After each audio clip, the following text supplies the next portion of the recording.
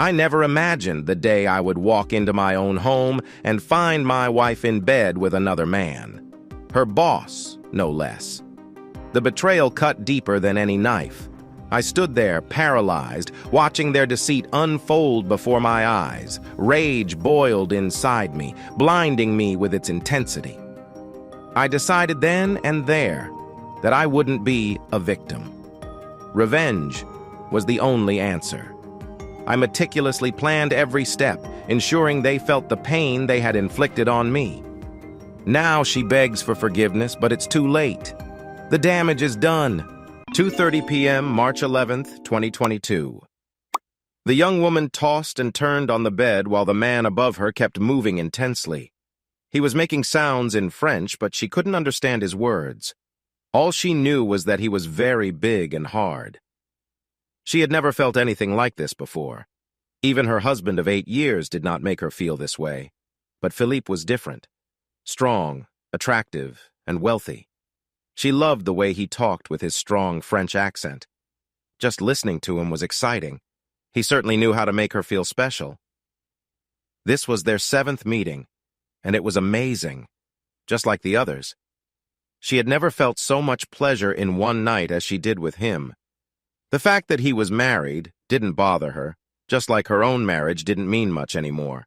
Her husband was often busy hunting rather than enjoying time with her. He was a decent provider and would be a good father one day. But in their marriage, things were dull. In contrast, her boss, Philippe, was charming and confident. He was never shy about what he wanted. She didn't love him, but she enjoyed his attention and the money he paid her. Before their time together, he took her to get a tattoo. It was a design above her lower back. A flower design with the number 47 next to it.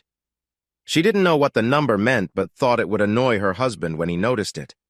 Suddenly, Philippe became tense, and she thought something good was happening. But the surprised look on his face told her it was something else. He fell on top of her, and she saw an angry man above them. "I warned you about cheating on me," the man said with a deep Texas voice. "Please, it's not what it seems. I only love you, and it was just one time. You have to believe me." She never finished her words as the man pressed a taser against her neck and pulled the trigger. 7:30 a.m., September 20th, 2022. On a cool September morning, Sheriff Ryan Caldwell walked into Boardwalk Coffee House and Cafe for his coffee. Sally Richards, the owner, smiled as she handed him a hot cup just how he liked it. "You're spoiling me, Sally," Ryan said with a grin. "That's what I'm here for, Sheriff," she replied. "You don't want some biscuits and gravy with that coffee?" "I would love some, but you know how Bev feeds me every morning," Ryan joked. Sally laughed. "Some things never change, do they?" she said. "Looks like it," Ryan answered. He left the shop and went back to the sheriff's department, waving hello to others on the boardwalk. It had been about a year since Commissioner Higgins was murdered, and things were almost back to normal. He stopped where John Hastings, the old Vietnam vet everyone called Sarge, usually parked. But Sarge wasn't there that day, and Ryan felt like the spot was empty without him. He knew John was in the hospital and made a note to visit him. Reaching the sheriff's office, Ryan stepped outside for a cigarette. Looking around, he appreciated his job and the community.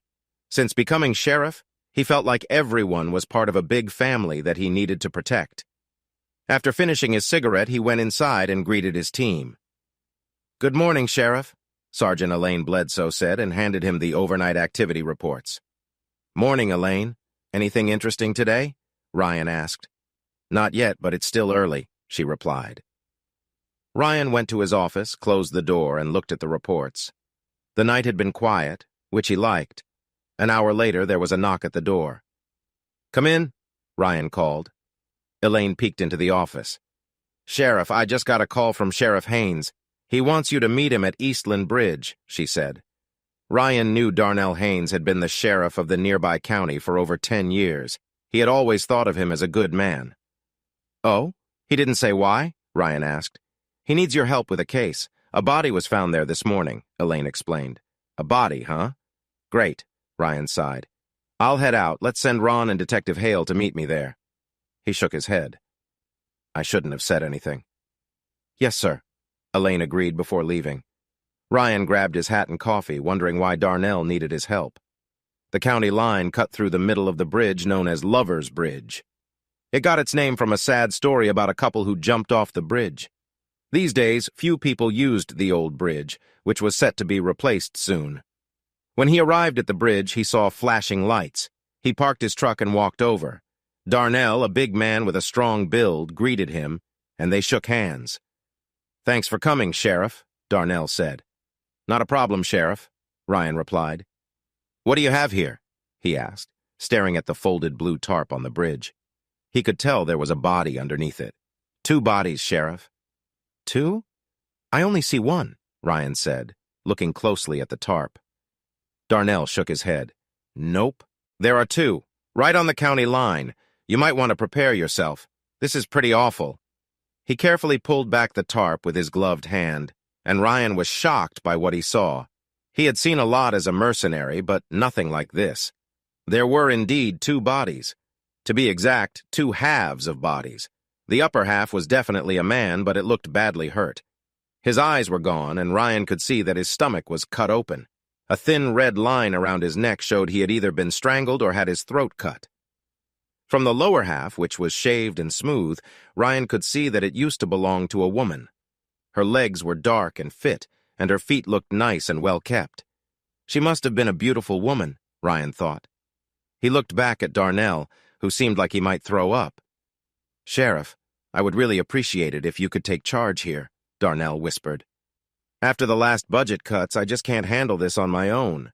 The county commissioners are watching me closely. I can't even rest without reporting how much paper I use. Of course, I'll help you as much as I can." "Why not just call the state police?" Ryan asked. Darnell laughed bitterly. "Just what I need. It's bad enough having the auditors all around me." "Okay, Sheriff," Ryan said. "I'll start checking into this, but who knows where it will lead." "Thank you so much, Sheriff," Darnell said. "I really appreciate it." "When were these bodies found?" Ryan asked. "A farmer named Johnson saw the tarp this morning about 2 hours ago and called the office." Ryan nodded, looking as Detective Hale and Ron's forensics van pulled up at the bridge. He waved them over, and Ron parked the van in the middle of the bridge. 2 sheriff cars came with them, along with a small group of reporters. Great, Ryan thought. He got up, walked over to the sheriff cars, and found Deputy Sanders there. "Keep those reporters away," Ryan ordered. "Understood, Sheriff," Sanders replied. Ryan went back to the scene and saw Detective Hale examining the bodies. "Have you ever seen anything like this, Ray?" Ryan asked Hale, who had moved from New York City. "Not in real life," Ray said. "What do you mean?" Ryan asked, puzzled. "You know how I watch cop shows online. They show things like this, but I never thought I'd see it for real," Ray said. Ryan looked at Ron, who was checking the 2 sets of remains. "Well?" Ryan asked. "The man's fingerprints have been burned off, so I don't think I can identify him that way. His right forefinger is also missing. His teeth are gone, so we can forget about dental records. Hopefully, there's some DNA we can use to find out who he is." "Any idea how long he's been dead?" Ryan asked. "Not sure. Do you see the marks on the skin?" "Yeah, I noticed that on both of them. Frozen?" "Looks like you've been paying attention, Sheriff," Ron smiled. "I can't say how long they've been frozen, but I might have a guess after I take them to the lab. I'll also try to get some fingerprints from this tarp, but I don't think I'll find any." Ray looked up at Darnell. "A local farmer found this?" he asked. "Yes, Abel Johnson. He has a farm just over that ridge," Darnell explained. "He was out with his dog and discovered this. He was really shaken up. I sent a deputy with him to take a statement." "I'd like to talk to him," Ray said. "Sure. You can follow me if you want," Darnell replied. "Thanks, Sheriff." Ray turned back to Ryan. "I'll go see Abel Johnson and then come back." "I think you're going to need some help with this," Ryan said. "I'll assign Deputy Sanders to work with you." "Thanks, Sheriff. That will be a big help. He can start by going through all the missing persons reports from the last 8 months," Ray said. "All right. Ron, you got this?" Ryan asked. "Got it, boss." "I guess I should go talk to the reporters," Ryan said, standing up. "I really appreciate you taking the lead on this, Sheriff," Darnell said again as they shook hands. "No problem, Darnell," Ryan replied. "We'll keep in touch." With a sigh, Ryan walked to the police tape at the edge of the bridge where the reporters were waiting. He stopped next to Sanders. "I want you to work with Detective Hale on this. Start by checking all the missing persons reports from the last 12 months. We might have to look further back since they seem to have been frozen for a while. Now I have to talk to the press, which is the least favorite part of my job. And I hope we don't find more body parts in a public place, he sighed. Understood, Sheriff, Sanders said. Sheriff, what can you tell us? One of the reporters shouted. Ryan walked to the police tape and faced the reporters. Right now, I don't have much information, Ryan said. We have found what seems to be the remains of 2 unknown individuals. They are being taken to our forensic lab for further investigation. When I have more information, I will share it, that's all I can say. But Sheriff, can't you tell us anything else? The reporter yelled as Ryan turned to leave.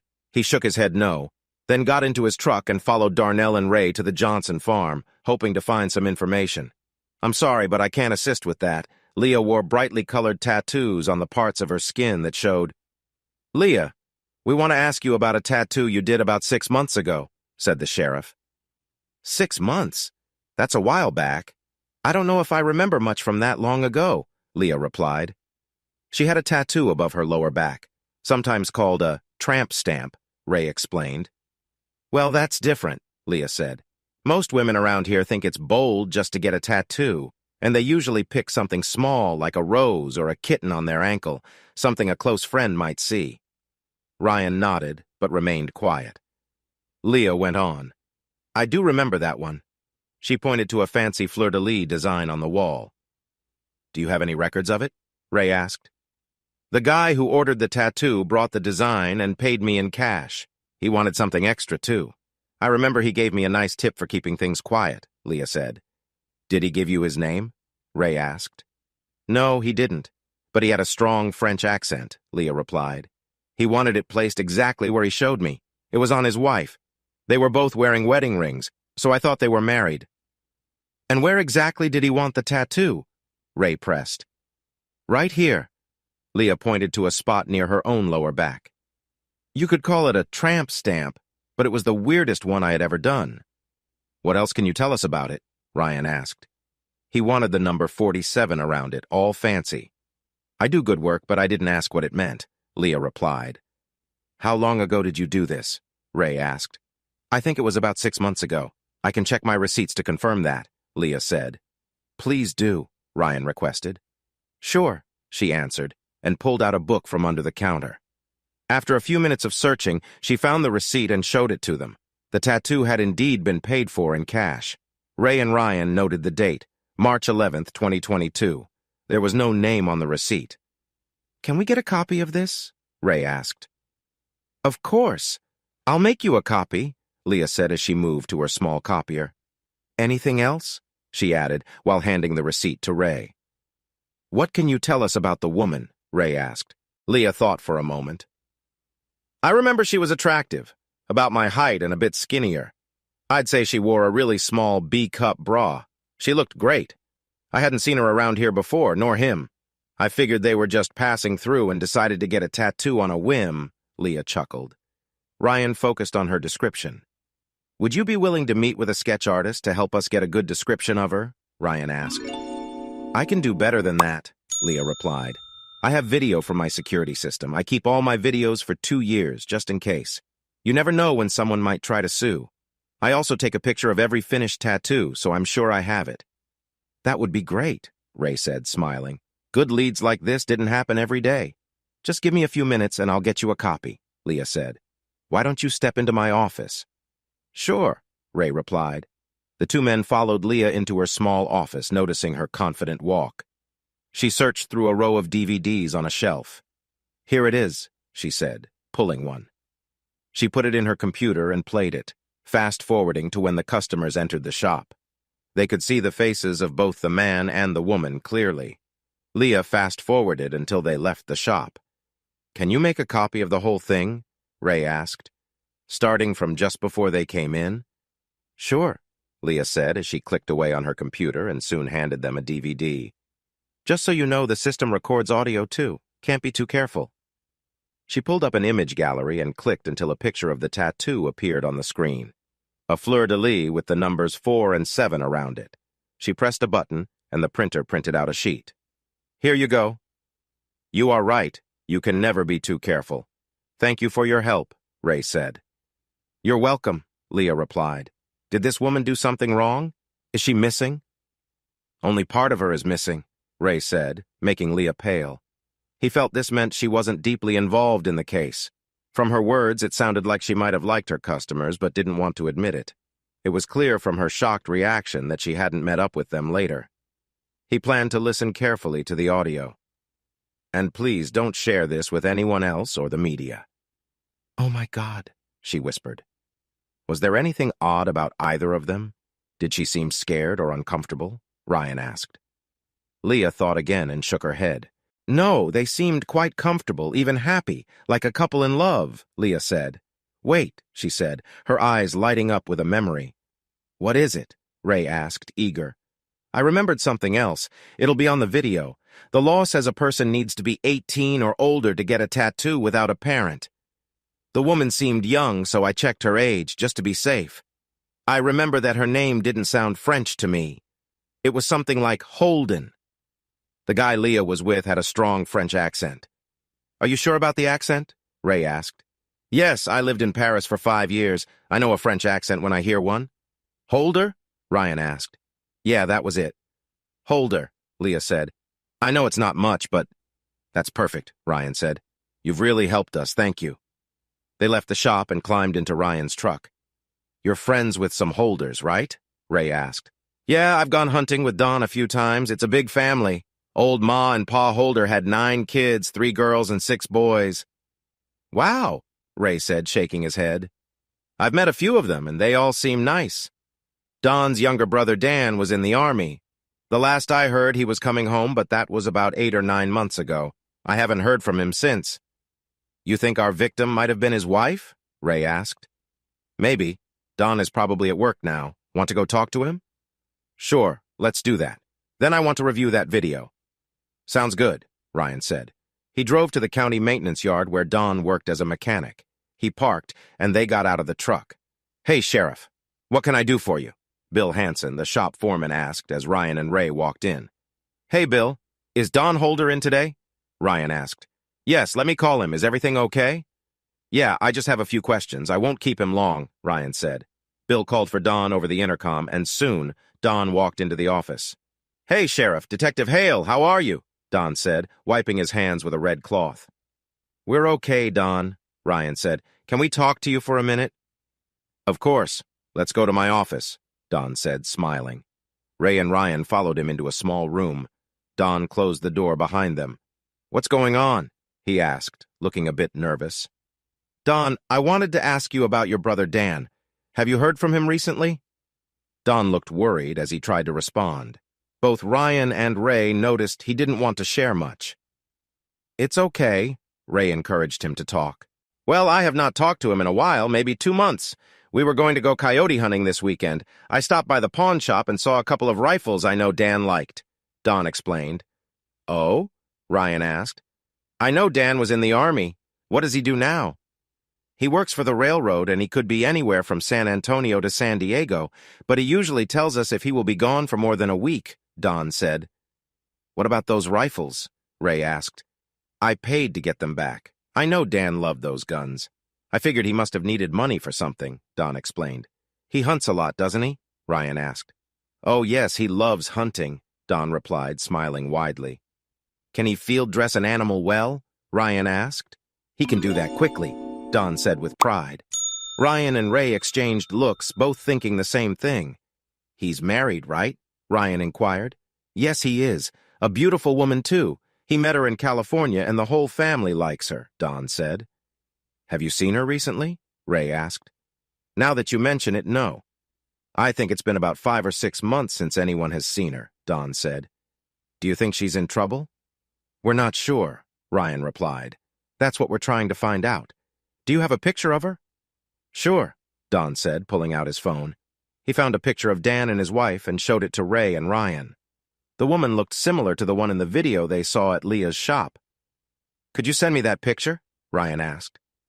Okay, just a second. I'm still getting used to this phone, Don said. Let me help, Ray offered. Don handed the phone to Ray, who quickly sent the photo to Ryan and himself. He then gave the phone back. Thanks, Ray said. These new gadgets can be frustrating, Don said with a nervous laugh. Ray and Ryan laughed with him. I understand, Ryan said. Don, can you give us Dan's address? We want to see if he or his wife is at home. Sure, I'll write it down. He has a double-wide trailer on 5 acres out on Sunset Ridge. Don wrote the address on a small card and gave it to Ryan. What's his wife's name? Ryan asked. It's Carmelita, I think, something like that. Dan introduced her to the family when they returned from California, but she hasn't come by much since. Dan said she's a bit shy, Don explained. Ryan and Ray found it odd that Don couldn't remember his sister-in-law's name. He mentioned that the whole family liked her but rarely saw her. Neither of them said anything about it. Do you know if she has any tattoos? Ray asked. None that I saw, Don replied. If she did, they were covered. Do you think she liked to go out or party? Ray asked, following up. I have no idea. Like I said, I didn't get to know her well. None of us did. Don't you think that's strange, since you're all close? Ryan asked. Actually, yes, I do find that strange, Don admitted. But to each their own, right? Live and let live? Isn't that what they say on those TV shows? Ryan noticed that Don looked more nervous and just nodded. Yeah, I guess so, Ryan said softly. Well, is there anything else I can do for you guys? I really need to get back to work, Don said, shifting his weight from one foot to the other. Ray and Ryan exchanged glances before responding. Not right now, Don, but we might have some questions later, Ryan said quietly. Sure thing, Sheriff. Anytime, Don replied. Thanks, Mr. Holder, Ray said, reaching out his hand. Don nodded and shook Ray's hand before leaving the room quickly. I think we should go visit Don Holder's place right away, don't you think, Ray? Ryan suggested. Yeah, said the tall man quietly. They got into Ryan's official truck and drove to Dan Holder's home. Is it just me, or did Holder seem a bit uneasy? Ray asked as Ryan drove. He did seem that way, a lot, Ryan replied. I've known Don for years, and I've never seen him like this before. It's like a scared cat in a room full of chairs. Do you think he knows more than he's telling us? Maybe. But I've never known Don to lie. That's just not his style. They reached Dan Holder's home, a 5-acre lot on the edge of town. A mobile home stood in the middle of the property. Ryan parked in front of the house, and both men got out of the truck. Sheriff's Department, open up! Ryan shouted as he knocked on the door. There was no answer, and they didn't hear anything inside, not even a dog barking. Ryan knocked again, but got no response. Maybe he's outside, Ray suggested. There's a shed behind the house. That could be, Ryan agreed. Let's check it out. They walked around the mobile home to the old shed made from metal sheets. Mr. Holder? Ryan called as he carefully entered through the already open door. There was no answer, and Ryan's eyes adjusted to the dark as he looked around the shed. The floor was concrete, but dirt and dust were everywhere. A big table was in the middle with a saw that butchers use. A metal cabinet was against one wall, locked with a padlock. A long freezer was on the opposite wall, also locked. Does that look like blood to you? Ryan asked, looking closely. He had seen dried blood before, and this looked and smelled like it. Ray looked where Ryan pointed and nodded slowly. Sure does. But it could be animal blood, Ray said. If you have bolt cutters, we could check inside. We have enough reason to take a look. Maybe, Ryan said quietly. Still, I'd feel better if we got a search warrant. I can handle that, Ray replied. Thanks, Ryan said. While you're at it, tell Elaine to send the forensics team just in case. On it, Ray said as he left the shed. While Ray took care of those things, Ryan continued to look around. Standing by the metal cabinet, he noticed a strange smell. It wasn't nice. Then he recalled Ron mentioning something about a man's hands that had a burn from acid. He stepped out of the shed and saw Ray at his truck, talking into the radio. Have them send a hazmat team too, Ryan called. Ray nodded and passed the message to Elaine. Got it, Ray said when he finished. Good. Now we wait, Ryan said. 45 minutes later, 2 vans, one from the hazmat team and another from Ron's forensic lab, arrived along with 3 patrol cars. The hazmat crew and the forensic team entered the shed while 2 deputies put up crime scene tape across the driveway. Let the hazmat team secure that shed first, Ryan told his deputies. Here's your warrant, Detective, Deputy Sanders said, handing Ray a folded paper. Covers everything, inside and out. Even includes a ground search if you need it. I made sure it was done right. Thanks, Deputy, Ray replied with a smile. Nice work. Sanders, why don't you and a few deputies check inside the house, Ryan suggested. You know what to look for. Understood, Sheriff, Sanders said, tipping his hat. He turned to two deputies. You two, come with me. Get your gloves and evidence bags. Ryan watched him with a grin. That guy's going to be a great sergeant one day, he told Ray. Ryan had been thinking about promoting Sanders for a while. An hour later, the hazmat crew came out of the shed with blue barrels, placing them at different spots for pickup. Good thing you called us out, Sheriff, Ben Fry, the hazmat supervisor, said as he took off his mask. Oh, what did you find? Ryan asked.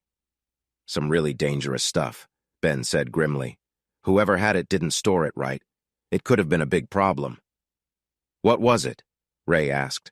Mostly all the things you need to make meth, Ben explained, and enough to make some really dangerous bombs. Bombs? Ray asked, shocked. Yes, Detective, Ben said, but we didn't find any detonators.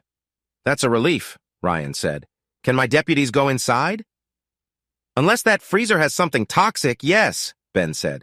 We didn't see anything else, but I'd feel better if you all wore masks in there. We brought plenty. If you'll excuse me, I need to set up for transporting this stuff. I'll give you a full report when I'm back at the office. Thanks, Ben, Ryan said. Maybe one or two of your team should stay here until we finish up, said the sheriff. Good idea, Sheriff, Ben replied. I'll make sure of it. Ryan and Ray took masks from Ben, put them on, and entered the shed. A deputy came in behind them with a pair of bolt cutters. Cut that lock off, Ryan said. The deputy used the cutters on the lock and put it in an evidence bag.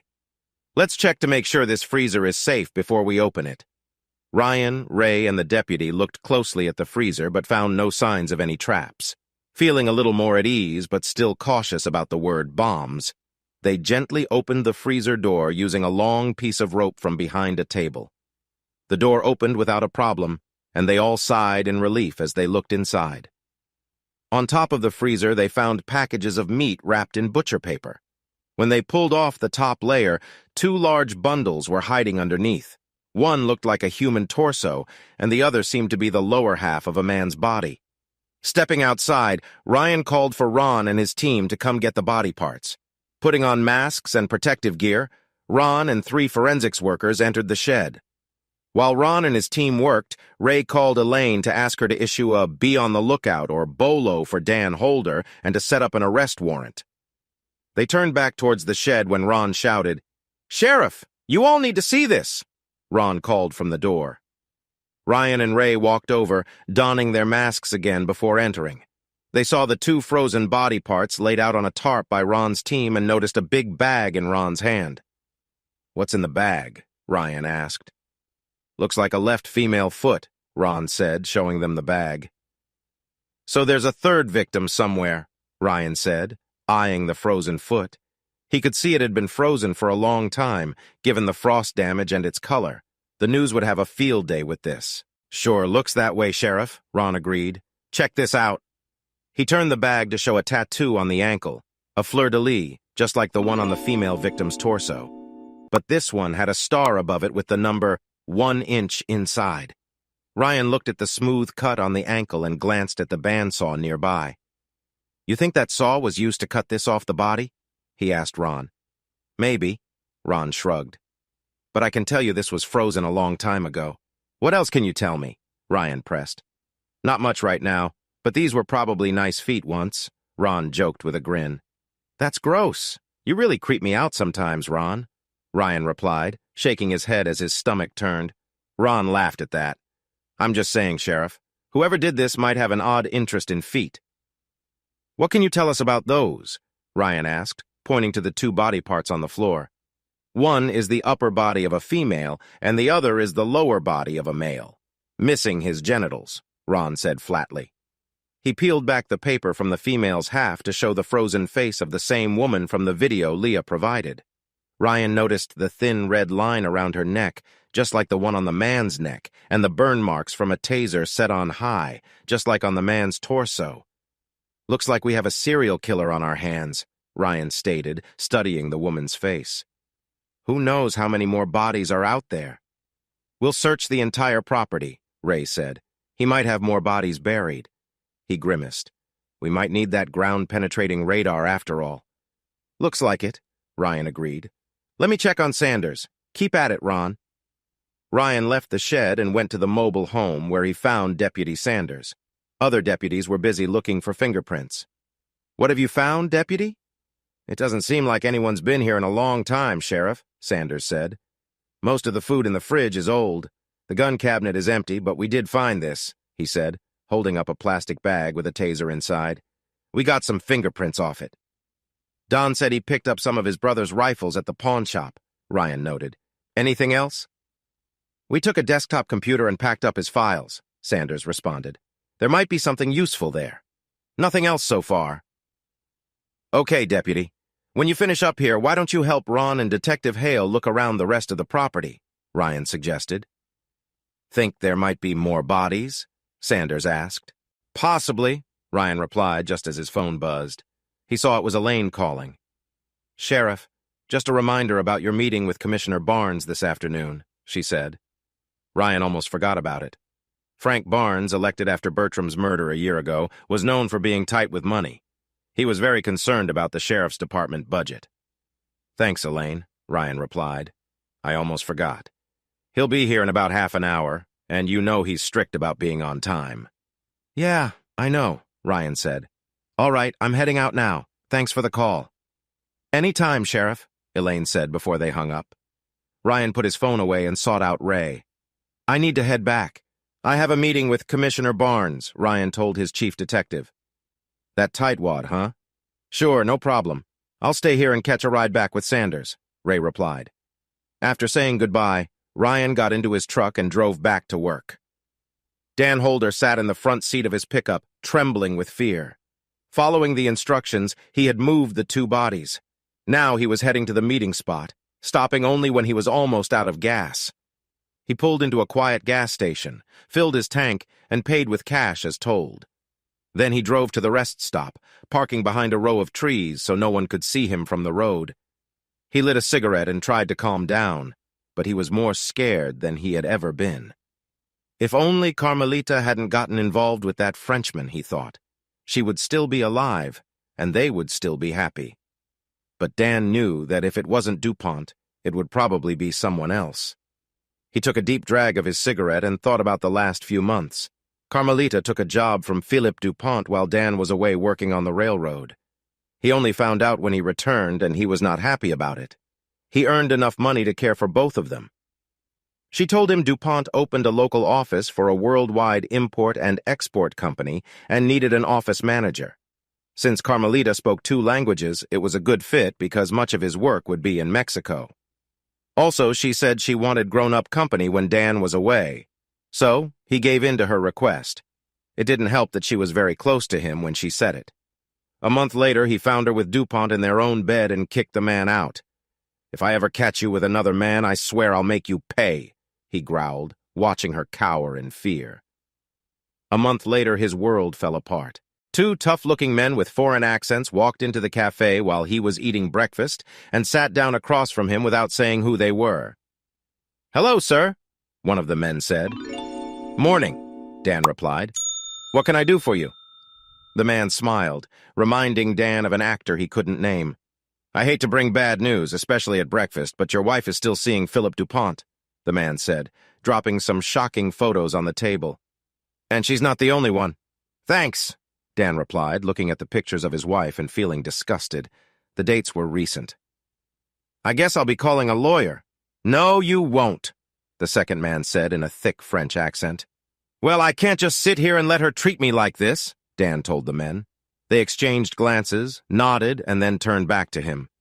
Of course not, sir, the first man said. You will help us. Fix a problem.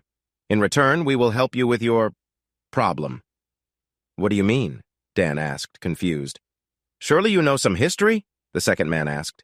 Yeah, Dan replied, wondering where this was going. The French and Americans have helped each other for years, right? It was our General Rochambeau who helped your General Washington beat the British, correct? He continued. Yeah, that's true, Dan agreed. And it was our General Eisenhower who helped you beat the Nazis. Yes, exactly, the first man replied. What does this have to do with me? Dan asked. We have a shared problem, sir, the second man said. We need your help, and in return, we will help you deal with your problem. What do you want me to do? Not here, sir. Meet us here in 1 hour, the first man said, writing something on the back of a business card. Dan took the card, which had the Sunset Motel written on it. And what should I call you? Dan asked, putting the card in his pocket. You can call me Jean-Pierre, the first man replied. And this is Thierry, he added, pointing to the second man. 1 hour, sir. We will be waiting. I'll be there, Dan said as the two men stood up and left. Dan finished his breakfast, trying to figure out what they wanted. Do we understand each other, sir? Jean-Pierre asked after they explained their plan. Shocked by their words, Dan just nodded. He felt uneasy about this and feared they might hurt him if he backed out. Good, Terry said. You will get the first payment when the problem is solved. The second part will come after you follow our instructions. You understand you will wait for our message? Yes, I understand, Dan said. And you understand to keep quiet? Jean-Pierre added. Of course, Dan nodded. Carry on with your day as usual, Terry said. We will let you know when it's time. 3 days later, Dan got a text he didn't want. It is time. Your place, now. He told his boss he had an emergency and needed the day off. Since he had enough time off, his boss agreed. Dan drove home as fast as he could and saw a car he didn't recognize in his driveway. Another car followed him, and the two Frenchmen got out. Jean-Pierre handed him a small taser. Place this end on the skin, then press the trigger, he instructed Dan. They walked to the front door, which was unlocked, and found his wife in a compromising position with her boss. Dan pressed the taser against Philippe's neck and pulled the trigger. The big man fell down, and Dan turned to face Carmelita. I warned you what would happen if I caught you cheating, he growled. Please, it's not what you think. I only love you, Carmelita begged. It was just that one time. You have to trust me. Please. Dan was filled with anger. He cut Jean-Pierre off with the taser. The rest of the day was spent in Dan's shed. Only Dan, Jean-Pierre, and Thierry walked out when it was done. Wait for our message. Follow our orders exactly, Thierry said. It might take some time, so be patient. You will get your payment after you do what we ask. While you wait, clean up. If anyone asks, say your wife is traveling for work. Got it? Yes, Dan replied softly, trying to keep calm. He had seen a lot during his time in the service, but nothing was as terrible as what he had seen in his shed. After cleaning himself up, he looked at his workshop. There was so much blood. The next few months were hard for Dan. He slept on the couch because he didn't want to go near the bed he once shared with his wife. His dreams were filled with nightmares of Carmelita begging for help from the freezer. He struggled to get through the days and kept his family at a distance, which frustrated his brother. He never returned to his workshop but noticed footprints in the dirt, showing someone had been there. About 6 months after that awful day, Dan received a text from Jean-Pierre.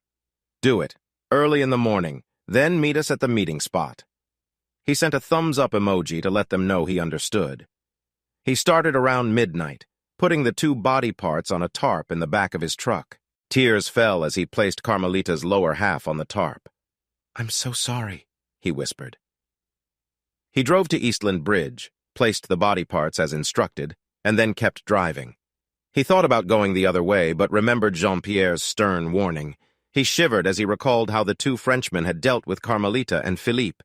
It seemed like they enjoyed it too much. Suddenly, a sharp knock on the window startled him. Hello, sir, Terry said when Dan rolled the window down. I did what you wanted, Dan said. Yes, you did. Can we finish our business? Dan asked. Thierry nodded. Of course, he replied. Dan put out his cigarette and then felt something touch his throat. Oh no, he thought before everything went dark. 9:45 a.m., September 22nd, 2022. Ryan had just finished looking over the reports from last night when his phone rang. Happy for a break, he picked it up, wondering who it was. Caldwell, he answered. Morning, Sheriff. This is Darnell Haynes. Good morning. What do you need today? Ryan asked. It's about the bolo you put out yesterday, Darnell said. We found your guy. Ryan sat up, hoping they had caught Dan Holder. You have him in custody? Ryan asked eagerly. In a way. He was found in his truck this morning. Dead. Looks like he took his own life. We took his truck and his body is at the morgue. Damn! Ryan exclaimed. I'll send someone to get him in his truck. Where was he found? Rest stop on HYY 19, Darnell replied. Ryan knew that road. It was usually empty, even when it was busy. It was quite messy. Looks like he cut his own throat. The knife was still in his hand. Are you sure it was suicide? Yeah, pretty sure. We found a typed suicide note that talked about letting them out of the freezer. No idea what that means. There's no sign of a robbery or anything. Really? Ryan thought, but kept it to himself. Okay, Darnell. Thanks for the call. Send the impound bill to the Hard Rock Sheriff's Department. Do you have photos of the scene for my detective? Yes, we have photos and fingerprints. I'll give everything to your detective when he arrives. He was your main suspect, right? Yeah, he was, Ryan sighed. Looks like you can wrap this up then. Good luck, Sheriff, Darnell said. Thanks, Ryan replied before hanging up. He didn't believe for a second that Dan had killed himself. How many more bodies would there be? His next call was to Ray. I'll call Ron and handle the details, Ray said when Ryan shared what Darnell told him. Thanks, Ray, Ryan said, feeling frustrated and angry. He grabbed his hat and left the office. He really needed a cup of coffee. This is a nice surprise, Sally smiled when he entered the coffee shop. I really need a cup of your best, Sally, Ryan said. One cup of the best coming right up, Sheriff, she said with a bright smile. She placed the cup on the counter, taking Ryan's money. Thanks, Sally, Ryan said. My pleasure, Sheriff. Come back any time, okay? Count on it, Ryan said with a grin. As he turned to leave, he stopped when he saw someone he hadn't seen in over 10 years, sitting in a booth eating chicken fried steak. What was he doing here? Ryan walked carefully to the stranger, making sure to seem friendly. Roland Waters? Ryan asked. The man looked up, surprised. He studied Ryan's face for a moment before finally recognizing him. Ryan Caldwell? Is that you? In the flesh, Ryan said. Damn, and you're a lawman now? Actually, I'm the sheriff around here. Sheriff? They made you a sheriff, even with that eye patch? Sure did, Ryan replied. May I join you? It's a free country, Roland replied. Take a seat. It's been a long time. What, 10 years? At least, Ryan said. What happened to you?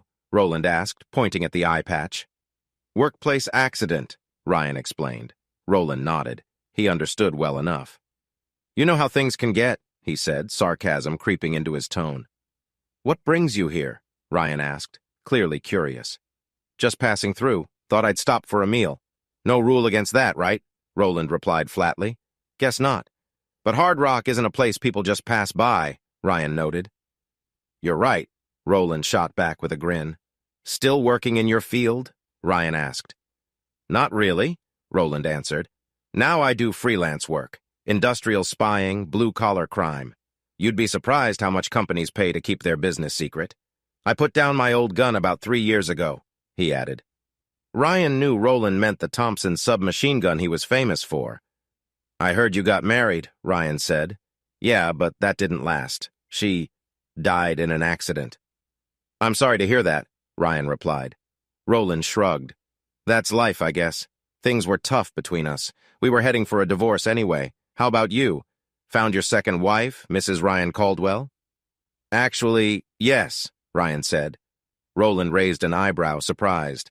Cheers to a happy marriage, he said, lifting his glass of cola. Ryan tapped his coffee cup against it. Have you heard from the old group lately? Roland asked. Sometimes, Ryan replied. I heard about that trouble in New Mexico a while back, Roland said, studying Ryan carefully. Ryan knew he was talking about the rescue operation at the Night Petroleum site, where he had gone to save his daughter and grandson. Not surprising. It was all over the news, Ryan said. The FBI said it was linked to a drug group. What, you trust the FBI? Ryan questioned. Roland chuckled softly. Roland quickly glanced around before focusing on Ryan. He lowered his voice. Come on, Ryan, I saw the news. That damage? Definitely not a drug group. That had your name all over it. And that jet? Looks like it was hit by something heavy. He relaxed a bit.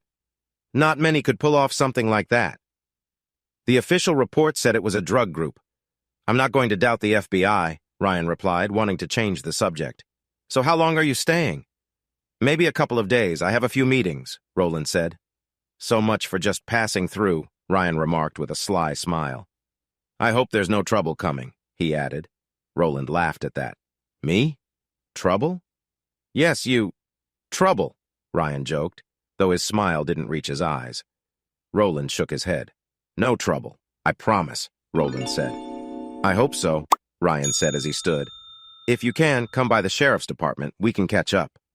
Sure, Ryan. Nice to see you again, Roland said, smiling. The two men shook hands, and Ryan left the cafe, wondering what Roland was doing in town. He noticed a rental dark blue Toyota Corolla and memorized the license plate number. As he sipped his coffee on the way back to the office, he greeted others on the boardwalk. When he arrived, he told Elaine about the plate number. What's this? She asked. Keep an eye on that plate. It's for a rental car, a 2022 Toyota Corolla. I want to monitor it, Ryan explained. Got it, Sheriff. I'll spread the word, Elaine replied. Thanks, Elaine, Ryan said before heading outside to smoke a cigarette. He thought about the past few days and wondered again, what was Roland doing here? Was it linked to his case or something else? Later, Ray checked in with Ryan after he returned from a visit to Sheriff Haynes. Ryan could see that Ray was feeling frustrated. Ron's looking at Holder's truck. It's a mess. Looks like we're back to where we started, Ray sighed. By the way, I asked Sanders to bring in Don to identify his brother's body. Thanks, Ryan said, feeling sympathy for the deputy. Haynes mentioned they found a suicide note in Holder's truck. Yeah, I saw that. It was printed, no signature. Kinda strange. I took a picture, Ray said, showing Ryan his phone. The letter read, They want it out of the freezer. I couldn't take it anymore. I had to let them out. Ryan handed the phone back to Ray. Odd. No pleas for forgiveness or anything. What do you think? Ryan asked. From what I see, it looks like Holder came home, found his wife with DuPont, lost it, killed them, hid them in his freezer, then ended it all. He put the halves on the bridge and took off before he killed himself, Ray answered.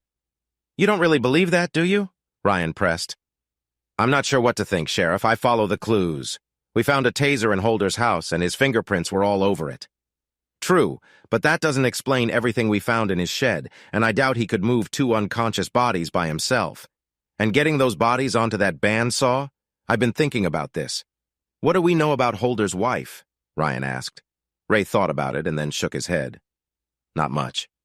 Is there anything in the papers we took from Holder's house? Ryan asked. Nothing shocking. Just bank statements, bills, the usual stuff. His computer showed he spent a lot of time looking for hunting gear and some other adult content, but nothing that raised any alarms, Ray replied. I did see regular payments going into their bank account from a company called Worldwide Imports and Exports, Ray said, looking at his notebook. Maybe paychecks? Ryan asked. Seems like it. The last bank statement shows a deposit on August 30th. It looks like this company is right here in Hard Rock. It's in the old Harding office building just down the street, Ryan said while checking his computer. Want to take a short walk? Sure, Ray replied. I could use some fresh air. They left the office and walked 3 blocks to the old brick building built in the late 1800s. Inside, they checked the directory and found Worldwide Imports and Exports on the 4th floor, in Suite 410. They took the elevator to that floor and found the suite, but the door was locked. It's tough to do business if they aren't here, Ray noted. Yeah, Ryan agreed. Let's talk to the building manager. They walked back to the 1st floor and found the management office. Good afternoon, Sheriff, said a friendly brunette with a big smile. Her desk had a nameplate that read Brenda Morris. How can I help you today? She asked, adjusting her glasses. What can you tell us about the people in Suite 410? Ryan asked. Suite 410? That's Worldwide Imports and Exports, the brunette said as she looked at her computer. Their rent is up to date. We get a payment every month from their office in Montreal. Is there anything else you need? Ray pulled out a picture of Carmelita and a man from Leah's tattoo shop. Do you recognize these two? He asked. Yes, that's the man who runs the office and his assistant.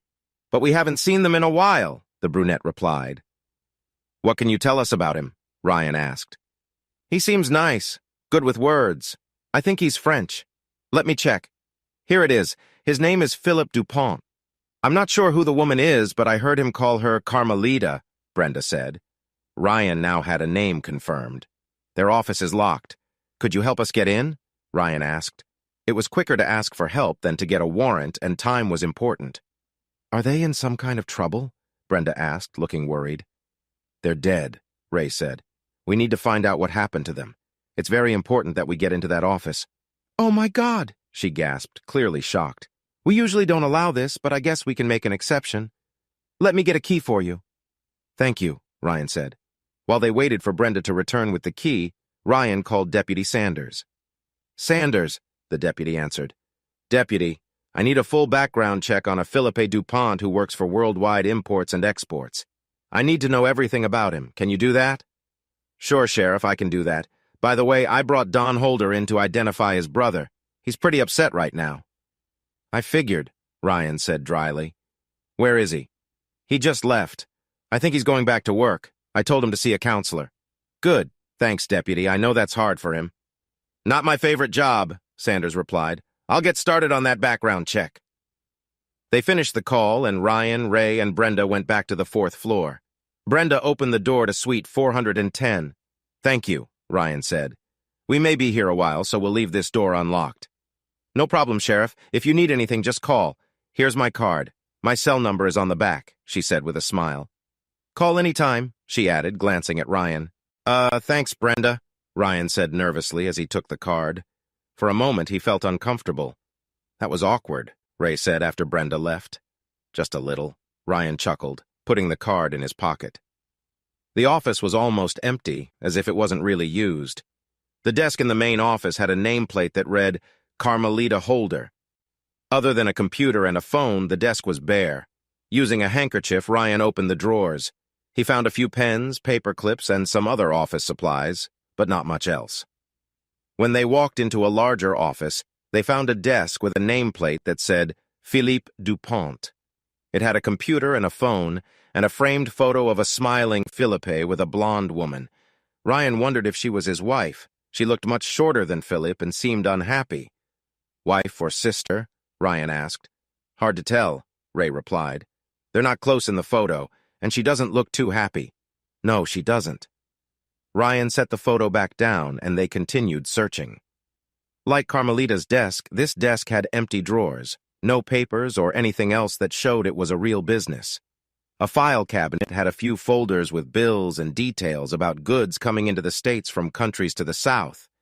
Did they even do any work here? Ray asked, feeling confused and annoyed. Good question, Ryan answered, also puzzled. An import-export business would have a lot more paperwork, unless everything was on the computer. This was the digital age, after all. What do you think? Ray asked. I think we need Ron's help with this, Ryan sighed as he took out his phone. He's not busy with anything else, right? Ray joked. Ryan laughed at that. Ron answered immediately. What's up, boss? Ron asked. Ron, I need you to come to the Harding office building, suite 410. There's a couple of computers here I need you to check, Ryan said. You mean look into them, right? Ron replied, sounding sarcastic. Whatever it takes, Ryan said. I need you here as soon as you can. On my way, Ron sighed. Let me grab my toolbox. We'll be here, Ryan said. They continued searching the office, but found nothing useful. Ron arrived about 30 minutes later carrying a laptop bag. Took you long enough, Ryan said. Hey, I had a lot to do, Ron replied. Did you find anything in Holder's car? Ray asked. Yep, a lot of blood, a stack of cash, 2 cell phones, and a severed finger in a plastic bag. It was frozen, too. We found some DNA in the truck bed. I think the remains found on Eastland Bridge were in that truck, Ron said. What about Holder? What did you find about him? Ryan asked. His throat was cut, Ron said. A bloody knife was in his hand. Was it a suicide? Ray asked. Maybe, Ron said quietly. So is this the computer? He asked, pointing to the one on Carmelita's desk. That's one of them, Ryan said. There's another in that office, he added, pointing to a different room.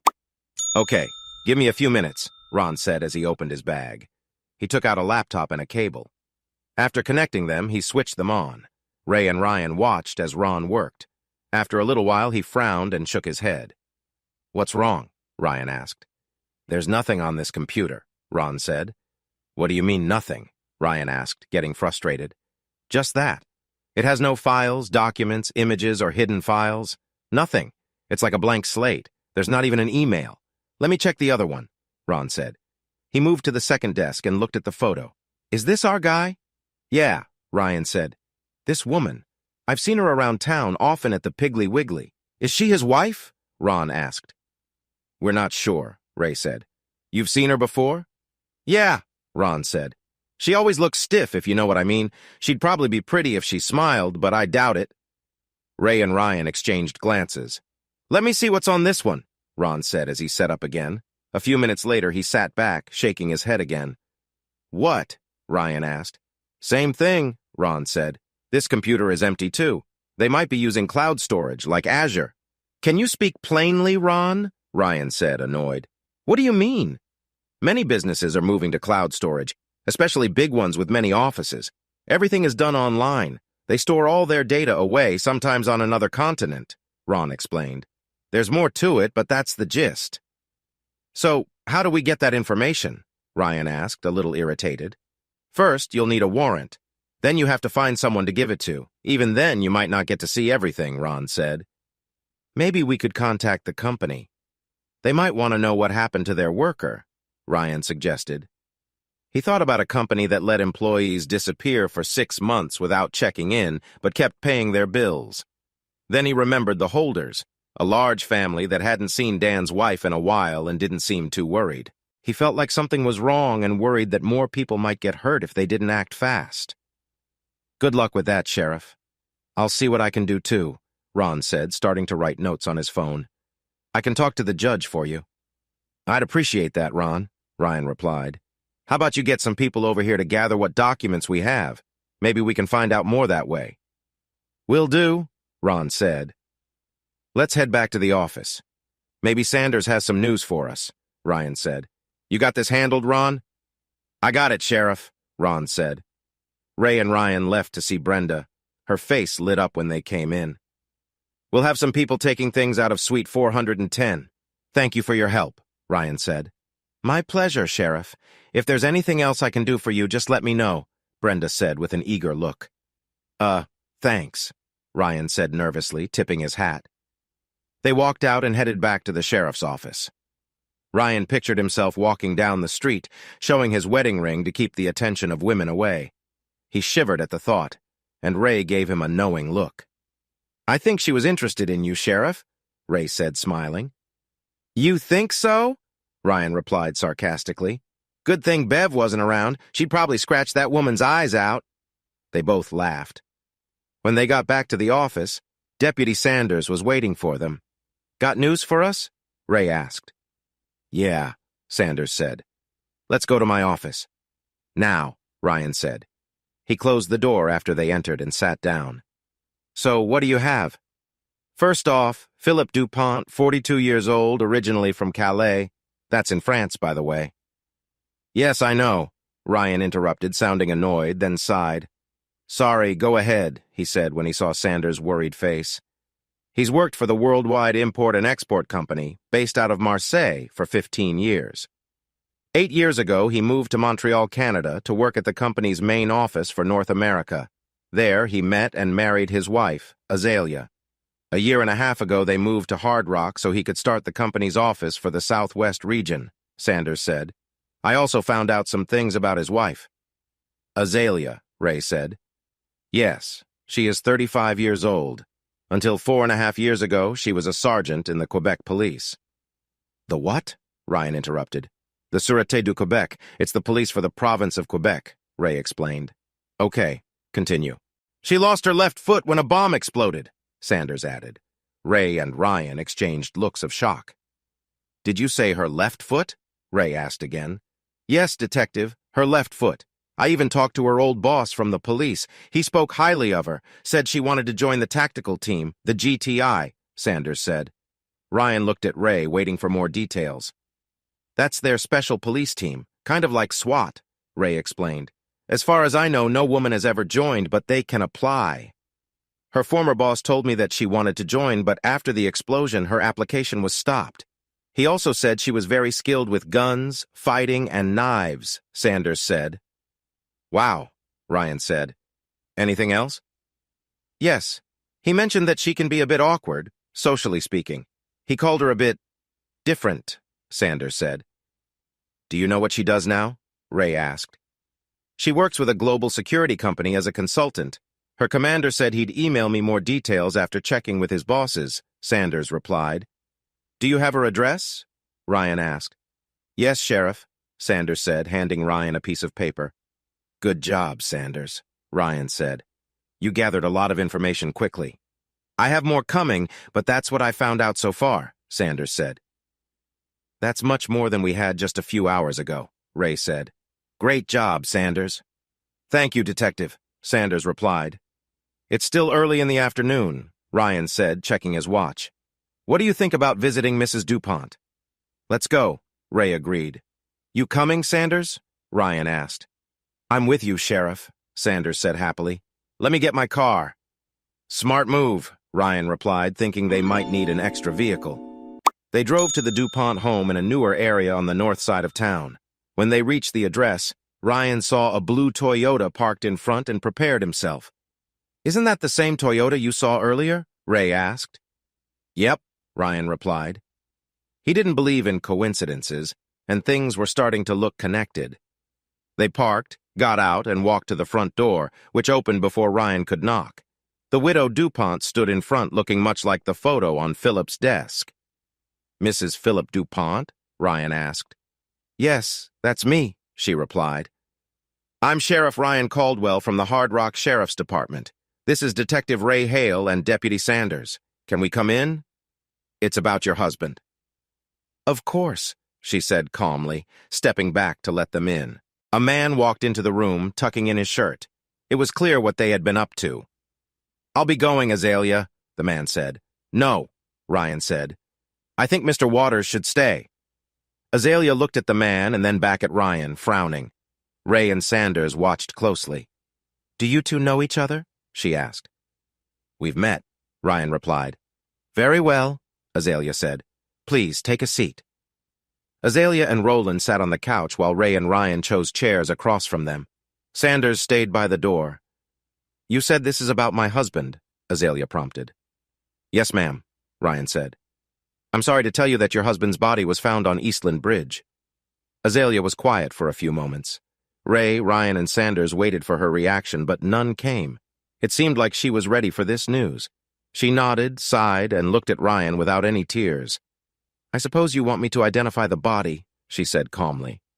If you want to, but it won't be easy to see, Ryan suggested. No, I need to see for myself. Don't worry about me, Sheriff. I have seen terrible things before, she replied. Her flat tone made Ryan uneasy. He wondered if she might be capable of something very dark. All right, ma'am, Ryan said gently, hoping to connect with her. And you probably want to question me, she added. With a spouse, you usually think they're a suspect, right? Often that's how it goes, Ryan began, but she interrupted him. Please don't speak down to me, Sheriff, she said stiffly. It's fair that you take me to your station to ask me questions. She held her hands together, ready for handcuffs. That won't be necessary, ma'am, Ryan said. Not unless you give us a reason to. I'm just a grieving widow, Sheriff. I might react in my pain. Please, handcuff me. It's all right. I'd do the same if I were in your position, she said, her voice sharp and intense, her blue eyes flashing. All right, Mrs. DuPont. Deputy Sanders will read you your rights first, Ryan said. He nodded at Deputy Sanders, who looked puzzled as he moved closer to Azalea. Do you understand the rights I just read to you, ma'am? Sanders asked her after going through the Miranda rights. Yes, I understand completely, she replied. Would you like to talk to a lawyer? He asked. No, only those who are guilty need lawyers, she replied firmly. Okay, please stand and put your hands behind your back, he instructed. He carefully put handcuffs on her wrists, making sure they weren't too tight. Make them tighter, please, she said. Sure thing, ma'am, Sanders said, curious about what kind of person she was. He tightened the cuffs and thought he noticed her give a soft sigh. Much better, she said softly. Thank you. Take her in, deputy. Have her identify the body, then put her in an interview room. Keep an eye on her. We'll be there soon, Ryan said. And don't forget her purse, he added, noticing her large purse on the kitchen counter. She'll need her ID. Sanders grabbed it, checking it to make sure there were no weapons inside. Got it, Sheriff, Sanders replied. This way, ma'am, he said, leading Azalea out. Once they were gone, Ryan turned to Roland. Just passing through, right? Ryan asked. I did mention I had some meetings, Roland replied. True, but we have questions, so you'll need to come with us.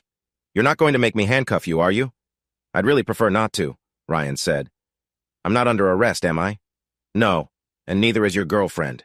We just need some answers, Ryan clarified. Then no, I won't cause you any trouble, Roland said.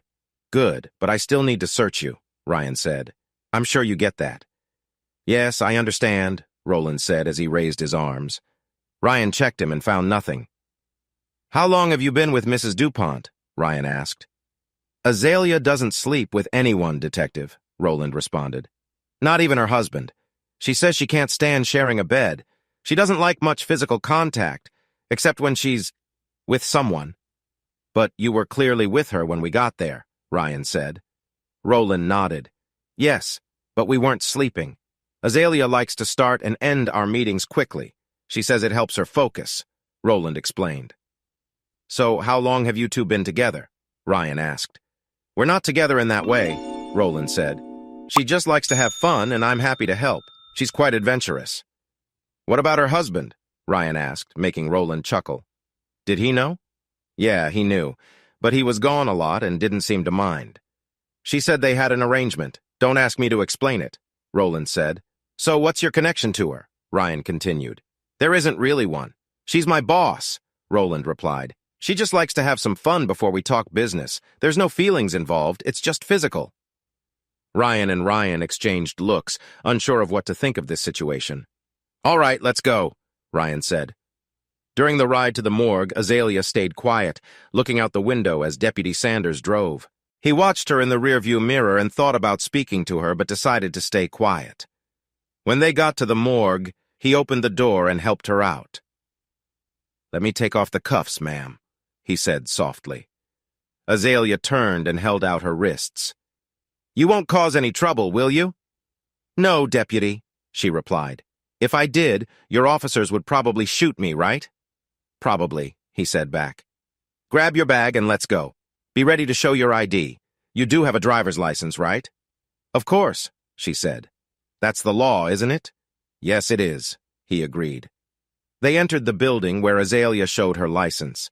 They were led to a room with 3 tables, each holding a body. A forensic technician pulled back the cover on the first body. This is him, Azalea said quietly after walking around the table. Are you sure, ma'am? The technician asked. Yes, he has a long mole about 1.5 millimeters behind his left ear. It's easy to see, Azalea said calmly as she walked around. I want to see the rest. It's not pretty, ma'am, the technician replied. Most of his organs are missing. Azalea scoffed at that. Well, he doesn't need them anymore, does he? She replied, surprising the technician. No, I suppose not, the technician said, slowly uncovering more of the body. Azalea looked without showing much emotion until a small smile appeared when she saw her husband's groin. He has been frozen for quite a while, Azalea finally mentioned. That's what we think, too, the technician agreed. And these other bodies were found with him? Azalea asked, looking at the tables beside the first one. No, ma'am, Sanders said. The bottom half of the woman was found with your husband's upper body. Connected at the waist, huh? Azalea said, showing a hint of humor as the technician uncovered the top half of Carmelita's body. Yes, this was the woman he hired for his office. Who is the other man? That would be her husband, Sanders said as the technician revealed his face and upper body. We believe he took his own life. He didn't do this to himself, Azalea said, looking closely at Dan's neck. The cut is too deep and wraps too far around. Whoever did this was behind him. He was murdered. I think Sheriff Caldwell would agree with you, Sanders said.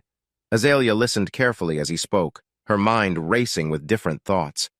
I'm done here, Azalea said as she stood tall. What about your husband's body? The technician asked. I will reach out to his sister in Calais and let you know. Azalea replied before turning to Sanders. "It's time for the questioning. Come on, Deputy. Let's get started." "Yes, ma'am," Sanders said. He led Azalea to a room where they would talk and made sure she was comfortable. "Would you like something to drink? Water? Coke?" "Water, please," she replied softly. Sanders left the room and came back a minute later with a bottle of water. "Thank you," Azalea said as he set it down in front of her. He met Ray and Ryan in the hallway outside the room. "Well?" Ray asked.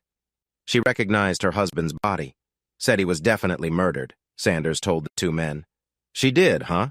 Ryan said, looking at Ray. "Yeah. Honestly, Sheriff, she's a really unusual woman," Sanders said. "I can see that," Ryan replied. "I need you to get a search warrant for the DuPont home." "On it, Sheriff. I'll go right now." "Thanks, Deputy," Ryan said. "Do you really think we'll find anything there?" Ray asked. "Not really, but we should check just to be sure," Ryan answered. "Let's go." They walked into the room to find Azalea sitting quietly like a statue in her chair, an unopened bottle of water in front of her. They sat across from her, and Ryan began recording. "Mrs. DuPont, I know you've been informed of your rights, but you are not under arrest right now. If you want a lawyer, just say so, and we will stop this talk. Detective Hale and I have some questions that might help us find out who is responsible for your husband's death. Do you understand?" Ryan asked. "Yes, Sheriff, I understand," Azalea replied. "Good. Just to let you know, we're working on getting a search warrant for your home." "That seems wise, Sheriff." Azalea nodded. "When was the last time you saw your husband alive, Mrs. DuPont?" Ray asked. "Early March. To be exact, it was 4:30 a.m. on March 11th. That's when Philip left for a trip to Mexico and Central America." "How long was he supposed to be gone?" Ryan asked. It was open-ended. Most of his trips lasted 2 to 3 weeks, but this one didn't have a set end date since he was meeting several potential clients in different countries. "Was his assistant, Carmelita Holder, traveling with him?" Ray asked. "Yes," Azalea said, her face showing anger. "Spanish was her first language, and Philippe's Spanish wasn't very good." "Were you aware of the relationship between your husband and Mrs. Holder?" Ryan asked. "There was no relationship like that. She was his employee." "And nothing more," Azalea replied. "But you knew about their actions, right?" Ray asked. "Yes, I knew. We talked about things openly. He told me, and I could smell her on him," Azalea said with a slight frown. Ray and Ryan were taken aback by her straightforwardness. "How would you describe your relationship with your husband?" Ray asked. "We had a very good relationship." "But you both were with other people," Ryan pointed out. "Yes, but it was just physical. We understood each other. I knew Philip would not stay faithful, so I didn't expect it. He never asked that from me. We both liked to be with others, so we set some rules. Up until the last year, he followed those rules," she said. "And you were fine with this?" Ray asked. "It wasn't about being fine with it. It was just the way it was. Philip couldn't be faithful, so I didn't fight it. It was easier this way." "Did he mark all the women he was with?" Ryan asked. "Yes," Azalea replied. "With this?" Ryan asked, showing her a photo of a tattoo he had. She nodded. "Please speak for the recording." "Yes, that's what he used. And according to this, he had relations with 46 women before Mrs. Holder. Is that correct?" "Not quite," Azalea said. "He had that many the year before we got married." "Can you explain this number?" Ryan asked.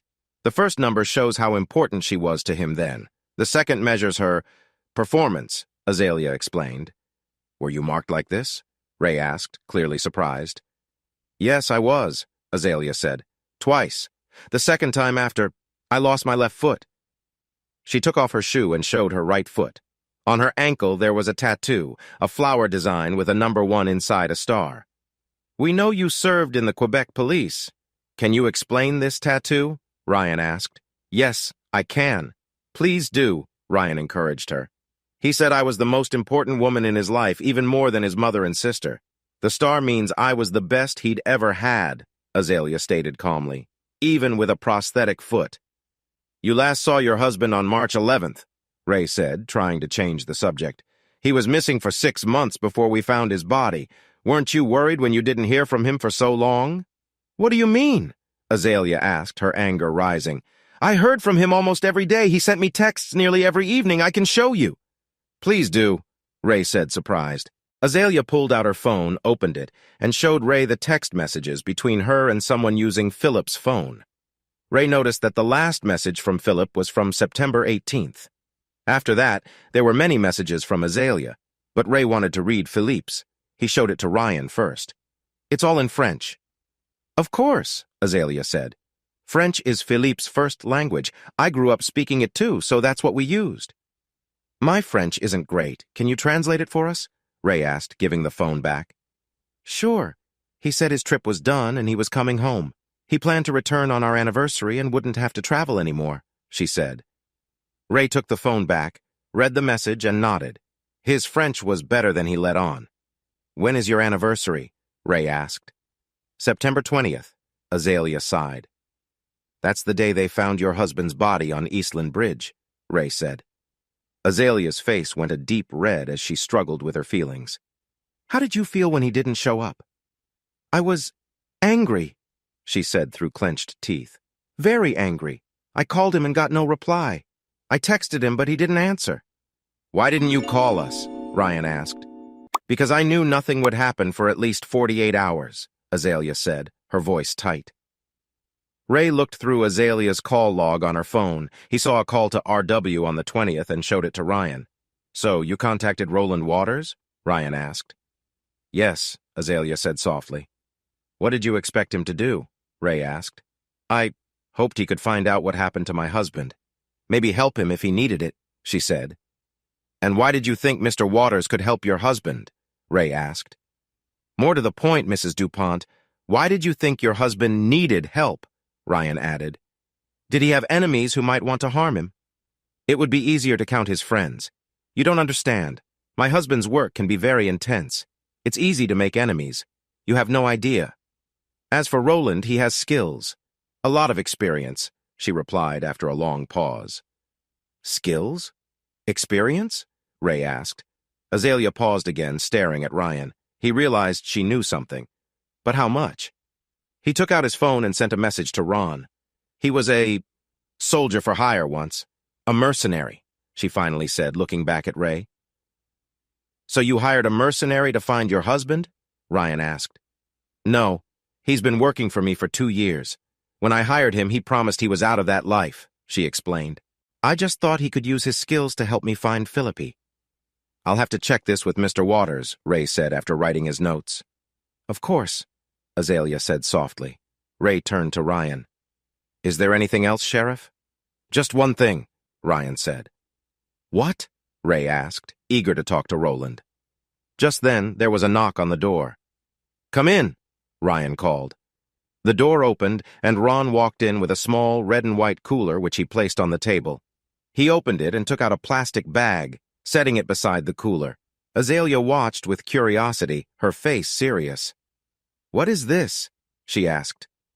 I was hoping you could tell us, Mrs. DuPont, Ryan said, holding the bag. Why would this be in Mr. Holder's freezer? He asked, laying the bag with the severed foot on the table in front of her. Her face lost all color as she stared at it. Good Lord, she whispered. Where did you get this? As the sheriff said, we found it in Mr. Holder's freezer, Ron told her. Does it look familiar? Ryan asked. The last time I saw that was... About 4.5 years ago when you were a police officer? Ray finished the sentence. Yes. But how did it end up in Mr. Holder's freezer? Azalea asked. That's what we want to know, Mrs. DuPont, Ryan said. Maybe someone is trying to send you a message. But I don't know who would do that, she replied. Then I suggest you think hard about it, Mrs. DuPont. We have 3 dead bodies and I don't want to see another, Ryan said before turning to Ray. Do you have anything else, Detective? No, Sheriff. I think that's all for now. Let's go talk to Mr. Waters then. Mrs. DuPont, I'd like our forensic team to look at your phone if that's okay, Ryan said. Of course, Azalea said quietly, her brow furrowed. As a former police officer, she knew that if she refused, he might get a warrant, so she decided to cooperate. I'll clone your phone and have it back to you soon, ma'am, Ron said. All right, she replied, nodding. Sheriff, I hope you know Mr. Holder did not kill himself, she added, looking at Ryan. I think you're right, Ryan said. But why do you say that? As I told your tech, the cut is too deep and wraps too far around his neck. Whoever did this was clearly behind him, she explained. I believe you, Mrs. DuPont, he said. He placed the bag with the foot in front of her, the tattoo facing her. Right now, I'd like you to think about who would keep a severed foot for almost 5 years. We'll be back soon. Okay, she said. Ryan handed her phone to Ron and then left the room with Ray. As they walked out, he saw Deputy Sanders. Got the search warrant, Sheriff, he said. Good. We're going to talk to Mr. Waters. Please keep an eye on Mrs. DuPont from the observation room, Ryan said. Will do, Sanders said. Ray and Ryan entered the next interview room, where Roland sat waiting. Another deputy was in the corner, watching Roland closely. Ryan nodded at the deputy, who nodded back, then took a seat across from Roland. Ray sat next to Ryan and waited for the recording to start. Then he spoke. Mr. Waters, we have a few questions for you.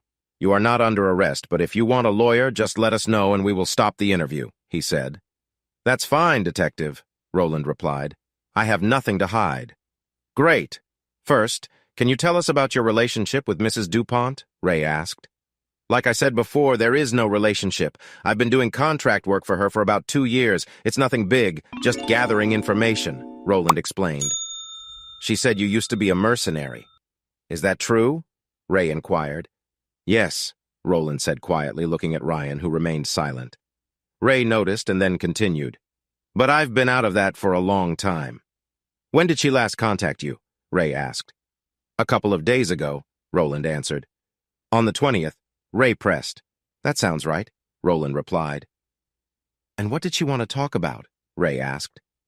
She was expecting her husband to come back from a work trip south of the border, but he never showed up, Roland said. I came over right away. I got some food and then met with her.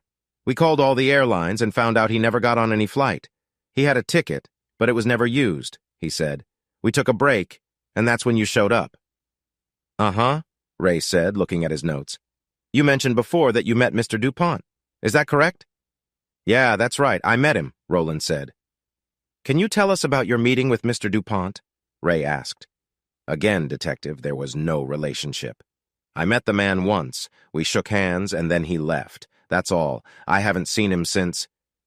So there were no hard feelings? You were with his wife, after all, Ray commented. No hard feelings at all, Roland said. Azalea told me about their setup. It's not something I could accept, but I guess it worked for them. So there was no anger between you? Ray asked. No, none, Roland said, shaking his head. Were you planning to contact us, or were you going to do things your way? Ray continued. We talked about filing a report, but Azalea said you wouldn't do anything for at least 48 hours. Ray nodded as he took notes. He then sighed, leaned back in his chair, and looked at Roland. Their stories matched so far, and neither man seemed to be lying. How long do you plan to stay? He finally asked. I thought I'd stay for just a couple of days.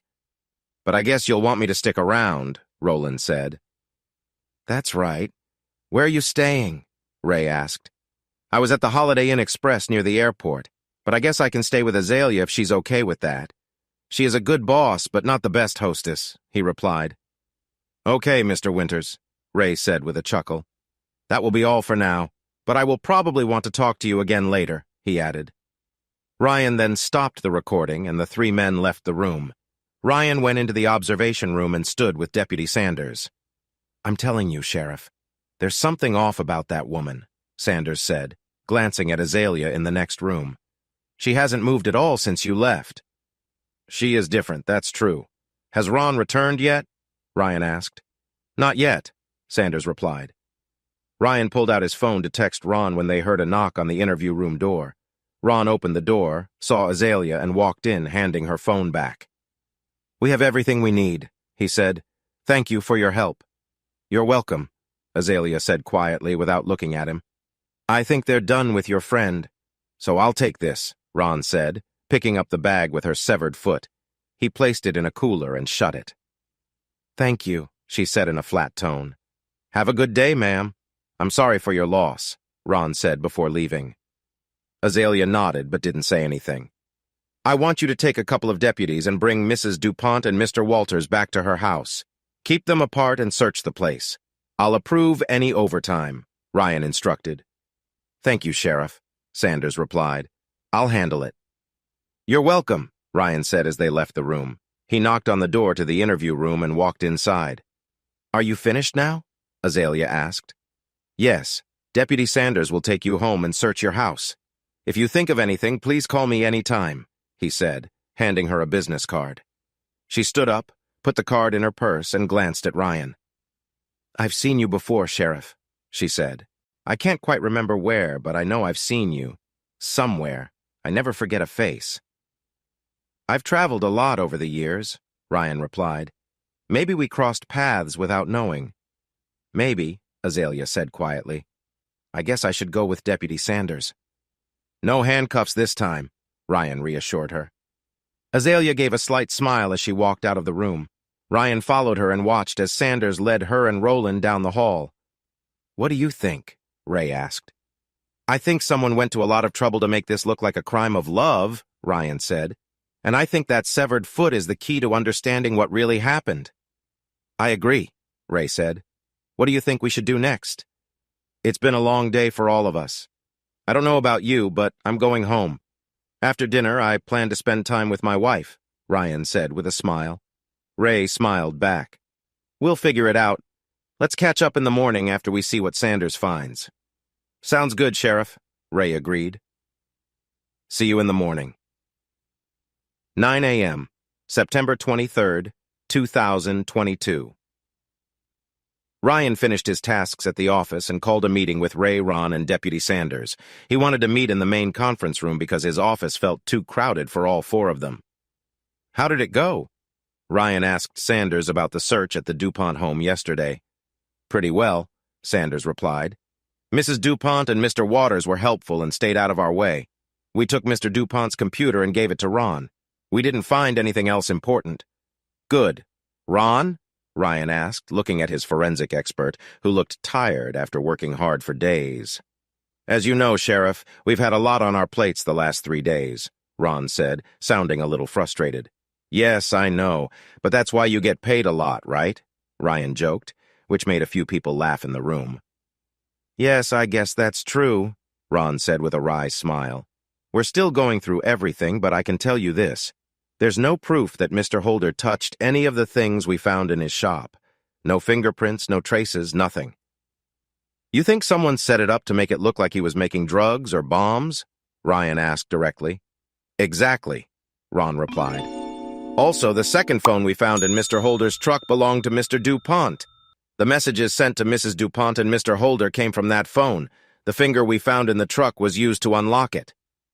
I think it's safe to say Mr. Holder doesn't know enough French to message Mrs. DuPont, Ryan said dryly. Can you find out where the phone was when those messages were sent? He asked. Good question, Sheriff. I can't, but the phone company might know, Ron said. Or at least they can tell us the general area. We found cell phone bills in DuPont's office, Ray said. If we check if those bills were for that phone, we can ask the phone company for the details. We'll probably need another warrant, too. Sanders, look into that and get the warrants, Ryan ordered. Got it, boss, Sanders said, noting it down. What do you think, Ray? Ryan asked. At first I thought this was a crime of passion. A man comes home, finds his wife with another man, and kills them. But now, after seeing the evidence, I'm sure it was a setup, Ray said. What's your view? Ryan asked. I think that foot in Holder's freezer was meant as a warning, Ray said. Did you hear back from Mrs. DuPont's old commander? He asked Sanders. No, Detective, I haven't, Sanders replied. Not surprised, Ray said. They're probably deciding what they can safely send us. They don't have to send us anything at all. He looked at Ryan. Let me see what I can find out, Sheriff. Do your best, Ryan said. Any other business? Everyone shook their heads, so Ryan wrapped up the meeting. All right, let's get to work. We have a lot to sort through. After Sanders and Ron left the room, Ray stayed behind. What's on your mind? Ryan asked. I didn't want to say anything in front of the others, but I'm curious to know how you know Mr. Waters, Ray asked carefully.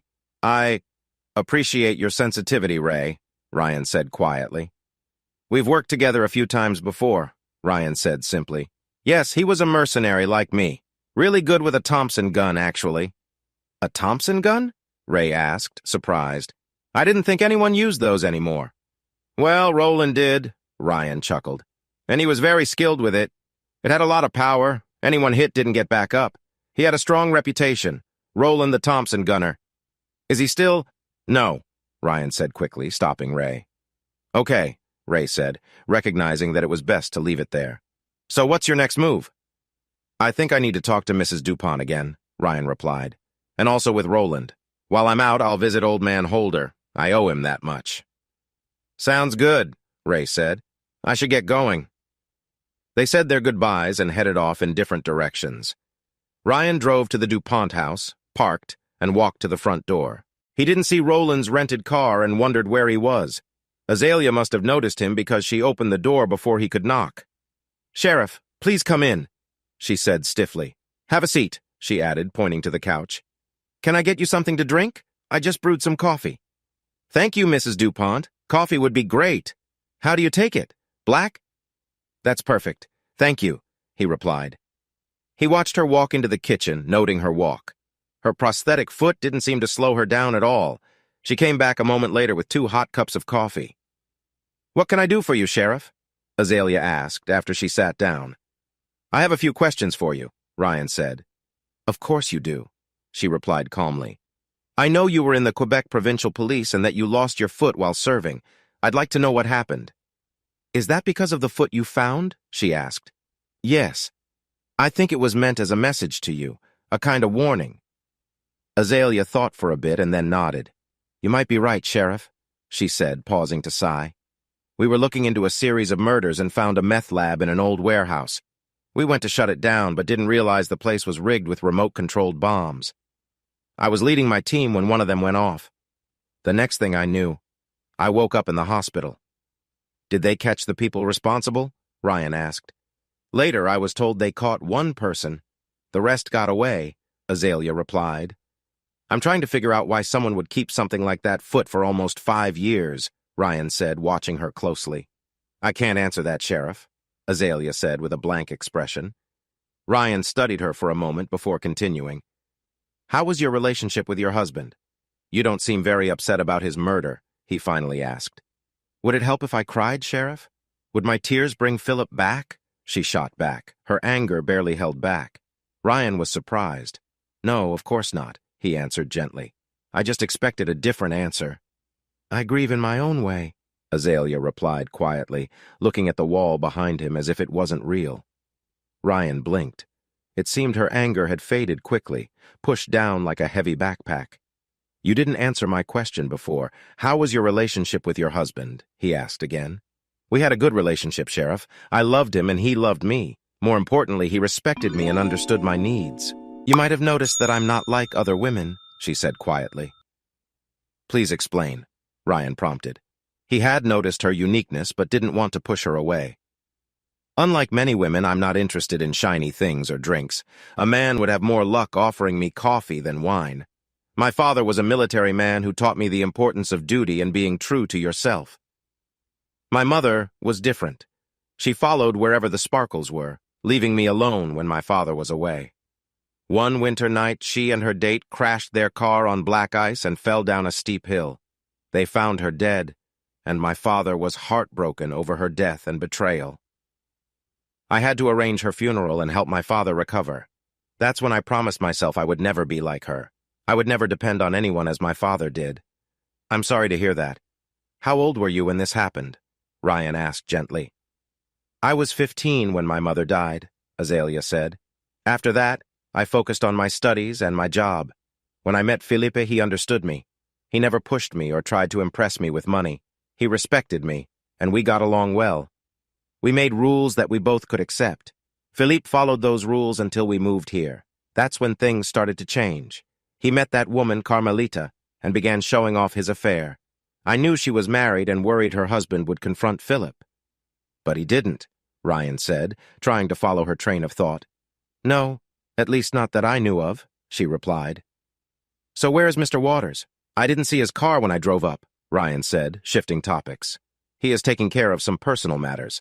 I told him he could stay in my guest room until this situation is resolved, Azalea explained. I see, Ryan nodded. How do you know him, Sheriff? She asked. We met a few times a long time ago. When he was still Roland the Thompson gunner? Azalea asked, raising an eyebrow. I suppose you could say that, Ryan chuckled. I told you I remember faces, and now I recall where I saw you last. You probably don't remember me.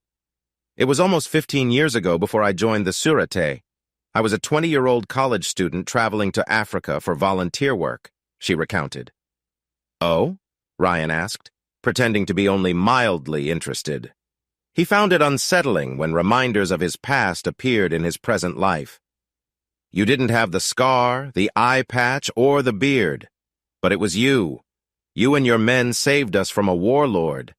I saw you fighting without much care for those men's lives. I've always wondered what drives someone to take such actions, she said flatly, as if her curiosity was only an academic interest. Ryan briefly wondered if she had always been like this, or if something had changed her. That was a hard time in my life, Ryan said softly, locking eyes with her. He remembered that mission well. His team had been paid to rescue a wealthy man's family from a warlord who had more money than sense. Despite the man's orders, Ryan couldn't leave the other people behind, so they rescued everyone captured and took them back to the airport, where they boarded their plane safely back home. Ryan recalled how the woman's husband complained afterward. However, one fierce look from him silenced the man, who turned bright red when he heard, "No extra charge," through gritted teeth. Standing there, dressed in gear and still smelling like gunpowder, made it hard for anyone to argue. It was just a few months after his old friend Bill Johnson had brought him into a risky job as a soldier. This was Ryan's way of escaping the pain caused by his first wife and daughter. For years, every time he fired his weapon, he pictured his target as one of the 3 people who betrayed him and broke his family. The third person was Jacob Knight, who had taken his first wife and broken his family. Knight had pulled his wife into a shady job where she almost led their daughter into a bad way, too. Ryan had managed to fix things with his daughter after she quickly grew up and understood what Knight had done.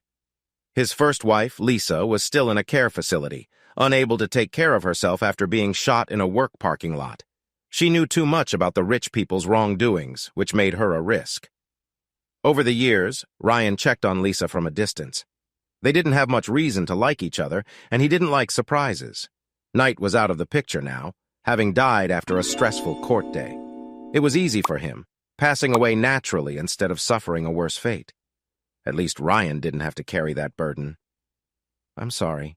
I didn't mean to bring up bad memories," Azalea said softly, bringing Ryan back to reality. She pronounced sorry like it was a new word to her. "Maybe I can help you forget those memories. I've been told I'm quite unforgettable." Her plain way of speaking was surprising. Ryan wondered whether she meant to thank him for saving her, or if she simply liked to have fun with people. He thought about what might fill that gap in her life. "No, thanks," Ryan said with a bit of a laugh. "I'm very happily married," he added, pointing to his wedding ring. "And Beverly helps me forget the tough times." "I'm happy for you, Sheriff. That's wonderful. I'd like to meet the woman who helps you forget the bad things you've been through," Azalea said with a slight smile. "I'll let her know," Ryan replied. "For now, you should take steps to keep yourself safe. I can send a deputy to help you if you want." "I can take care of myself, Sheriff. But thank you for the offer," Azalea said casually, like she was just running to the store for milk. "I believe you can," Ryan thought, trying to match her calm look. "Still, I'll send more patrols around this area, and I suggest you don't go anywhere alone," Ryan warned her. "That's a smart move, I'll remember that," she replied reasonably. "Do you have a gun?" Ryan asked. "Yes," Azalea answered. "It's registered and completely legal. I follow all the rules. I know how to use it." "Then I don't need to remind you to play it safe, right?" Ryan said with a cheeky smile. "No, that won't be necessary," Azalea said firmly. "Good. You have my number. If you need anything or remember anything useful, call me. Anytime." "Thank you, Sheriff, I will," she said. "I should get going." "Thanks for the coffee," Ryan said, standing up. Azalea walked him to the door and watched as he climbed into his truck.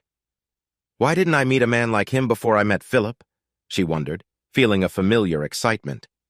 Ryan drove away to the Holder Ranch. This was a visit he really didn't want to make. Ken Holder was a proud man, and Ryan knew he wouldn't like the questions he had to ask. He drove up the long road and parked in front of the big 2-story house. Joanne Holder, a strong-looking woman in her 60s who had stayed fit after having 9 kids, walked onto the porch as Ryan got out of his truck. "Sheriff Caldwell, what brings you here?" she called as he walked closer. Ryan could see she was trying to control her feelings. Mrs. Holder, I came to talk to you and your family, if that's okay, Ryan started, taking off his hat as he stepped onto the porch. It was a respectful gesture he knew the Holders would appreciate. Of course, Sheriff, she said. We've been waiting for you. Please come in. Ryan followed her inside and found himself face to face with Ken, a man whose strong jaw and rugged face reminded Ryan of an actor known for Western films. Mr. Holder, Ryan said, I'm truly sorry for your loss. I never met your son, but if he was anything like his brother Don— Dan was a good man, Sheriff, Ken said, his eyes filled with anger. He didn't deserve what happened to him. You're right, he didn't, Ryan said gently. Would you like some coffee, Sheriff? Joanne asked, trying to ease the tension. Sure, Mrs. Holder, that would be great, Ryan replied. Black? She asked. Yes, that's perfect, Ryan said.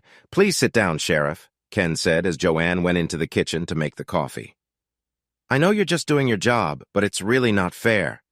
I agree, Mr. Holder. No parent should have to bury their child, Ryan said, hoping to connect with Ken. Do you have kids, Sheriff? Ken asked. Yes, sir. I have a daughter and a grandson. Then you understand what I'm feeling. I would do anything to protect my boy. I know exactly how you feel, Mr. Holder. More than you can imagine, Ryan told him. Ken studied him closely, saying nothing. It felt unsettling. It was as if Ken could see Ryan's past written on his face. Finally, Ken nodded and leaned back in his seat. I believe you, Sheriff, he said. Joanne came back with coffee and handed a cup to Ryan before sitting down. Thank you, Ryan said, taking a careful sip. Don told me the people at the morgue think Dan took his own life, Joanne said, a tear rolling down her cheek. Some new information has come up since then, ma'am. I don't believe that's true, Ryan said. He saw Ken let out a sigh of relief, but then Ken's face turned red with anger. Joanne gasped and began to whisper a prayer. You think my boy was murdered, Sheriff? Ken asked tensely. Yes, sir, I do, Ryan replied. Do you know who did it? Ken asked. No, we're still trying to figure it out. Do you think it has something to do with that body found on Eastland Bridge? Joanne asked suddenly. It could be, ma'am, Ryan replied. They were putting things together too quickly for comfort. Like I said, we're still working on it. I have a few questions for you that might help. Anything, Sheriff, Joanne said. We'll do whatever it takes to get justice for our son. Thank you, ma'am. I appreciate that. Ryan took a deep breath, knowing this would be hard. Do either of you know if your son was ever involved in anything illegal? What do you mean, illegal? Ken asked, his face turning even redder. Are you talking about drugs? Yes, unfortunately, Ryan answered. Ken was right on target with his guess about Dan's possible activities. Absolutely not. Dan hated drugs. He saw what they did to people and wanted nothing to do with them, Ken shouted. Why are you asking? Were drugs involved? We found some evidence that suggests drugs might be involved, Ryan explained carefully. Well, I can tell you that Dan had nothing to do with them, Ken said firmly. Do you think his wife might have been involved? Ryan asked. I don't know. She always seems so nice. It's hard to believe. But I know Dan wouldn't have touched drugs or anything illegal, he added quickly. We raised him better than that. What about his wife? When was the last time you talked to her? Ryan asked. Oh gosh, I don't know, Joanne said, looking confused. It's been a while, maybe 5 or 6 months. Dan said she was going out of town with her boss and would be gone for a while. I think that was back in March. We haven't heard from her since. Then she seemed embarrassed. Managing a big family must have made it tough for her to notice anything important. That's because she was killed along with her boss, Ryan explained, causing Ken and Joanne to gasp. This hasn't been made public yet, so please don't say anything. Wait a minute, Sheriff, Ken said quickly. Are you saying Carmelita was killed with that Frenchman she worked for? Yes, sir, I am. Do you think the killer was after the boss and Carmelita just got in the way? Ken asked sharply. Ryan shrugged lightly. We're still figuring out possible reasons. There are many pieces missing in this puzzle. And they were both found on that bridge? Joanne pressed. Parts of them were, Ryan replied. He decided not to go into any graphic detail, hoping to spare them from that pain. What we've gathered so far suggests she was with her boss, and both of them were killed together. Involved? You mean they were having an affair? Ken asked angrily. It certainly looks that way, Mr. Holder. I'm sorry, Ryan said. That no good, Ken began, but Joanne stopped him. Do you think Dan had something to do with that? Joanne asked slowly, her face darkening. It was hard to tell if she was struggling with the idea of a cheating daughter-in-law or if she feared her son might seek revenge. I don't think he killed them, but we believe he might have been there when it happened. We're not sure if he was involved in anything else or to what extent, but it does seem like he was killed to confuse things and make it look like a crime of passion, Ryan explained. Oh my God, Joanne whispered. Son of a gun, Ken gasped, sharing his wife's shock. Is there anything we can do to help, Sheriff? Just keep an eye out.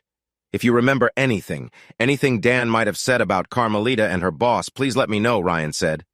We will, Sheriff, Ken promised. Thank you, Mr. Holder. I appreciate it, Ryan replied. When do you think we can get Dan back? Joanne asked anxiously. We want to give him a proper burial. As soon as the medical examiner is finished, ma'am, Ryan told her. Please inform me when you plan the funeral. I'd like to pay my respects, he added, handing Joanne one of his cards. Thank you, Sheriff, she said, placing the card carefully on the table. We'd appreciate that very much. They exchanged farewells, and Ryan left the Holder home, feeling a mix of sadness and relief. This part of the job was something Russell Coltrane had never prepared him for. As he drove back to the office, his radio crackled, and he recognized the voice. It was Deputy Jones, a newer officer who had just finished his training with Deputy Sanders. He wondered why the deputy was calling and picked up the phone. Sheriff, that Toyota you wanted us to watch just met a Learjet at the airport. It picked up a passenger and is heading back to town, Jones said. Should I pull it over? No, Ryan said firmly. I'll handle it from here. Did you get the numbers off the jet? Yes, Jones replied. Check it out. I want to know who owns that plane and where it came from. Got it, Jones said. Ryan ended the call and thought about who Roland had brought in and why. Then it hit him. Oh no, he muttered to himself. He remembered that Roland worked closely with a man who was very smart at planning and good at watching people. What was his name again? Bill something? Then it clicked. Bill Matthews. He wasn't as good with guns as the others, but he was great at reading situations quickly. Roland once said he trusted Bill's hunches more than most people's facts. Ryan remembered that Bill had gotten into trouble with the law a few times as a kid. Roland used to call him an excitable boy. If Roland had brought him here, it meant he was planning something. But what? Did Roland know more about Philip's murder than he let on? Were he and Azalea planning something together? Ryan quickly drove north to Azalea's house. On the way, he called Elaine. When he arrived, he saw Roland's rental car in the driveway. A quick check showed the hood was still warm, meaning he hadn't been there long. As before, the door opened before he could knock. Azalea looked serious and angry as she stared at Ryan. Roland stood behind her, and Ryan thought about his next move. Things felt tense, but he didn't think there would be a fight. What's going on? Ryan finally asked. Maybe you should come inside, Azalea said quietly. They stepped back so Ryan could enter the house. So, you're having me watched? Roland asked coldly. I'm just keeping an eye on you, Ryan replied. Wouldn't you do the same if you were me? Who did you meet today? I heard you were at the airport. Yes, a friend of mine flew in. You've met him, Bill Matthews, Roland said, turning his head toward the hallway. It's okay, Bill. You can come out. A shorter man with wire-rimmed glasses walked into the room. Matthews? Ryan asked. Yeah, Bill replied. Is that really you, Ryan? Yes, it's me. What's going on? Are you three planning something? Ryan asked. You know how good Bill is at planning and watching, Roland said. Yes, but I also know that when you two get together, trouble happens. People usually get hurt, Ryan snapped. I won't allow that to happen here in my town. Do you understand? I hear you, Ryan, Roland said carefully. If I have to, I swear I will arrest all three of you for getting in the way of justice. I don't want to, but I will if you make me. Sheriff, please. Just listen, Azalea said, stepping between the two men. What? Ryan asked sharply. If I'm right, and I usually am, the people you're looking for might be out of your reach and you won't be able to do anything, she said firmly. What do you mean? Ryan asked, confused. You said it yourself. That foot was a warning, to me. I've been thinking a lot. It pains me to say this, but I believe some of the people behind this might be from other countries, and if I'm right, they could be out of the country. Or they might be protected. What do you mean, protected? Ryan asked suspiciously. Diplomatic immunity, she said quietly. The people running worldwide imports and exports have powerful friends in many places, including the government and embassies. There's a French consulate in Houston. You can look it up if you want. And you're just telling me this now, he said, frustrated. I'm not completely sure, but if they are involved, wouldn't it make sense to find out quietly? Azalea asked. Or would you want the Texas Rangers storming the consulate with guns? If there are French killers out there hurting American citizens, which I doubt, then I wouldn't mind seeing the Rangers charge the embassy, Ryan growled. I might even join them. Azalea laughed lightly at that. Maybe you should check in with your State Department first. Do you really think they'd tell you if there were any truth to it? Azalea asked. Ryan thought about her question and realized she had a point. If he asked that, he might end up in a padded room and never heard from again. He almost sighed out loud. Sometimes being a soldier was easier than being a sheriff. No offense, Ryan, but she's right, Roland said. Do you really think anyone would take a county sheriff seriously if you said that? You know the answer. Ryan had to admit Roland was right. What are you planning? Ryan asked. Not saying, Ryan, Bill replied. You know how I am about keeping things secret. Besides, we don't have a plan yet, he admitted. That's why I'm here. You can talk all you want, but don't do anything without checking with me first. I'm serious. Nothing. Do you hear me? Ryan warned. We won't do anything without checking with you first, Sheriff, Azalea said. You have my word as a former police officer. I'm afraid that's not enough, Mrs. DuPont, Ryan told her. You see, I may be just a sheriff, but I have friends too, something you all might not have thought about. I can end this little gathering quickly. Or not. The choice is yours. Make it a good one. Azalea, Roland, and Bill shared a look. After a moment, they nodded. Roland suddenly looked deep in thought, remembering something troubling. You are right, Sheriff, Azalea finally said. We will keep you informed, every step of the way. Bill looked surprised and was about to argue, but Azalea interrupted him. The sheriff can do this. He could easily charge us for getting in his way. I would, without hesitation. We will cooperate with him. Do you understand? Yeah, I understand, Bill sighed. And don't even think about leaving, Ryan said firmly. I have sent deputies to make sure your plane stays grounded without my approval. Both Bill and Roland visibly slumped at that. Just then, Roland's phone rang. He answered it, and his expression fell even more. The deputies have surrounded the plane, he said after hanging up. The pilot has been taken to a hotel where he will be watched until further notice. We're stuck here. Are you happy now, Ryan? They are following my orders, Ryan replied. This might seem small compared to what you're used to, but this is my area. Never forget that. He smiled coldly.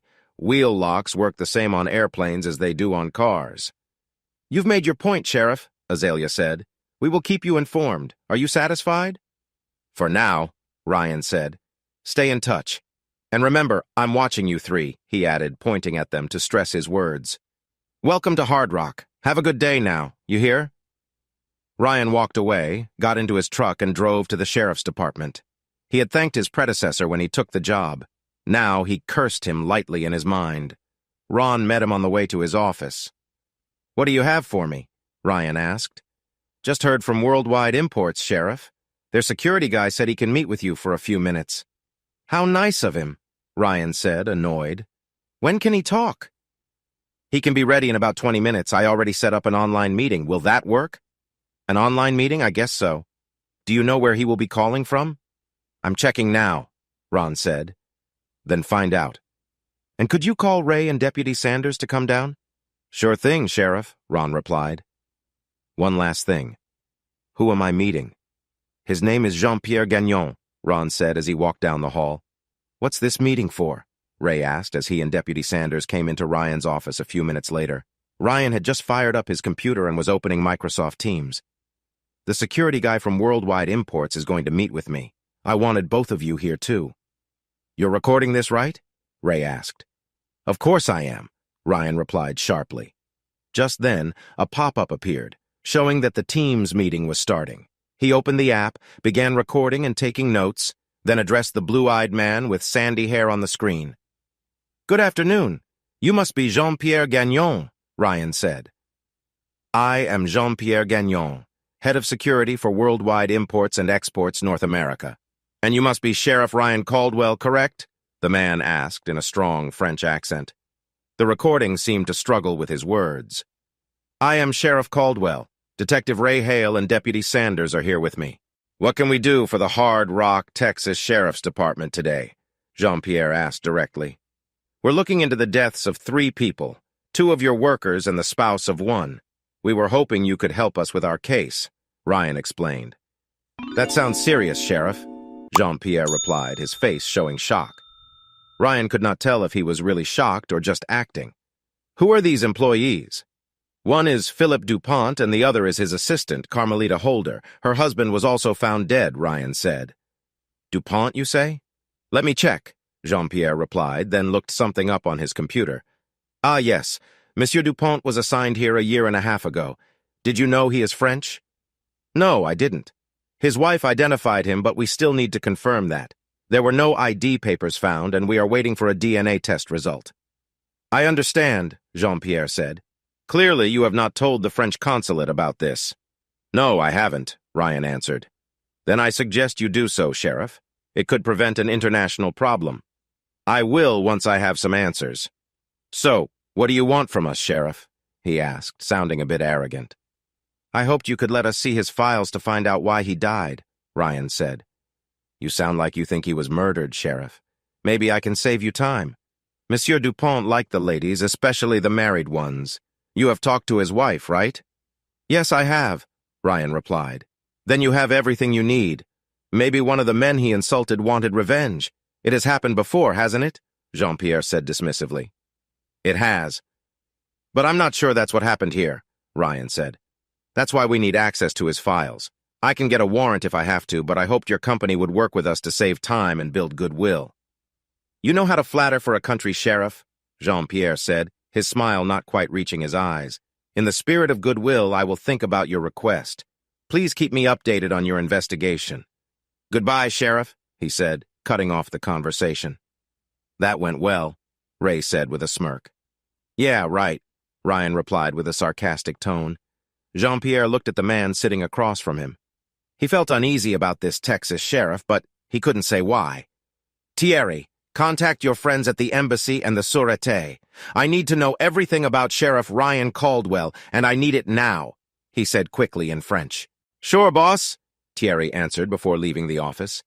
Jean-Pierre turned his chair to look at the city below, but his thoughts were elsewhere. He had just heard from his private investigator in Hard Rock that Azalea had found some help. The trouble was, the help she found was a mercenary known for being tough. But he was determined not to let that stop him from bringing down the woman who had killed his brother. "You know he's not going to do anything, right, Sheriff?" Ray asked. "I figured as much," Ryan replied. "But we have another issue. Roland brought his planner to help." "I don't get it," Ray said. "Bill Matthews. He was on the Lear jet that arrived today. He's Roland's planner and really good at his job. The fact that he's here tells me something big is about to happen. I just don't know where or how." "You think they're planning something?" "Absolutely," Ryan said. "What are you going to do?"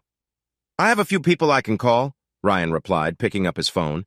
He found the number he wanted and dialed. A man picked up after 2 rings. "Smith," the man said. "Darrell Smith, this is Sheriff Ryan Caldwell. Do you have a few minutes?" Ryan asked. "For you, Sheriff, I always have a minute. What can I do for you?" Smith responded. "We have a situation in Hard Rock, and I could use your help," Ryan explained. Smith listened without interrupting while Ryan told him about the case. After Ryan finished, Smith let out a sharp breath. "Smith? You there?" Ryan asked after a few quiet moments. "Yes, I'm here. But I can't talk about this case over the phone, Ryan," Smith said. "There's a lot more going on than you think. I'll come by in the morning to fill you in." "I look forward to that," Ryan said, trying to hide his sarcasm before hanging up. "What are we dealing with?" Ray asked, surprised. "I don't know, but if a deputy director of the FBI can't discuss it over the phone, it's serious," Ryan said, lost in thought. "For now, Let's keep treating it as a murder case. Sanders, can you check in with Ron? See if he's found anything new? Sure thing, Sheriff, he replied before leaving the office. Ryan turned to Ray. What do you think of Deputy Sanders? He's a good guy. Done great work on this case. Why do you ask? Ray wondered. He was curious about Ryan's connection to a former mercenary sheriff who had a deputy director of the FBI on speed dial, but that could wait. I'm thinking about growing your team, Ray, Ryan said. And I think Deputy Sanders would make a good detective. I've already recommended him for a promotion to sergeant, but he doesn't know yet. He passed the test with ease. Think you could mentor him a bit? I'd be happy to help, Ryan, Ray said. That's great to hear. Also, this means a promotion for you, too. You're technically a sergeant, but I think you'd make a good lieutenant. It only makes sense to have a lieutenant in charge. Thank you, Sheriff. That really means a lot. I know my wife will be happy with the raise. What about Commissioner Barnes? He won't be pleased about this. Leave Barnes to me. He knows what's important for his job, and he'll be up for re-election soon. After all, it was my help that got him elected in the first place. So there's a politician under that tough exterior after all, Ray joked, making Ryan laugh. When is all this happening? Sanders' promotion is all set for November 1st.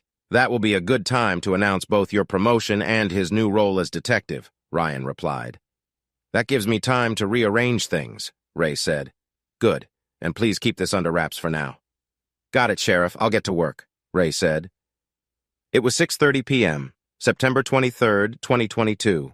Ryan was exhausted when he walked into his house, but the smell of Beverly's lasagna was too good to resist, so he headed to the kitchen. He looked at his blonde wife and was amazed at how she could manage to work all day, care for their chickens, and still have enough energy to cook, clean the house, and be a loving wife. You look so good, he whispered as he hugged her. How do you do it? Do what? Beverly asked, turning to him. Everything. You wake up before dawn, make breakfast, care for the chickens, run your egg business, and still do so much around here. Well, if something matters to you, you just do it. What made you think of this? Are you feeling bad about Brenda Morris trying to flirt with you? How did you know about that? Ryan asked, surprised and feeling guilty. She was talking about it with Edna Jones at the grocery store. I was at the next checkout and heard everything. She didn't even see me. She said she nearly took her dress off for you, but you didn't even react. Now that you mention it, she was a bit bold. But you know I only have eyes for you. Good answer, cowboy, Beverly said. What else happened today? I met with the widow of Mr. DuPont and then talked to Mr. and Mrs. Holder. What a mess. DuPont. That's the guy you found down by Lover's Bridge, right? She asked, crinkling her nose. The really messy one. Yeah, his widow is different. Oh? How so? Beverly asked as she took the lasagna out of the oven. Let's just say she's a bit awkward in social situations, Ryan replied. She wants to meet you, by the way. Why? Beverly was curious. She says she wants to meet the woman who helped me with my troubles or something like that. She came on to you, didn't she? Beverly sighed. Something like that, Ryan admitted with a shy smile. Is this like that Mercedes woman you helped years ago? Beverly asked, her tone sharper. Ryan knew she meant Mercedes Garcia, a woman he helped rescue from rebels long ago. That night, in the South American jungle, Mercedes had been very grateful, and Ryan had given her one of his old badges, which she still kept. Had it only been a year since she worked back in Hard Rock with some shady people who had Bertram killed. Time really does get confusing as you get older. He told Beverly about that event. He could sense her pain, thinking there was yet another woman he had helped and had a past with. Yes and no. My team saved her from a bad group, but she was just one person on a plane full of captives. And no, I never met her before now. You never slept with her? Beverly pressed. No, Ryan replied firmly. Never. Then he looked at her and added almost apologetically, although she did offer to be with me. Beverly's eyes blazed with anger. That woman! I'm going to give her a piece of my mind. No need for that, Ryan said calmly. I told her I'm a happy married man, and I truly am. That's when she wanted to meet you. Beverly's anger faded a little, but Ryan could tell she was still bothered. You promise me you never did anything with her? She asked cautiously. Ryan felt her hurt. "I promise." "Beverly, you should know by now that I would never hurt you, and I really hate cheaters," he reminded her, thinking of how his first wife had betrayed him. "Besides, we fought side by side," Ryan added, remembering the tough job they did together in New Mexico. "That counts for a lot." "I know, it's just scary to think that so many women might want you." "Honestly, it scares me a little, too." He tried to smile innocently. "It must be my eye patch." When she laughed, he said, "But you're the only woman for me." "Really?" Beverly asked with a childlike tone that made Ryan's heart melt. "Really?" Ryan said, pulling her close and kissing her cheek. "I love you so much, Ryan," she whispered. "It would break my heart to lose you." "I love you more, sweetheart, and you're stuck with me forever," Ryan whispered back. "Do you think that lasagna will be okay for an hour or two?" She smiled at him and hugged him close. "Let me turn the oven down so it doesn't burn. Then you can take me upstairs." "Yes, ma'am," Ryan said with a smile. 10:37 p.m., September 23rd, 2022, Houston, Texas. "You got this quickly," Jean-Pierre told his partner after taking the thin folder. "That's just a quick summary. The full details are coming," Thierry said as Jean-Pierre opened the file. Inside was a blurry black and white photo of a man in a military uniform. The man was younger than the scarred, bearded man Jean-Pierre had spoken to earlier, but it was clear they were the same person. "Damn," Jean-Pierre said, following up with a string of curses. "What?" Terry asked. "Did you see this?" Jean-Pierre demanded. "No, I did not." "I think we underestimated Sheriff Caldwell. It says here he was a top mercenary for 9 years before becoming sheriff in Hard Rock," Jean-Pierre said. "He's dangerous and not welcome in France and other places." "Why wasn't this found during our planning?" Thierry exclaimed, matching his boss's anger. "I don't know," Jean-Pierre replied. "It seems the corporate planners made guesses without doing their homework." His tone suggested they would regret it soon. "Maybe we should step back a bit. We can get the woman later," Thierry suggested. "No," Jean-Pierre said. "We stick to the plan. But we'll need more help. I'll handle that. I need you to make sure they can enter the U.S. legally. Can you do that?" "Sure," Thierry said. "Get me the names and I'll sort it out." 8:45 a.m. Saturday, September 24th, 2022. Ryan had just come back from Sally's shop with his morning coffee and walked into his office after grabbing the reports from overnight. Normally, he wouldn't come in on a weekend, but the DuPont case was too important. He expected Director Smith to arrive, so he had also called Ray and Deputy Sanders to come in. He hated to interrupt their weekend, but it couldn't be avoided. Beverly surprised him by saying she would invite Azalea over for dinner soon. She was still annoyed at the French-Canadian woman for liking Ryan, but felt better knowing he had turned her down. He was reading some reports when he heard a knock on his door. "Come in," he called. "Sheriff, Deputy Director Smith from the FBI is here to see you," Elaine said, trying to sound calm and professional. "Please send him in," Ryan replied. "And could you ask Detective Hale and Deputy Sanders to come to my office too?" "Sure thing, Sheriff," she answered, stepping back to let Smith enter. Ryan stood up and smiled as he offered his hand. "Looks like married life is treating you well, Ryan," Smith said with a grin. "You seem to have gained a bit since I last saw you." "Beverly makes sure I eat well," Ryan joked. "I bet she does other things too," Smith teased, which made Ryan chuckle. "So, how long are you here?" Ryan asked. "Not sure. Maybe a day or two, depending on how things go," Smith replied. "Beverly would be mad if I didn't invite you to stay with us," Ryan said. "We have a couple of spare rooms, and you can use one with its own bathroom if you want." "Thanks, Ryan. I might take you up on that. Just promise not to keep me up all night." "I can't promise that, but I can give you some earplugs if you need," Ryan joked. Just then, Ray Hale and Deputy Sanders walked in. Ryan introduced them. "Please have a seat. Would anyone like coffee?" "Sure," Ray said. Sanders agreed, and so did Smith. Ryan filled cups for everyone from his coffee machine and got ready for the discussion. "What's so important that you couldn't tell us over the phone yesterday?" Ryan asked Smith. "This whole situation with worldwide imports and exports," Smith said, opening his briefcase. "By the way, Ryan, I talked to my contact at the French consulate on my way here. It seems someone has made a report about you." "A report? About me?" Ryan said, surprised. Yes. I hope you're not planning to visit France soon because you are no longer welcome there. Well, that's not on my to-do list. I don't speak French and I'm not a fan of snails, Ryan replied with a sigh. Don't knock it until you've tried it, Smith said, half joking. So what did we get ourselves into, Director? Ray asked, bringing the meeting back on track. Right to business, good, Smith said. Worldwide imports and exports has been under investigation by several agencies from at least 4 countries for 5 years. This includes Interpol, the Sûreté du Québec, the RCMP, the FBI, and others. We've found evidence of serious crimes, including human trafficking, drugs, weapons, and murder. The situation has gotten worse over the last 2 years, mainly because of Mrs. DuPont.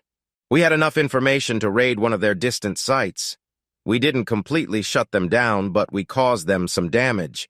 After that, her husband went missing, supposedly on a work trip south of the border. Wait, are you saying she was working with you? Ryan asked, confused. Yes, Smith confirmed. I thought she wasn't with the Sûreté anymore, Ryan said, shocked. That was part of our plan. We wanted it to seem that way. She still works with them, but as far as most people know, she's off duty now. She's been quietly giving us information. I think Worldwide Imports found out about it, which is why her husband was killed, Smith explained. So she lied to us, Ryan said angrily. I've talked to her more than once. Why didn't she say anything? She had to keep it secret, Ryan, Smith insisted. She's undercover, and if she told you, it could have put her in great danger. Okay, I see your point, Ryan admitted reluctantly. She has 2 former soldiers staying at her house right now, Director, Ray said. Are they part of this operation?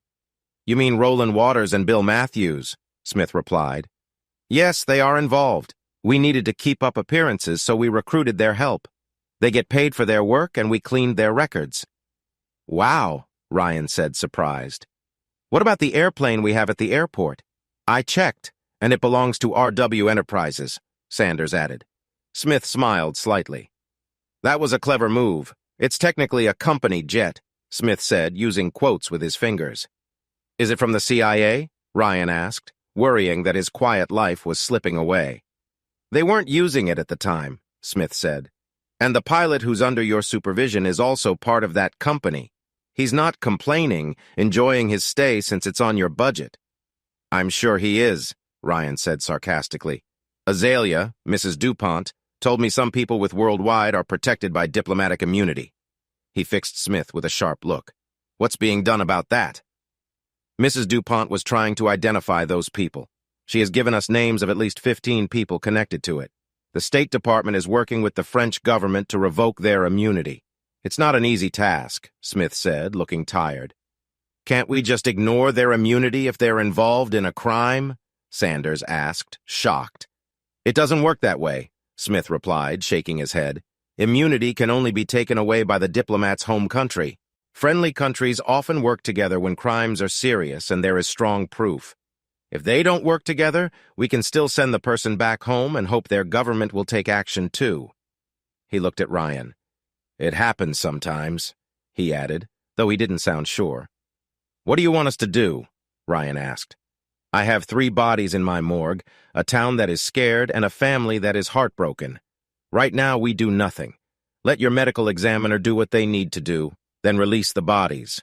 I would like copies of the autopsy reports and your files for our records. I think it would be a good idea to talk with Mrs. DuPont and her people, but not here, Smith said, thinking of his options. Maybe we could meet for dinner at your house. The sooner the better. He gave a small smile.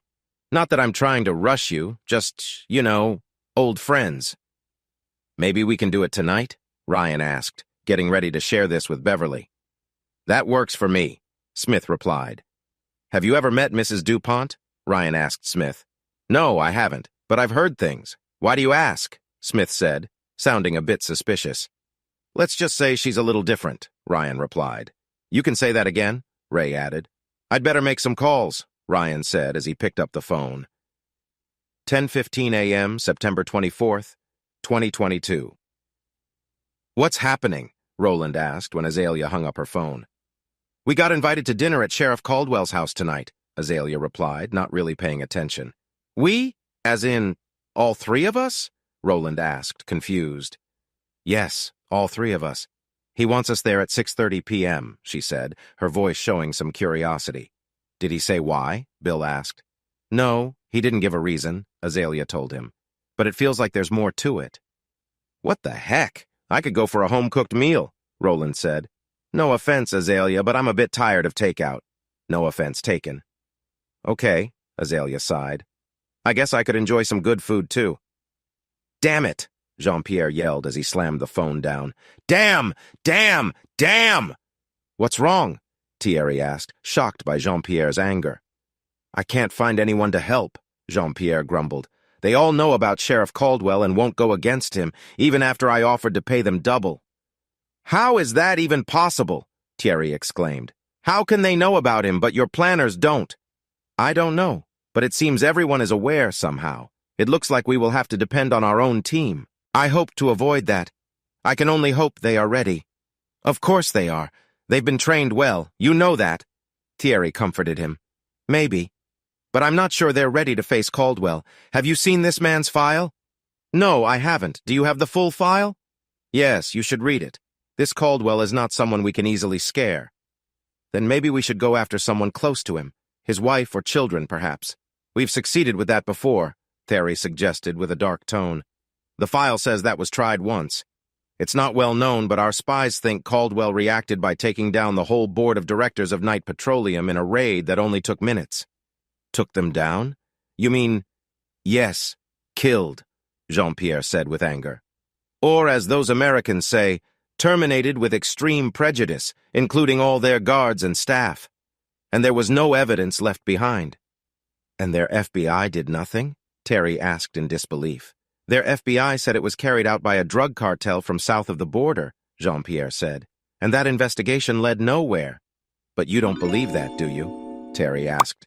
No, and neither does the DGSE, Jean-Pierre replied, mentioning the French intelligence service, which is like the British MI6 and the American CIA.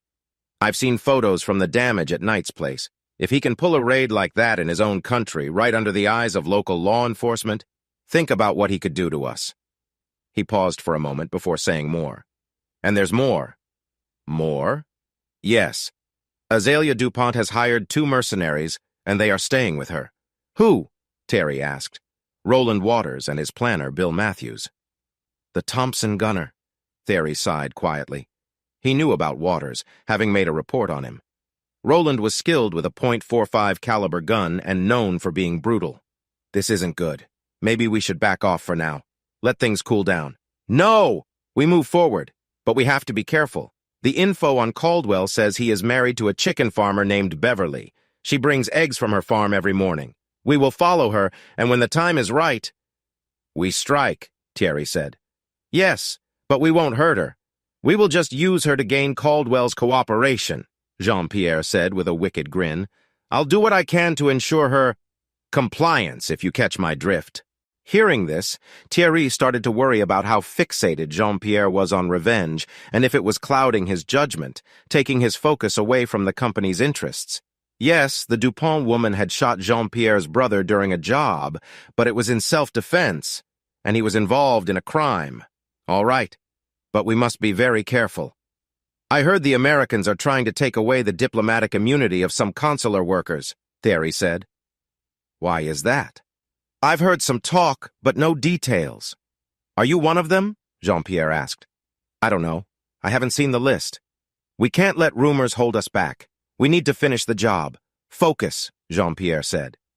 Sure, Thierry replied quietly. He wasn't sure that Jean-Pierre was making the right choice. If it were up to him, he would wait until everything calmed down, but Jean-Pierre was known for acting quickly, sometimes too quickly. Good. Find out about this woman's daily routine. Let me know by midweek. Yes, sir, Thierry said before leaving the office. When the door shut, Jean-Pierre looked out the window with a grim smile. He was plotting his revenge. If things went as he hoped, he would get his way with Azalea and Caldwell's wife, too. 6:30 p.m., Saturday, September 24th, 2022. Come in, Ryan said as he opened his door, welcoming his 3 guests. That smells great, Roland said. What are you cooking? Pork chops, Ryan replied. With all the sides, Beverly's special recipe. It's so secret even I don't know what goes into it. I just know they taste amazing. I'd like you to meet Daryl Smith, the Deputy Director of the FBI, he added. Mrs. DuPont, it's nice to finally meet you, Smith said, reaching out his hand. Azalea looked at his hand and turned pale. Smith's smile faded when he saw she wasn't going to shake it. It's nice to meet you too, Deputy Director, Azalea said, feeling uncomfortable. She doesn't like getting close to people, Roland said as he shook Smith's hand. No offense? None taken, Smith replied. I'm sorry if I made you uneasy, he told Azalea. That's okay, she said automatically. Mr. Matthews, it's nice to see you in person, Smith said, shaking Bill's hand. And you too, Director, Bill said. You didn't mention we would meet an FBI director, Azalea told Ryan, sounding a bit annoyed. There are a few things you didn't tell me either, Ryan replied calmly. Let's discuss it after dinner. Come on into the dining room. I think Beverly is ready. Welcome, everyone, Beverly said as they stepped into the dining room. It was a wood-paneled room next to the kitchen, with windows looking out at the backyard. Please take a seat. Ryan introduced Beverly to everyone and then sat at the head of the table with Beverly beside him. Help yourselves, Ryan said, pointing to the food. There's lots for everyone. If you leave hungry, it's on you, he joked, making everyone laugh except for Azalea. I really like what you've done with the place, Ryan, Smith said. Last time I was here, the walls were almost bare. Thanks to Beverly, Ryan said. She has turned this old house into a true home. He noticed Azalea looking around nervously, as if she didn't know how to eat her pork chop. Everything okay? He asked. Do you need anything? Do you have any red sauce? She asked quietly, still looking at her plate. Tabasco? I think we have some. Hold on, I'll check, Ryan said, getting up. He soon returned with an unopened jar of the spicy sauce. He opened it and handed it to her. He was shocked as she poured a lot of sauce on her meat. She tasted it and nodded her head. This is really good, Mrs. Caldwell, she said while eating. Thank you, Beverly replied, widening her eyes, nearly saying, I think... They all watched Azalea eat quickly, hardly pausing for a breath. Ryan felt a bit embarrassed as he was reminded of his time in the military. They turned back to their meals. This is delicious, Beverly, Smith said. I can see why your husband has put on some weight, he added, and everyone laughed except Azalea, who looked puzzled for a moment. Before we got married, all he ate was raw hot dogs and frozen dinners, Beverly replied sharply. He was so skinny. I told him he'd be better off eating the boxes those meals came in. And now I'm fat, dumb, and very happy, Ryan joked. I hope you all saved room for apple pie. I got some when I went to Piggly Wiggly today. Sorry it's not fancy, but Saturday is usually date night, and I didn't have anything ready, Beverly said. Why do they call it Piggly Wiggly? That name is silly for a store, Azalea asked, sounding annoyed as if the name was an unfair joke. Having finished her food quickly, she just sat there, staring blankly at the table. I don't know, Ryan replied lightly. It doesn't make sense, Azalea quietly declared while the others exchanged worried looks. I thought it might be a cultural thing. No, that's just what it's always been called, Beverly said, serving them pie. They ate in silence, glancing at Azalea, unsure if she would add hot sauce to the dessert too. Thankfully, she didn't, but she ate the pie quickly without comment, finishing first and continuing to stare at the middle of the table. She seemed to have a limit of one social comment per meal. When they all finished, Ryan leaned back and took a sip of his coffee. Why don't we go to the front room? He suggested. We can talk over there. Everyone thanked Beverly for the meal as they stood up, and Ryan helped her take the dirty dishes into the kitchen. Is she, okay? Beverly asked Ryan quietly in the kitchen where no one could hear them. That's just how she is. Sorry, Ryan replied. I know you said she had a hard time with social situations, but I didn't expect... this, Beverly said. I almost feel bad for her. Believe it or not, she doesn't have any police problems back in Quebec. I don't, but I'll trust you on that. Go ahead into the front room. I'll bring the coffee, she said. Thanks, sweetie, Ryan said, giving her a quick kiss. And thank you for a great meal. You can thank me later, cowboy, Beverly said, playfully nudging him with her hip. Ryan smiled at this and headed into the front room where everyone was waiting. That was great, Roland said sincerely. Thanks. Bill agreed with him. You're welcome, Ryan said, then turned to Azalea. I think you owe me an explanation, Azalea. She looked at Smith before answering. You're right, Sheriff, she finally said. With everything that's happened, I owe you an explanation. She glanced at Smith, who just nodded. She looked at Roland and Bill, then turned back to Ryan, thinking about what to say. A little more than 5 years ago, I was part of a team looking into a series of murders linked to other crimes. There were drugs, human trafficking, and illegal guns involved.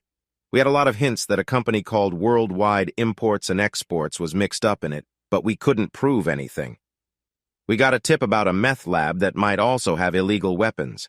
We tracked it down and found the lab was running. We went in to secure it, and that's when an explosive device hurt me. I had many surgeries and physical therapy, which kept me in the hospital for months. I was on temporary disability during that time. After I got out, my boss offered me a new job. To everyone outside the Sûreté, I would be a private security consultant. But really, I was still part of the Sûreté, working with a big team investigating worldwide and their links to crimes like drugs, human trafficking, and illegal weapons. I was just assigned to lighter work. Lighter work? Ryan asked. Yes. Officers who pass their probation get a full salary for 25 years, no matter what happens to them, as long as they take their assignments. This is part of an agreement between the Sûreté and officers. This system has been around since the 1960s, and it has helped attract new applicants and keep morale high. I may not be able to run or do the same field work I used to do, but I can still work. And this new job was much more exciting than sitting in an office in Montreal or Ottawa sorting papers. Interesting. Your husband worked for Worldwide, didn't he? Ryan asked. Yes, he did. But I found no links between him and any illegal activities. If I had, I would have reported him. He was just an account representative. Nothing more. Are you sure of that? Smith asked. Yes, Director, I am very sure. Worldwide was good at hiding their illegal actions, but there was no proof that Philippe was involved. His biggest flaw was not being faithful. Ryan expected her to show more feelings about this, especially since she was talking about such personal matters in front of strangers. He looked closer. No, she seemed calm, almost like she was giving a simple statement for a small case. So your job was mostly about gathering information, is that correct? Ryan asked. Yes, Azalea replied quietly. How did you do that? We can't go into that, Ryan, Smith said quickly before Azalea could answer. Operational security, you understand, I'm sure. Ryan noticed Azalea didn't react to the question or the interruption. Yeah, I get it. Did you ever talk about this with your husband? Ryan asked Azalea. No, I just told him I was doing general online security checks. He thought that was all of it. Do you know a Jean-Pierre Gagnon? Ryan asked. Azalea's eyes got big when he mentioned Jean-Pierre. Yes, he runs security for Worldwide Imports and Exports in North America. He often travels between their offices in Canada and the United States, Azalea said. Is he involved in the illegal activities? Ryan asked. I think so, she said. But I haven't been able to prove it. At least, not in a way that would satisfy those who prosecute these crimes. She shot a glare at Smith. Smith just shrugged. Different countries have different rules on proof and what counts as good reason. I have to deal with what I've got, and it's not my agency's job to prosecute. He looked back at her. Can you think of any reason why you might be a target? Have you let anything slip that could draw someone's attention? I can't think of anyone, Azalea said, shaking her head. Suddenly she stopped, and her expression changed like a light bulb turned on over her head. Wait, it might not mean much, but there was something a couple of years before I lost my foot. It could be unrelated. Tell us about it, Smith encouraged her. It was a serious assault. The attacker had a gun, so I pulled mine out too. I tried to get him to put down his weapon, but he wouldn't. He had a woman as a hostage. He held the gun to her head, and I was worried he might kill her. Suddenly, he let the woman go and pointed his gun at me. I shot twice, hitting him in the chest. He fell dead right away, she said, sounding as calm as if she were talking about laundry. His ID said his name was Émile Gagnon. I was cleared of any wrongdoing, and I thought it was all over.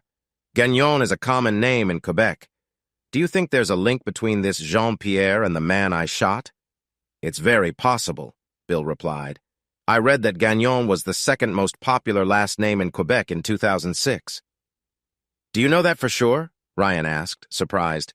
Yeah, research is part of my job. I collect bits of information and keep it here, Bill said, tapping his head. You can check it if you want. I believe you. Do you think they might be related? Ryan asked Smith.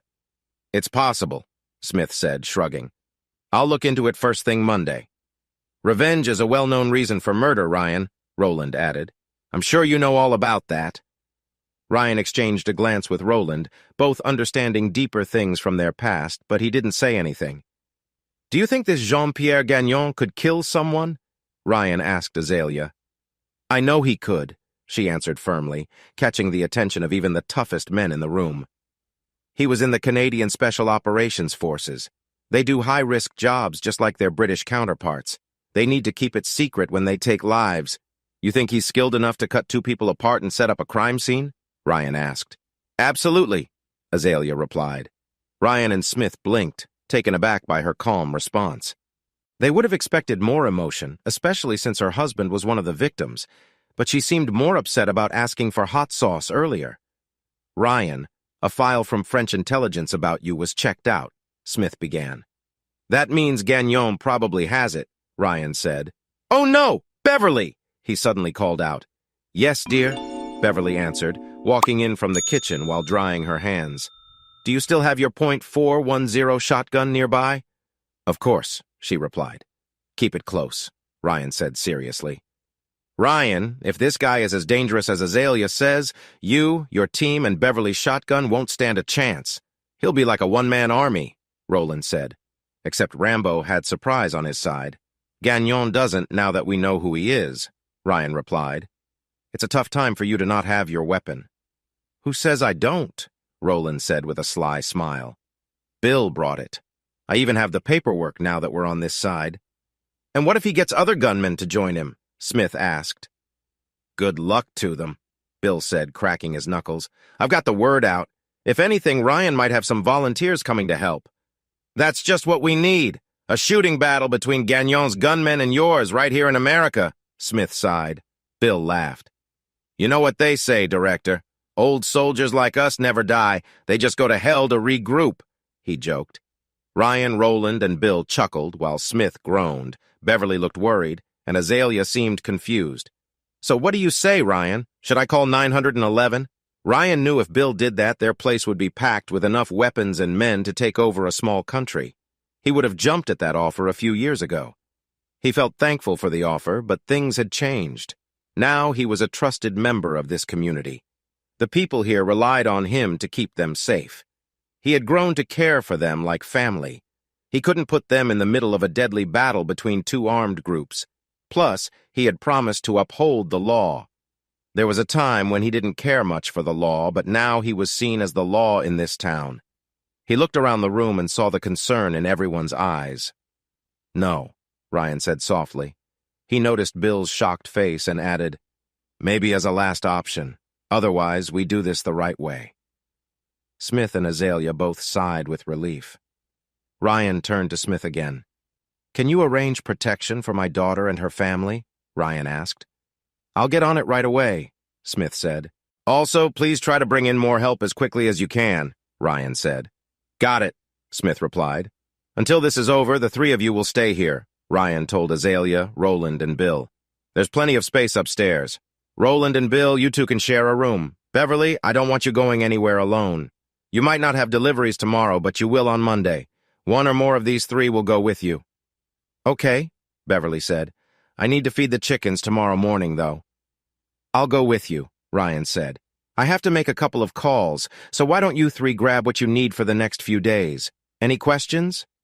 No, we understand, Azalea said. We should hurry. Come back as quick as you can, Ryan told them. I need to make some calls, too. Who are you calling? Smith asked. The governor, for one. I'm also calling the office. Until this is fixed, we need everyone on board. I agree, Smith said.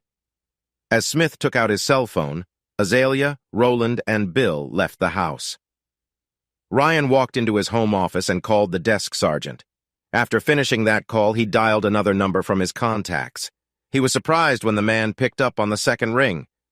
Good evening, Sheriff Caldwell. How can I help you tonight? The man asked. Good evening, Governor. I hope I'm not interrupting anything important, Ryan replied. Just another fundraiser. You know how it is, the governor said. Yes, sir, I do, Ryan answered. He quickly explained his situation and what he had done so far. Then he made his request. Thanks for reaching out, Sheriff. You have my full support. I will make a few calls after this, and I will make sure you get what you need. Is it okay if I share your number so my team can contact you to coordinate things? The governor said. Thank you, Governor. I appreciate it. Have a good evening, Ryan said. I'll try. One can only eat so much rubber chicken, the governor joked. They ended the call, and Ryan called his daughter Sarah and her husband Bob. They were surprised by what he told them, but felt better when he mentioned that Smith was arranging protection for them. I hope these guys are better than the last two the FBI sent to watch over Sarah and little Ryan, Bob said. I'm sure they'll be fine, son. I just don't want to take any chances, Ryan assured him. Let us know how it goes, okay? Bob replied. I will, son. Just take care of your family. They hung up, and Ryan went upstairs to change back into his uniform. Over the next 20 minutes, he answered 3 calls and smiled when the last one ended. He went downstairs and saw his wife making another cup of coffee for Smith. Are you leaving again? Smith asked. Yes, we both are after Azalea comes back, Ryan said. I called a meeting to update everyone on the situation. I'll be fine for a few minutes, Beverly said. You two go on. No, sweetheart, I'm not leaving you alone, Ryan told her. Why don't you go upstairs and get the other 2 rooms ready for our guests? Okay, dear, she said. After Beverly went upstairs, Smith turned to Ryan. You spoke to the governor? Smith asked. Yes, Ryan replied. I also spoke to 3 of his staff. The local National Guard is getting ready. We have some rangers and extra DPS officers coming too. How did it go for you? I set it up for agents to stay with your daughter and her family, Smith said. Agents and federal marshals are on their way from El Paso and Dallas.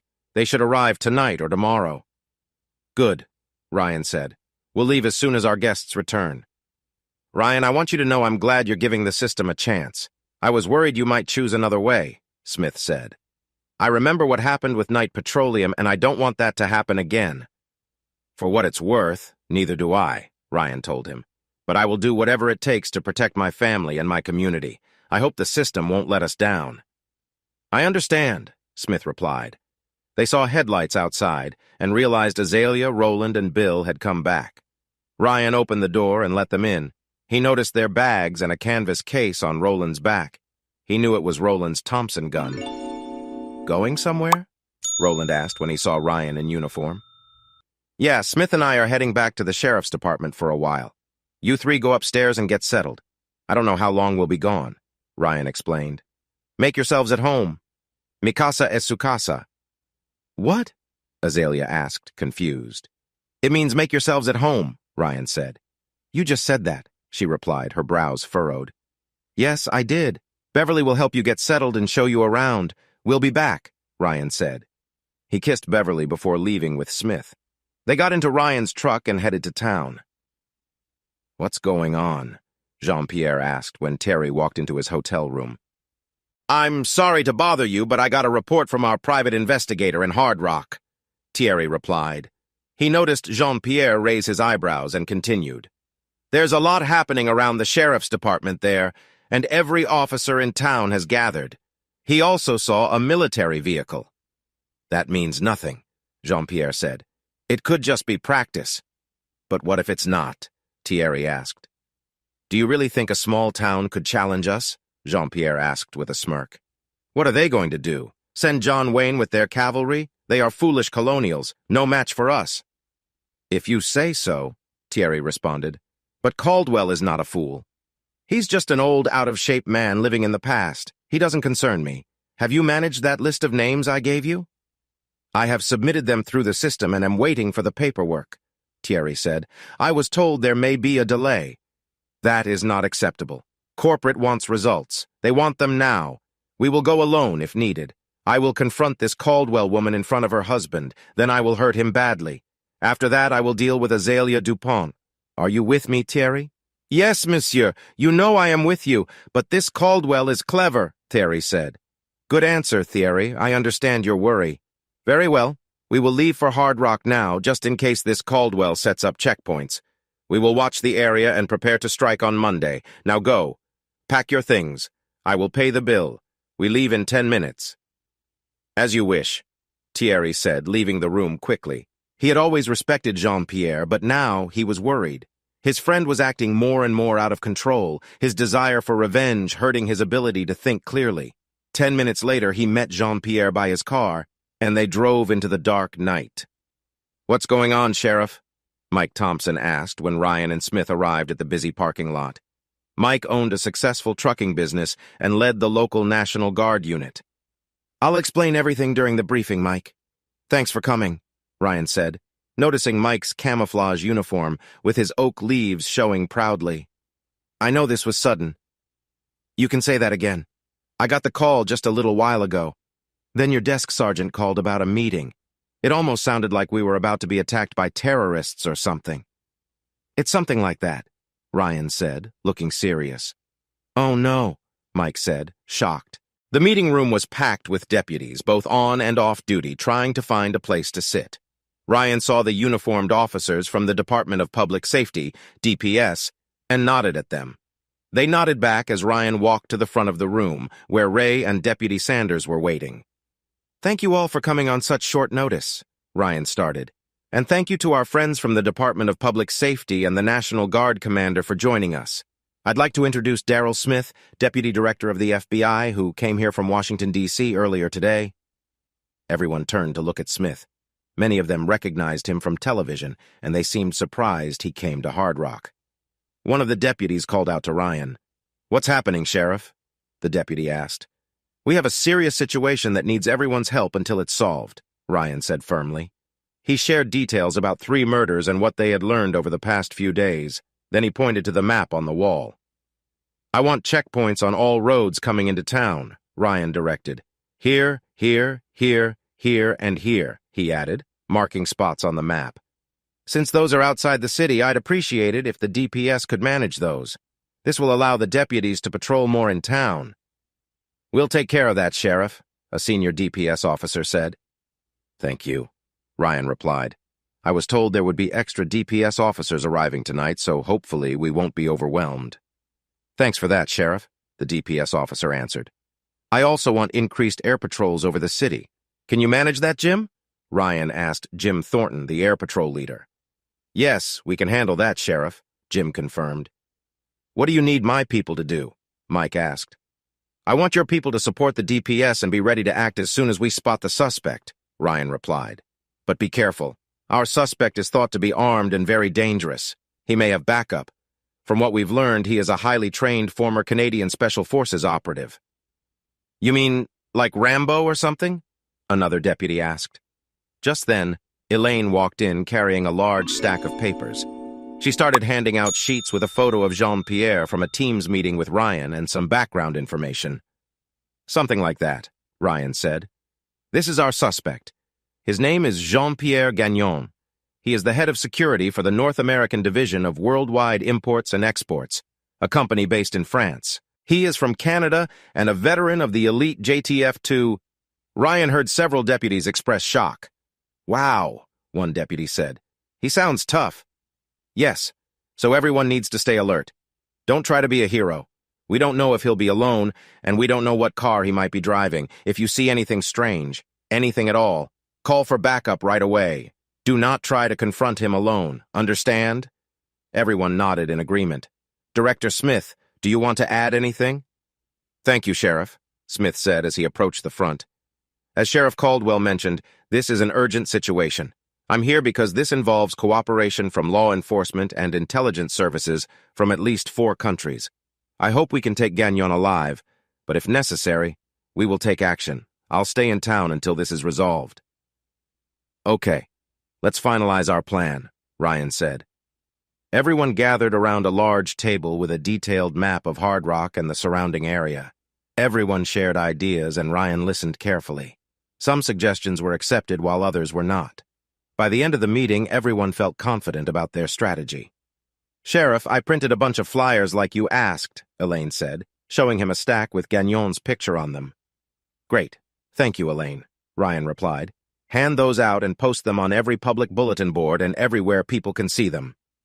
The flyers clearly stated, believed to be armed, extremely dangerous. Do not approach, contact the sheriff's office, or call 911 immediately. I also talked to KHRK, and they are happy to make public service announcements. You might hear from Allison Channing, Jenny Carson, the public affairs officer, added. Excellent, Ryan said, remembering his previous meeting with Allison after Commissioner Higgins' murder. Is there anything else? I spoke with Tom Reynolds, she replied. Ryan knew that Tom ran ABC Outdoor Advertising, a company that had many billboards around town. Tom says he has some of the new digital billboards and he can show our flyer on them. He just needs your okay. I like your idea, Jenny, Ryan said with a big smile. You have my approval. When can he set it up? I already gave him the flyer. He said he can have it up in just a few minutes, Jenny replied. I'll tell him to go ahead. Perfect. We'll make Gagnon's face the most famous one in town. Good job, Jenny. I like how you take charge, Ryan told her. Thank you, Sheriff. I'll handle this right away, she said, smiling. Are we ready to go? Ryan asked the officers in the room. Everyone nodded, and a few said yes. Great, let's move out, everyone. He stayed back to answer any questions, leaving only after the others had left. It's after 2:30 in the morning, Smith said. I don't know about you, but I could use a bit of sleep. Me too, Ryan agreed. Bev will be up soon to take care of her chickens, and I really need some rest. They left the office and returned to Ryan's home, where they found Azalea sitting in a rocking chair on the front porch. A 9mm Glock was on the table next to her, along with some night vision goggles. Have you been out here all night? Ryan asked as he and Smith stepped onto the porch. Ryan stood in front of Azalea while Smith went inside. Yes, Azalea answered quietly. I took a short nap after you left. Roland is keeping watch on the back deck. I thought you two would be... No, I am on duty. I never mix work with other things, she replied, her tone flat. I understand, Ryan said. Do you need anything? Coffee? Your wife kindly gave me a thermos of coffee. I am fine. She looked at Ryan before continuing. I can sense that he is close. No offense, but I hope you are wrong this time, Ryan told her. No offense taken, Sheriff. But my instincts are usually right, she said without any emotion. If he's close, he's going to be famous around here by morning, Ryan said. Azalea looked at him sharply. He probably won't be ready for that, she said. I worry that might make him act unpredictably. He could be more dangerous. Or reckless, Ryan said. I know how to adjust to unexpected situations. I don't think he'll see this coming. No, he won't. It will be a new experience for him. That could make him very dangerous, like a wild animal trapped in a corner, Azalea said. Maybe. We'll see, Ryan replied. Are you okay out here? I will be fine, Sheriff. You need to check on your wife. She is scared. I know, I will. Let me know if you need anything, Ryan said. Azalea nodded slowly. Smith caught up with Ryan as he walked through the house to the back deck. Good news, Smith said, putting his phone in his pocket. Washington called and said the French government is taking away diplomatic protection from a few consular workers. They are rounding them up now. 2 of them are still missing. That's good, Ryan said. A lot of people in Washington and Ottawa are happy right now, Smith said. They will send me the names of the people they can't find. Maybe 1 or 2 of them are with Gagnon. That makes sense, Ryan replied. I'm going to bed. All these parties are wearing me out. Wake me if something huge happens. Sure, Ryan said with a laugh.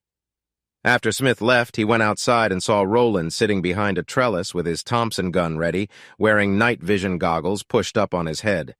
Well, you finally came back, Roland said sarcastically. I hope you figured things out. Yeah, I think Gagnon will be in for a surprise when he comes to town, Ryan said. You know, Ryan, it's strange to see you so calm and normal. There was a time when you would go after Gagnon without thinking about the risks. That was before I promised to follow the law, Ryan said lightly but seriously. I have a duty to these people. It's my job to protect them. I guess, Roland said. Still, it's odd. I've never seen this side of you before. Do you like this life? I do. I have a great wife and a nice home, and people here seem to like me. Now I protect them instead of chasing after trouble. It has its rewards. You might want to try it someday. Maybe, we'll see. He sounded unsure, maybe a bit wistful. Were you married before? Ryan asked, leaning against a pillar. Yeah. Her name was Susan, Roland said, looking off into the distance. What happened? She got involved with an old enemy, left me for him. He was using her to get to me. You remember Van Owen? Yeah, I thought he was gone, Ryan replied. Not as gone as I thought, Roland said. He got to Susan and took her away. Then Bill found out he was going to sell her, so we went after him. Why did you care? You were going to divorce her anyway, right? This was a side of Roland Ryan hadn't seen before. Roland hesitated, then shook his head. I was, but I thought she didn't deserve such a bad end. Even if she did wrong by me, it wouldn't be fair for her to suffer like that. Plus, I had a score to settle with Van Owen. I took care of it. I see. I guess she didn't make it. No, Roland said quietly, a tear almost falling. He quickly composed himself to avoid showing too much emotion. Thankfully, it was dark. It wasn't my doing, though. I promise.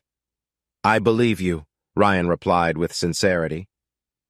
That was the last time I ever used this, Roland said, showing his Thompson gun. I hoped I wouldn't have to pick it up again, but this is for a good reason, right? He sounded a little hopeful, as if he needed to make up for something. I think so, Ryan answered. Is Bill coming to take over soon? Yeah, in about an hour, Roland replied. Okay, well, I need to get some sleep. See you in the morning. See ya, Ryan, Roland said as Ryan walked back to the house. After the door closed softly, he put on his goggles and continued watching the area, pushing away painful memories. He had hidden flashbangs at key spots around the area and the triggers in his pocket. Once they were deafened and blinded, they'd only feel the bullets coming. He was skilled at catching people off guard. Ryan climbed the stairs to the master bedroom, feeling tired. Once upstairs, he changed and got into bed next to his wife. He held her close and felt her shaking. It'll be okay, sweetheart, Ryan whispered. I'm home. He felt her relax and soon fall asleep. A short time later, he was fast asleep, too. 12:35 a.m. Sunday, September 25th, 2022, somewhere between Houston and Hard Rock, Texas, talk, Jean-Pierre said as he answered the call on the car's Bluetooth. Are you heading to Hard Rock? A voice asked from the other end. Jean-Pierre and Thierry recognized this as the private investigator Jean-Pierre had hired to keep an eye on Azalea and what was happening in Hard Rock. Yes, he said without thinking, forgetting the man didn't understand French. I'm heading there now. I should arrive in about an hour. Why? You might want to avoid downtown. It looks like law enforcement is gathering at the sheriff's department. I'd guess every officer in the area is there. There are even military vehicles, the man said. I saw a deputy director from the FBI, too. FBI? Thierry exclaimed, surprised. Yes. If I had to guess, it's because of you two. I think you should stay away from your usual spot. Maybe stay at my safe house for a couple of days until it calms down, the man suggested. You know where it is, right? Yes, I know, Jean-Pierre answered. It wasn't really a house. It was a small trailer with 2 tiny bedrooms. But it had electricity, running water, a stocked fridge, a small bar, and an air conditioner. It wasn't Jean-Pierre's first choice, but it would have to do. He had a key ready just in case. I've stocked the fridge and there's a bottle of cognac, so you should be all set, the man said. What about the target? Jean-Pierre asked. Mrs. DuPont and her 2 guests are at the sheriff's place along with the FBI deputy director. I'll send you the address. There's a map at the safe house. Damn it, I told you no names! Jean-Pierre yelled, his frustration spilling over. Sorry. I don't know what's happening, but it's tense right now. You should lay low until it gets better, the man said. Jean-Pierre knew the investigator didn't know the details of his plans. His job was just to watch DuPont and the happenings in town. Send the information, then keep an eye on them, Jean-Pierre ordered. Goodbye. He hung up, feeling more upset. He heard the beep telling him he had an email. Just then, Terry's phone buzzed. He glanced at the man beside him who was staring at his phone. They know, Terry said, going pale. Who knows? What do they know? Jean-Pierre demanded. It's a notice that my status has been revoked. I must report to the security services within 24 hours or I could be expelled, Thierry said, his voice shaking. What will I do? he asked, looking at Jean-Pierre with fear. I can't go to jail. I won't survive. Jean-Pierre realized then that Thierry was no longer useful to him. He would be too worried about what might happen with the police to focus on their job. He saw a sign for rest area 2 miles and knew what to do. He hated it but felt it was necessary. No one would likely be at the rest stop this late. Don't worry, Thierry. I will make sure you don't go to jail, either here or in France, Jean-Pierre assured him. Thank you, Thierry replied. Jean-Pierre turned on his signal and exited the highway. What are you doing? Thierry asked. Where are we going? I need a break, Jean-Pierre replied in a flat tone. I think you do too. I could use a break. We've been driving a long time, Thierry said, suddenly relieved. Yes, we have. Turn off your phone, Jean-Pierre instructed. We don't want the security services tracking it. That's a good idea, Thierry said. He did as Jean-Pierre said, putting his phone away. By then, Jean-Pierre had pulled off the highway and parked at the empty men's restroom. Just as he thought, no one else was there. He got out of the car and waved for Thierry to join him, making sure to walk behind Thierry as they entered the small building. He looked around quickly. No obvious security cameras. Good. Thierry went to a urinal without looking back, unzipped his pants and sighed as he began to use the restroom.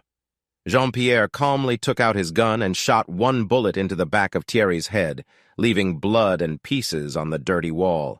Putting away his gun, Jean-Pierre put on his gloves and took Thierry's gun. He placed it in Thierry's lifeless hand and fired another shot into what was left of his head, using Thierry's finger to pull the trigger. Then he took Thierry's phone and replied to an email using the voice-to-text feature, pretending to be Thierry. I confess to killing Philip Dupont of Worldwide Imports and Exports and his assistant, Carmelita Holder. I also confess to killing Mrs. Holder's husband. I have been in love with Azalea Dupont for a while and could not stand to see her with Philip. I admit I have shared secret government information with others and made fake documents to let hired killers into the United States. I cannot live with the guilt of what I have done. Please tell my family that I love them and I am sorry, Jean-Pierre finished, signing the email with Thierry's name. He pressed send and smiled when he saw the email had been sent. He left the phone on and put it back in Thierry's pocket. Let the security service track it, he thought. I am truly sorry, my friend, Jean-Pierre said, looking at Thierry's body on the floor. Thierry's pants were unzipped and he lay there in a messy state. But it seems you are more useful to me dead than alive. You have done well for me in the past, which is why I made your end quick. I do not have time to deal with a man full of troubles at the end of his life. I promise to keep you out of prison. I imagine we may meet again, perhaps in a hot place like this Texas, so I say goodbye for now. With that, Jean-Pierre calmly walked to another urinal, took care of business, washed his hands and face, then left Thierry's body behind, careful not to touch anything. He returned to his car and drove away. Arriving safely at Hard Rock, he went straight to the safe house. Using the private investigator's key, he opened the door and brought in his luggage. After putting everything away, he drank a bottle of water from the fridge and then went to bed. 5:30 a.m., Sunday, September 25th, 2022. The Caldwell residence. Beverly woke up early as usual and looked at her husband sleeping. After everything that had happened, he deserved the rest, so she let him sleep. Besides, Azalea had already said she would go with her to the chicken farm. The two women had things to talk about, and Beverly thought it best for her husband not to be there. She dressed in work clothes and went downstairs, shaking her head at 2 men snoring loudly. She wondered if Azalea was still outside and was surprised to see her sitting in a rocking chair on the porch. After making some coffee, she stepped out. "Good morning," Beverly said. "I brought you some coffee." "Good morning." "Thank you," Azalea replied, taking the cup of hot coffee. "Were you out here all night?" Beverly asked. "Yes," Azalea said simply. Where else would she be in a house full of people she hardly knew? "Are you ready to go to the chicken farm?" Beverly asked. "Is it far?" Azalea wanted to know. "No, just over there." Beverly pointed to the white buildings in the distance. "Come on, get in my truck and we'll drive over." The two women got into Beverly's truck, similar to Ryan's, and headed to the farm. "Do you do this every day?" Azalea asked. "Sure do. I have to take care of my babies," Beverly said proudly. I've cared for animals my whole life." They drove in silence. Beverly felt a bit tense while Azalea seemed lost in her thoughts. After a few minutes, they arrived at the main barn, got out, and walked across the cool ground to the door. Beverly unlocked it, turned on the lights, and they heard the soft sound of clucking all around them. "My goodness, how many chickens do you have?" Azalea exclaimed as she entered the large building. "Hundreds," Beverly replied. "I have some help, but I like to see them myself in the mornings. I think they like it too. Come on, grab that bag of feed." Azalea looked at the bag but struggled to lift it. I can't," she said. "Use your legs, not your back. Like this," Beverly demonstrated. She easily lifted a bag onto her shoulder. Azalea watched in amazement at how Beverly managed it. Trying it herself, she was surprised she could lift it too. "That's it, let's go." "Can we talk for a minute?" Azalea asked when they reached the feed area. Beverly put her bag down and noticed Azalea had already set hers down. "Sure," Beverly replied in a neutral tone. "Do you want to talk about why you tried to get my husband's attention?" "I did not try to seduce him. I just offered to be with him. It's a normal thing," Azalea explained. Beverly snorted, making Azalea confused. "I don't know where you're from, but here, offering to be with someone is seen as seducing them," Beverly said firmly. "I am from Quebec," Azalea replied, still puzzled. "Does that matter?" "No, it doesn't," Beverly said, sharp and clear. "It's the same in Quebec as it is in Hard Rock, Texas. Flirting is flirting, and love is more than just a physical need. It's a deep way two people show they care for each other. You were married, right?" "Yes, I was," she replied, looking confused. "Then you should know how it is," Beverly said. "We had an agreement," Azalea said, still puzzled. "Don't you and Ryan have an agreement?" "Yes. We both agree that as long as we're married, we can't be with anyone else. That's what those vows about forsaking all others mean. You remember those vows, right?" "No, Philip and I never said those words," Azalea said, looking a bit lost. "Were we supposed to?"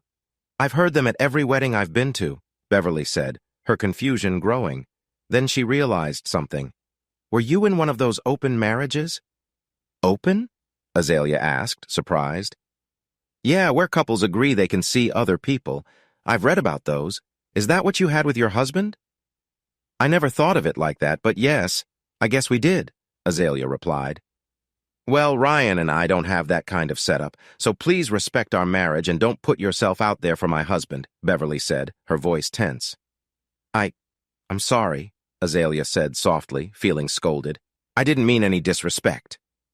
"I accept your apology. This time," Beverly replied, her tone serious. "Now, let's feed the chickens." 7:14 a.m., Sunday, September 25th, 2022. Jean-Pierre woke up to his phone ringing. Rubbing his eyes, he saw it was his private investigator in Hard Rock. He sat up and picked up the phone. "Have you seen the news?" the PI asked. "No, I was asleep," Jean-Pierre snapped.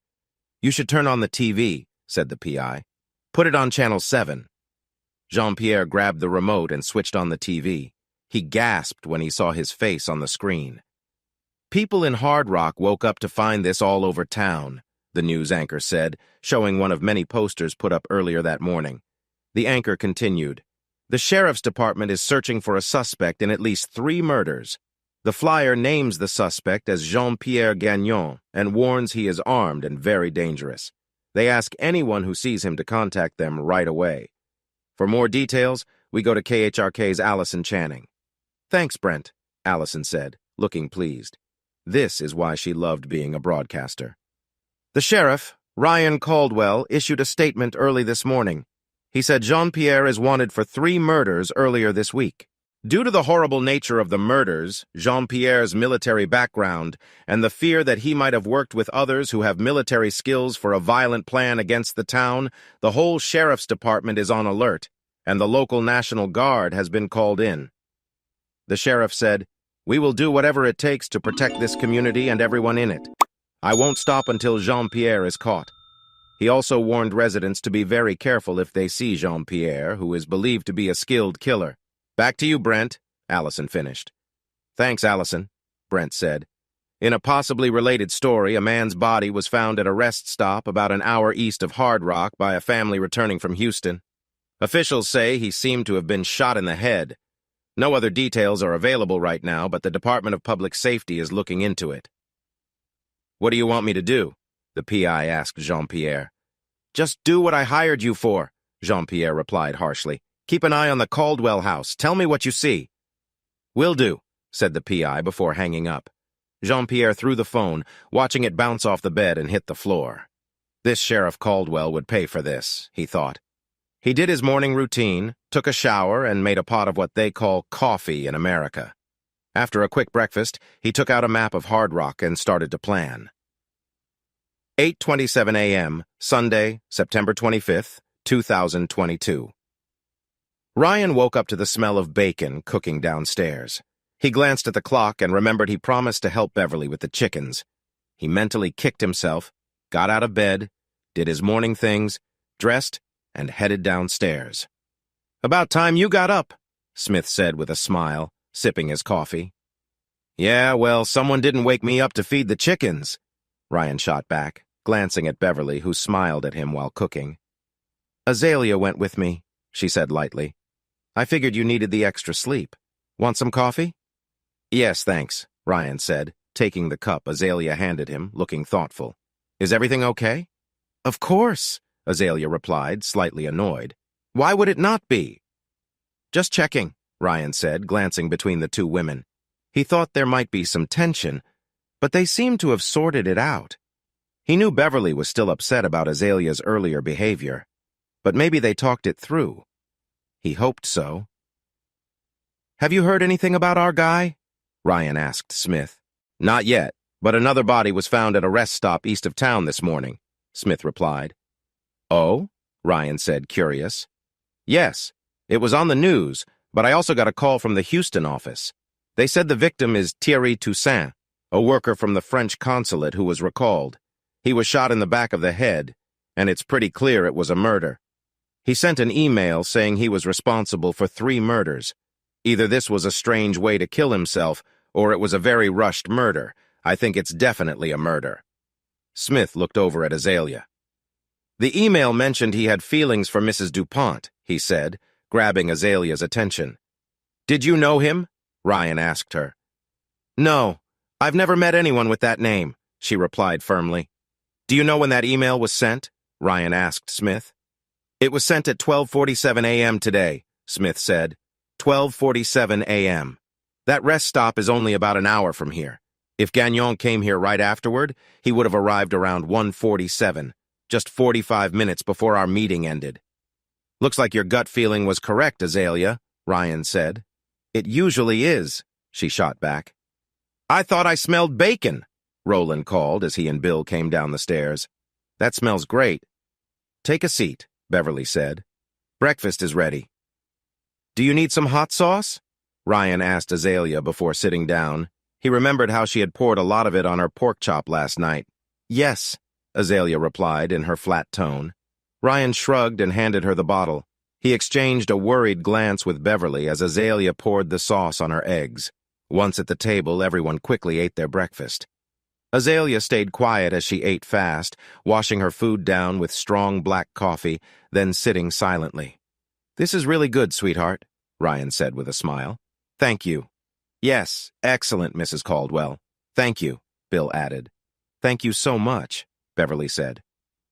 "Do you eat like this every morning?" Roland asked Ryan. "Absolutely," Ryan replied.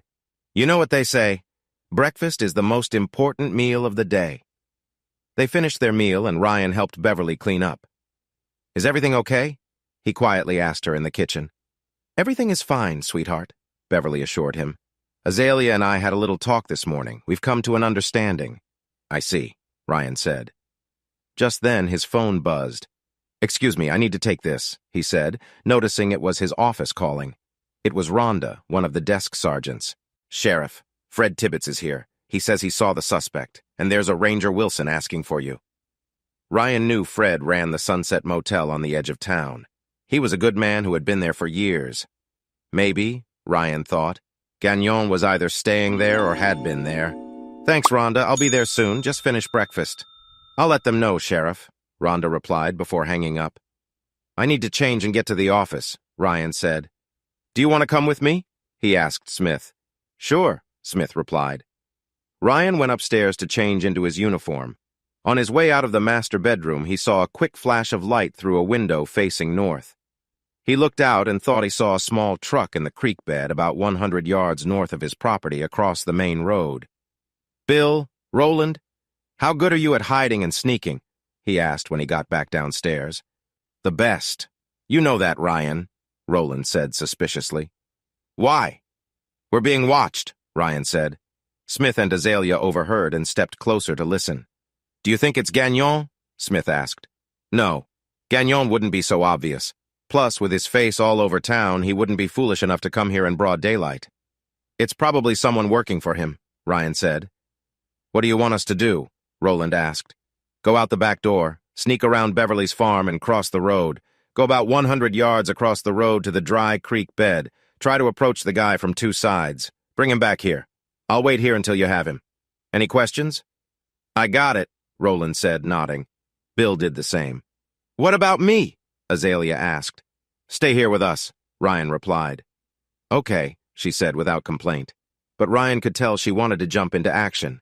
You two need to go, Ryan told Roland and Bill. They nodded and quietly went out the back door as Ryan headed upstairs. He grabbed a pair of binoculars from the master bedroom and stood back from the window to look at the area across the street. He saw a man hiding behind some bushes, and then he saw Roland and Bill moving towards him. A few minutes later, the man was staring at the barrel of Roland's gun. When Ryan, Smith, and Azalea got outside, Roland and Bill brought their guest across the road. Ryan recognized him right away. Sam Grayson, the only private investigator in town. When they reached Ryan, they paused, and Sam looked nervous. Well, if it isn't Sam Grayson, Ryan said casually. What are you doing out here watching my house, Sam? Are you working for Jean-Pierre Gagnon? At the sound of that name, Sam's face went pale. I'm not saying anything, Sam replied sharply. Give me 5 minutes with him, Sheriff. He'll tell you everything, Azalea insisted. Ryan quickly imagined a more extreme way Azalea might get information from Sam and shook it off. Oh, he'll tell us what we want to know. Won't you, Sam? Ryan said with a sly smile and a wink. Turn around and put your hands behind your back. Ryan cuffed Sam while reading him his rights. Ryan checked Sam for any weapons but found none. He pushed Sam into the back of his truck. We're leaving now. I'm not sure when we'll be back. Do you need me to grab some Tabasco sauce? He asked Azalea. If you don't mind, she replied, adding shyly. Please. Do you need anything, Beverly? Ryan asked. I'm fine, she answered. Okay, I'll call you when we're on our way back, Ryan said. He and Smith got into the truck and drove to town. Once they reached the sheriff's department, Ryan opened the back and pulled Sam out, guiding him inside and handing him over to Deputy Jones. Please take Mr. Grayson to interview room 1, Ryan said. Sure thing, Sheriff, Jones replied. He took Sam down the hall while Ryan and Smith went to the front of the department. There, Ryan spotted Fred and a tall man in a dark suit and hat, the Ranger. Ryan nodded at the Ranger before speaking to Fred. What can I help you with, Fred? Ryan asked. That guy, Gagnon, the one from the news? He has been staying at my motel, Fred said. I recognized him from this morning's report. Is he there now? Ryan asked. No, Sheriff, he isn't. But I checked my records to be sure it was him. I made a copy for you, Fred said as he handed over a folder. Ryan looked through it and saw that Gagnon had another person with him on March 11th, the last day Philippe Dupont and Carmelita Holder were seen alive. This shows another person with Gagnon back in March, Ryan said. Yeah, he always came with that Gagnon guy. For a while, I thought they were close. Ryan paused for a moment as the thought sank in. I understand, Ryan said. Did you get the other man's name? Yeah, it was Terry something. I don't remember the last name now, but I do remember Gagnon calling him that, Fred said. Thanks, Fred, I really appreciate it, Ryan said. Anytime, Sheriff, Fred replied. How's Bea doing these days? Ryan asked about Fred's wife. Her arthritis has been acting up quite a bit lately, Sheriff. But other than that, she's all right, Fred answered. Why don't you take your lovely wife out for a nice steak dinner, my treat? Ryan said, pulling out a $50 bill from his money clip. Wow, thank you, Sheriff, Fred said, grinning wide. Bea will love that. Have a good day, Fred, and stay safe out there, Ryan said. I will. Thanks again, Fred said, shaking hands with Ryan. Once Fred left, Ryan turned to Ranger Wilson. What brings you here, Ranger? Ryan asked. I must say, Sheriff, you have a unique way of doing things, Wilson said, sounding doubtful. It's called community outreach. You could learn about it online, Ryan said dryly. These people are my friends. They are like family to me. Uh-huh, Wilson said.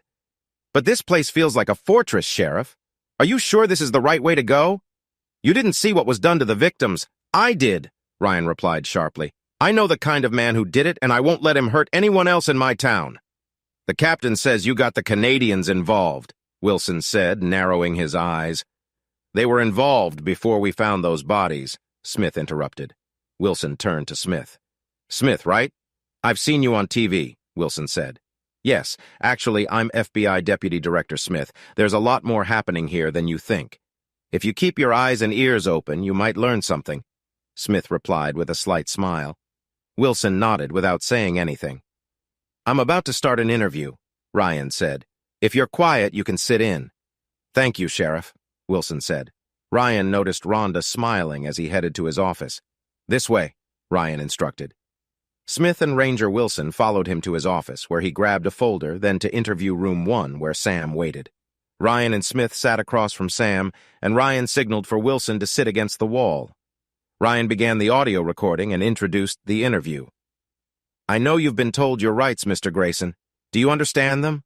Ryan asked. Yeah, I understand, Sam replied gruffly. You don't seem too happy to be here, Mr. Grayson, Ryan said with a smirk. If I didn't know better, I'd say you were guilty of something. No comment, Sam said. I haven't asked anything yet. So, Mr. Grayson, how long have you worked for Jean-Pierre Gagnon? Ryan asked, placing photos of the dead bodies on the table. Sam struggled to hold back his sickness at the sight. No comment, Sam said, turning his head away. Ryan moved the photos so Sam would have to look again. What's the matter, Mr. Grayson? Didn't you know what your client does? I've heard he's really good at this, Ryan said softly. If he has the chance, he will do it again. And maybe next time it could be you. He'll realize you're being questioned. I'm sure he'll figure it out quickly. Don't you agree, Ranger? I really do, Wilson replied with a smirk. You wouldn't dare, Sam cried, his face pale and eyes wide. Wouldn't I?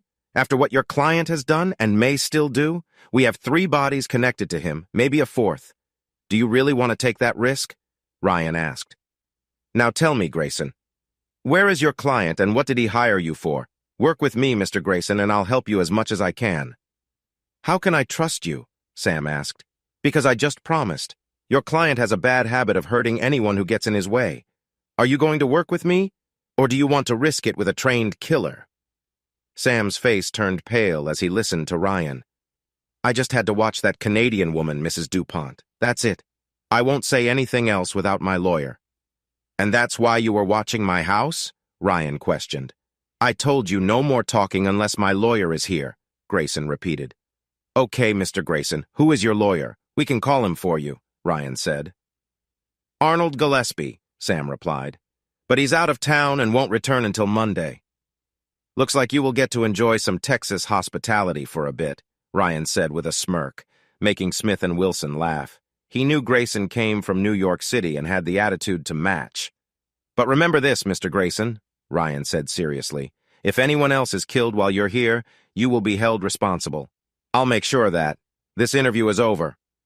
Ryan stopped the recording, gathered his files, and stood up. Smith and Wilson got up too.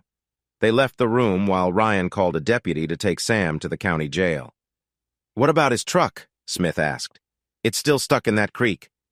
I'll have someone pick it up and give it to Ron's team, Ryan said. They'll also check Grayson's phone. Gagnon is around here somewhere and he knows where to look. If this Gagnon is what you say, he could kill from far away, with a sniper rifle, Wilson argued. Probably, but that's not how he works, Ryan replied. This guy is dangerous. He prefers to kill up close where he can see the fear in his victim's eyes before he acts. You sound like you've been through this before, Wilson said, squinting at Ryan. A couple of times, Ryan said tightly. Come with me. Ryan led them to the morgue and showed them the 3 bodies they collected earlier in the week. "Wow," Wilson whispered as he looked at the dead bodies. "Do you understand now?" Ryan asked. "Yeah, I get it," Wilson said, shaken. "What do you need from me?" Jean-Pierre looked at the map on the table while drinking water. He had expected to hear from Grayson by now and was puzzled about what was going on. He thought about calling, but decided against it. Something just felt off. Then his phone buzzed, making him jump. Hoping it was Grayson, he checked the screen but felt his heart drop. It wasn't Grayson. It was his boss in Montreal with a short message. "Your services are no longer needed. Watch ZNN for details." Mad and confused, Jean-Pierre turned on the TV. He flipped through the cable guide until he found the right channel. He saw a well-dressed man in a dark suit standing in front of a government building. The State Department has announced that a group of French consulate workers, accused of being part of a criminal organization, have been let go. This includes Worldwide Imports and Exports, a major French company in North America, the man said. One of them was killed today at a rest stop west of Houston, Texas. Local law enforcement believes this may connect to other murders in the area. Recently, 2 employees of the French company and 1 spouse were found dead. The main suspect is Jean-Pierre Gagnon, a Canadian and head of security for the North American branch of Worldwide Imports and Exports. He is connected to the French consulate workers, the report continued. A photo of Jean-Pierre, the same one Ryan had shown around town, appeared on the screen for everyone to see. "Ah!" Jean-Pierre shouted in frustration as the reporter kept talking, his face hot with anger. He felt like hitting the side of the trailer but knew that wouldn't help. He tried to reply to the message but found his number was blocked. When he tried to call his boss in Montreal, he was told by the assistant that his input wasn't wanted anymore. In short, Jean-Pierre was on his own, cut off from everyone. He had been betrayed by the man who hired him to help their criminal plan while that man was likely trying to save himself. They would pay for this, just like Caldwell and the others, Jean-Pierre thought, his anger growing. Once he calmed down, Jean-Pierre thought about his choices. It was clear that Grayson had not contacted him because Caldwell had caught him. This likely meant Caldwell would find Jean-Pierre's hiding spot soon. He looked outside and decided to wait until night to move, hoping Caldwell wouldn't find him first. "What are you doing?" Azalea asked Roland as she walked into Caldwell's living room. Roland had taken apart his Thompson gun and was carefully cleaning and oiling each part. "Just giving her a good clean, just in case," Roland said. "Her? Really?" Azalea raised an eyebrow. "This gun is from World War II, so it's about 80 years old," Roland replied. "And it's still working well? After so long?" Azalea asked, surprised that such an old gun still functioned. "Oh yeah," Roland said proudly as he continued to wipe down the parts.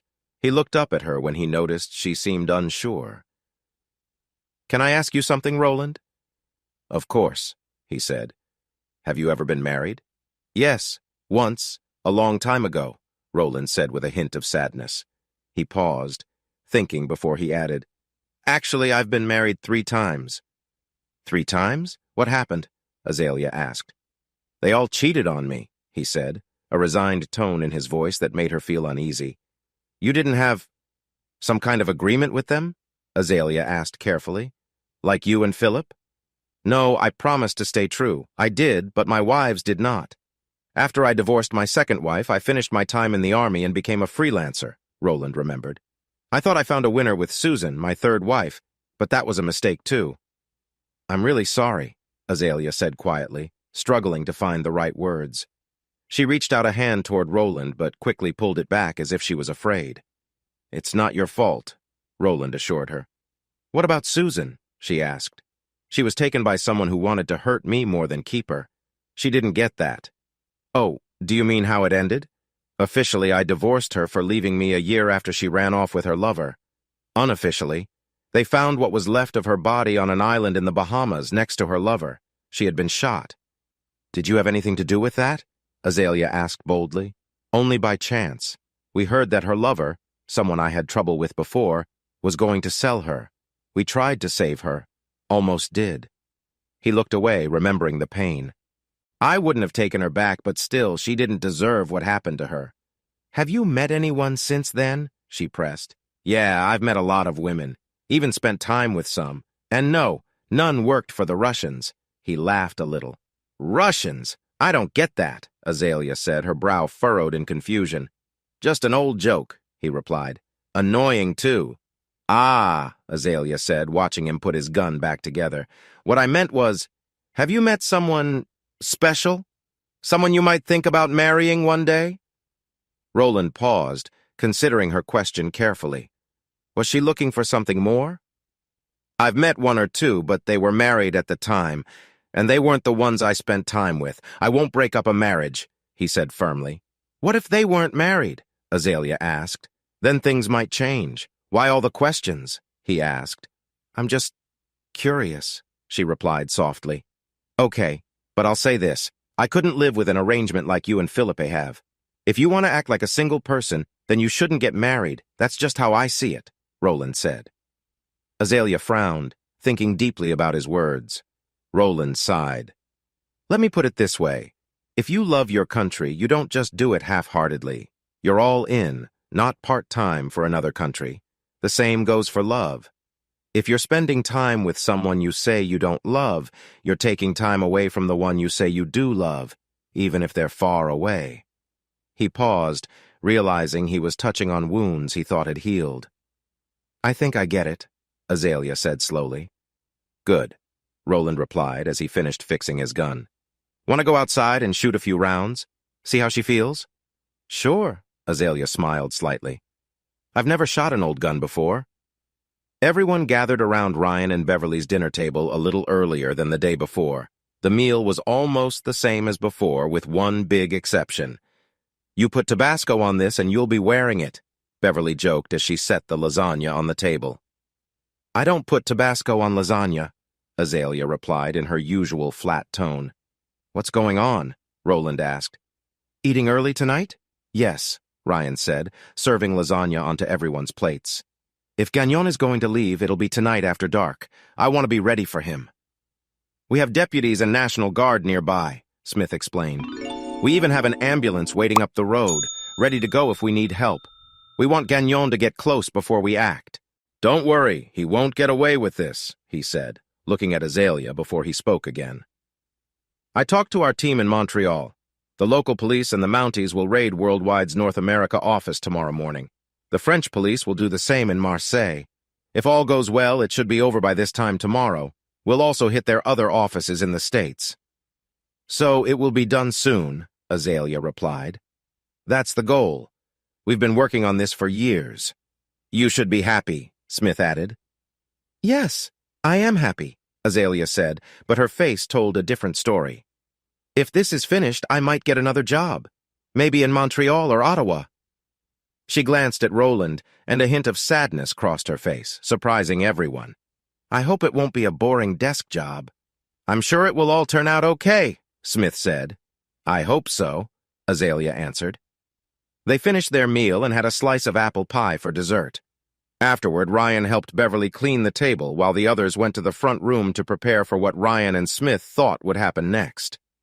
Make sure to wear these, Ryan said, handing out sets of level 3 body armor to Smith, Azalea, Roland, and Bill. They're not the best, but better than nothing. I've been asking for better gear, but Commissioner Barnes says it's not important since there's not much gun crime here. Thanks, Smith replied, taking his vest. If I had known we were going into a fight, I would have brought something better than this. Are you okay? Roland asked Azalea as she checked her sidearm. Yes, she said simply, then looked right into his eyes, startling him. Be careful, Roland. Please. I'll be fine, he replied. I've done this before. I know, it's just... It'll be all right, Azalea, he reassured her. He wanted to say more, but the words wouldn't come. Suddenly, Azalea stepped forward and kissed him. The kiss was surprising. She held his head close. She pulled back almost right away. Please be careful, she whispered, loud enough for everyone to hear. No one else moved or spoke. Yeah, I will, Roland stammered, unsure about her kiss. It was the first time she had kissed him, which was unexpected since they had been close before. He felt more for her in that moment than ever. Something inside him stirred, something he thought had gone away. Hey, Roland, Bill said after Azalea walked away. Roland turned to his longtime friend. What just happened? Beats me, Roland said. The others ignored the moment. Only Beverly shook her head in understanding and softly said, Men. Your words say one thing, but your eyes say another, Bill said. Are you falling for her? It was just a kiss, Roland protested, but deep down he knew it was more than that. It left him confused. Was he really developing feelings for Azalea? When did that happen? Right. Focus.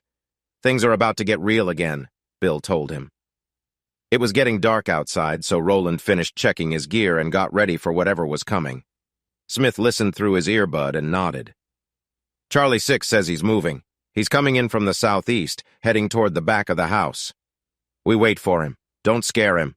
We want him close, Ryan instructed. They didn't have to wait long.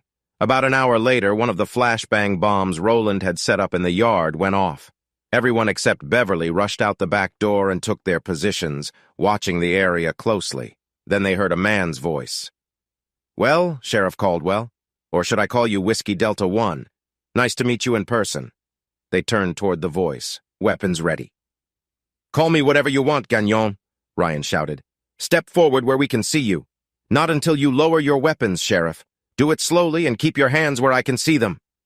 Ryan looked around, then nodded, and slowly placed his sidearm on the ground.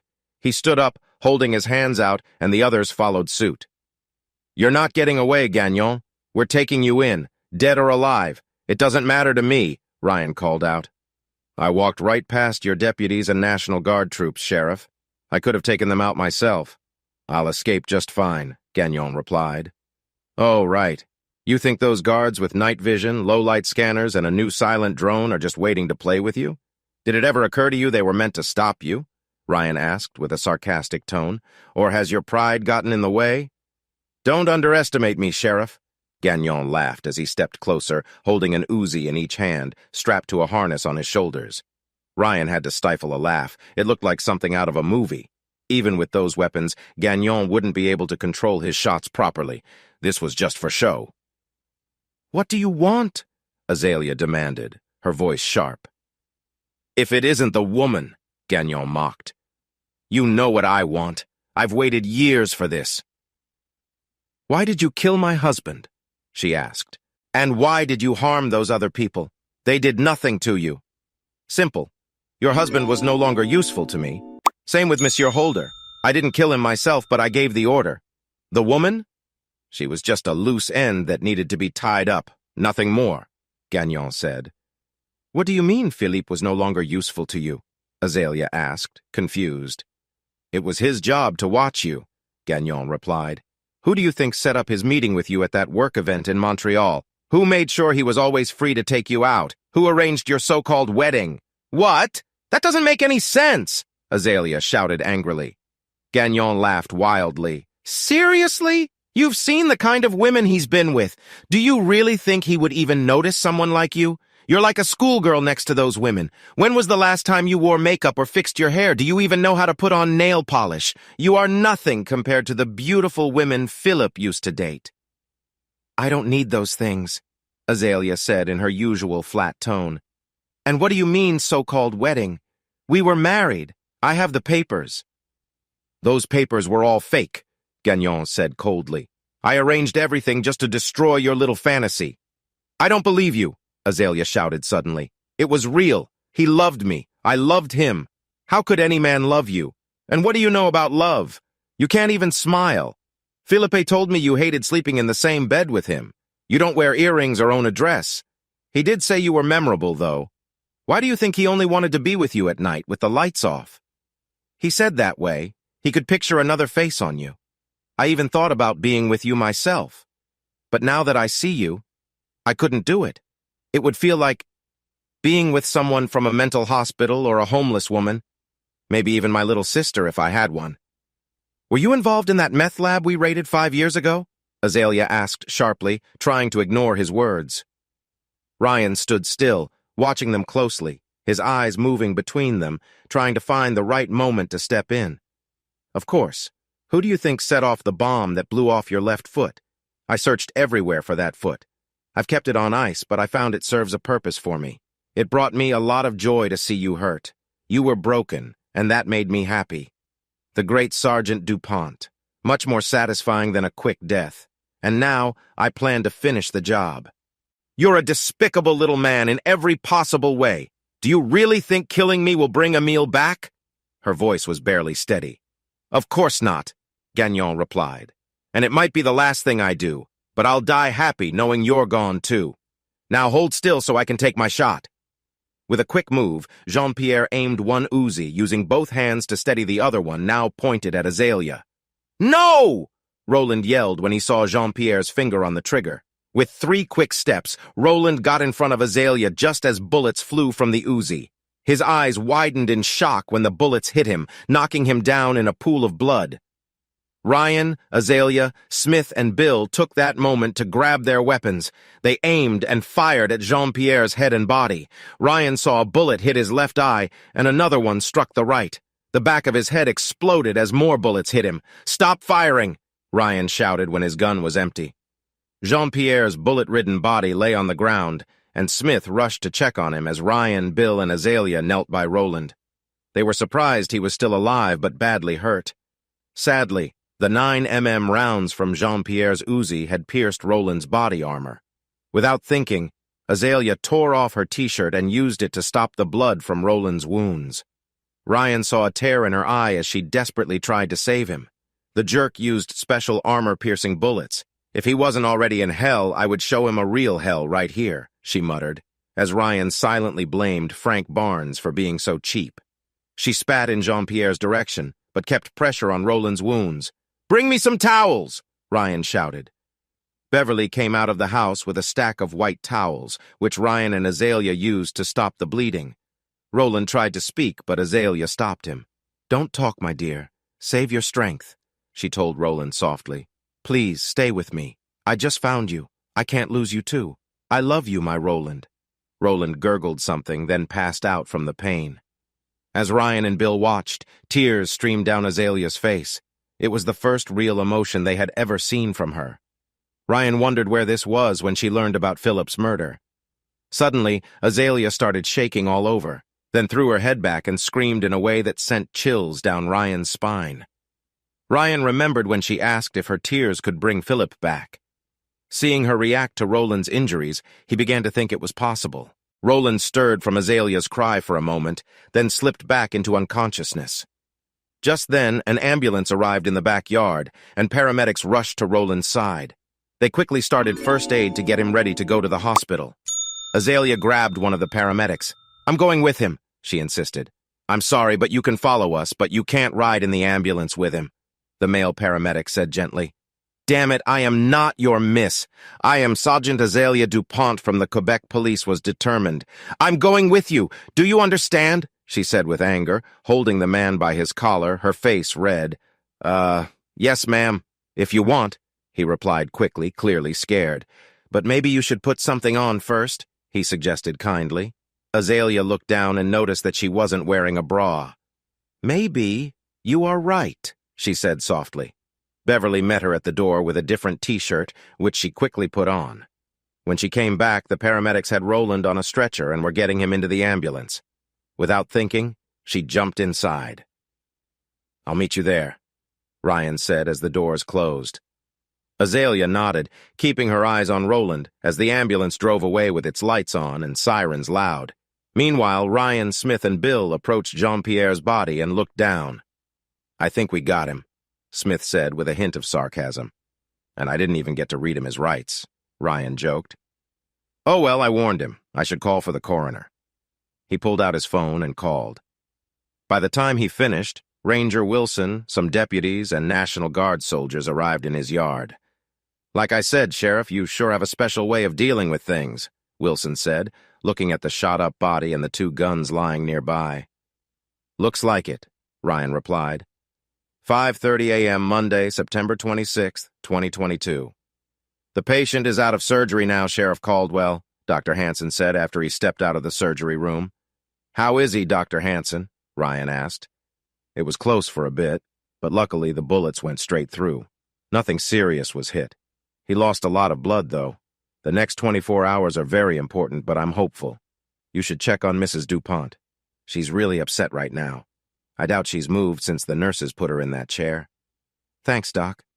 I'll talk to her. When do you think we can see Mr. Waters? I'd let him rest today. We're keeping him asleep for a while, maybe in the morning.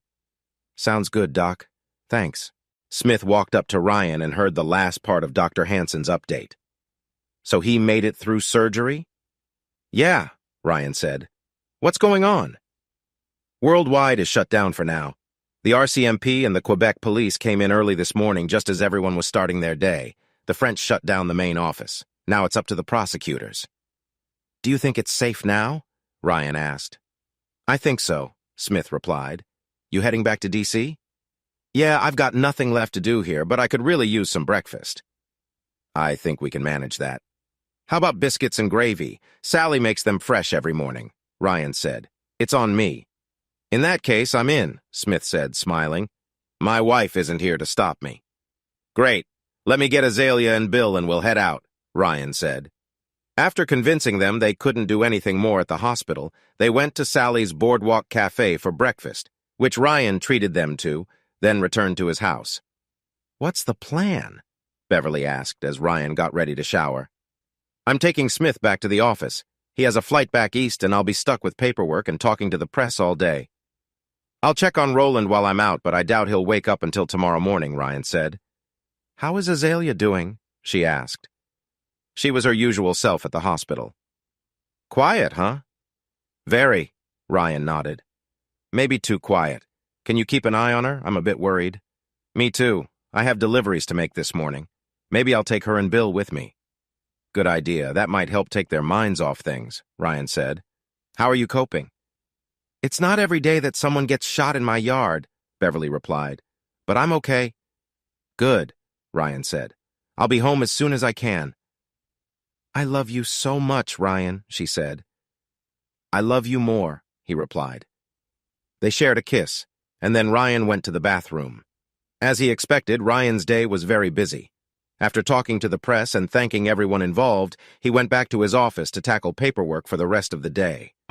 Deputy Sanders knocked on his door in the early afternoon. Come in, Ryan called. Sheriff, we still have Grayson in custody. What do you want to do with him? Ah, I forgot about him during all this, Ryan said, annoyed. He thought for a moment. I think we should keep him. Talk to Ron and see what he found out. I want to charge him with something. He should have known what Gagnon was doing. He helped him out and gave him a place to stay. Can you handle that? Sure, Sanders said. Good. It'll be good practice for when you become sergeant, Ryan said with a grin. Sergeant? Sanders asked, surprised. He knew he passed the test, but didn't know Ryan had already recommended him for a promotion. Not just sergeant, but detective sergeant. Think you can handle that? Absolutely, Sanders said with a smile. Linda will be thrilled. Oh, and Greg, Ryan added, using Sanders' first name for a change. Keep this to yourself for now, okay? I'll be making an official announcement soon. Got it, Sheriff. I'll act surprised when you make the big announcement. Ryan laughed as Sanders walked out of the office. He went back to his reports, only stopping when he heard a knock on the door. Come in, Ryan called. How are you doing, Sheriff? Ray Hale asked. I could use a day off, but I'm okay. Thanks for getting the support teams ready last night. I know you had a full plate with Ranger Wilson and the National Guard. Happy to help, Ray replied. By the way, how's your friend doing? The doctor thinks he's doing better. We'll know more soon. Speaking of which, I need to talk to Frank Barnes about upgrading our body armor. If we had the level 4 stuff I wanted, Roland might not be in the hospital now. Maybe. Maybe not. I heard Gagnon used armor-piercing bullets, Ray replied. Still, it would have been nice to have something better than that old level 3 stuff, Ryan said with frustration. I'll let you handle that, Sheriff, Ray said with a grin. That's above my pay grade. Ryan laughed. I just wanted to check in before I head out. Thanks, Ray, Ryan replied as the tall detective left. How are you holding up, hun? Beverly asked Azalea, who was sitting at the table, staring at her untouched coffee. Beverly had poured it half an hour ago. I've been thinking about what Jean-Pierre said last night, Azalea said quietly. He was right. I don't know how to be a woman.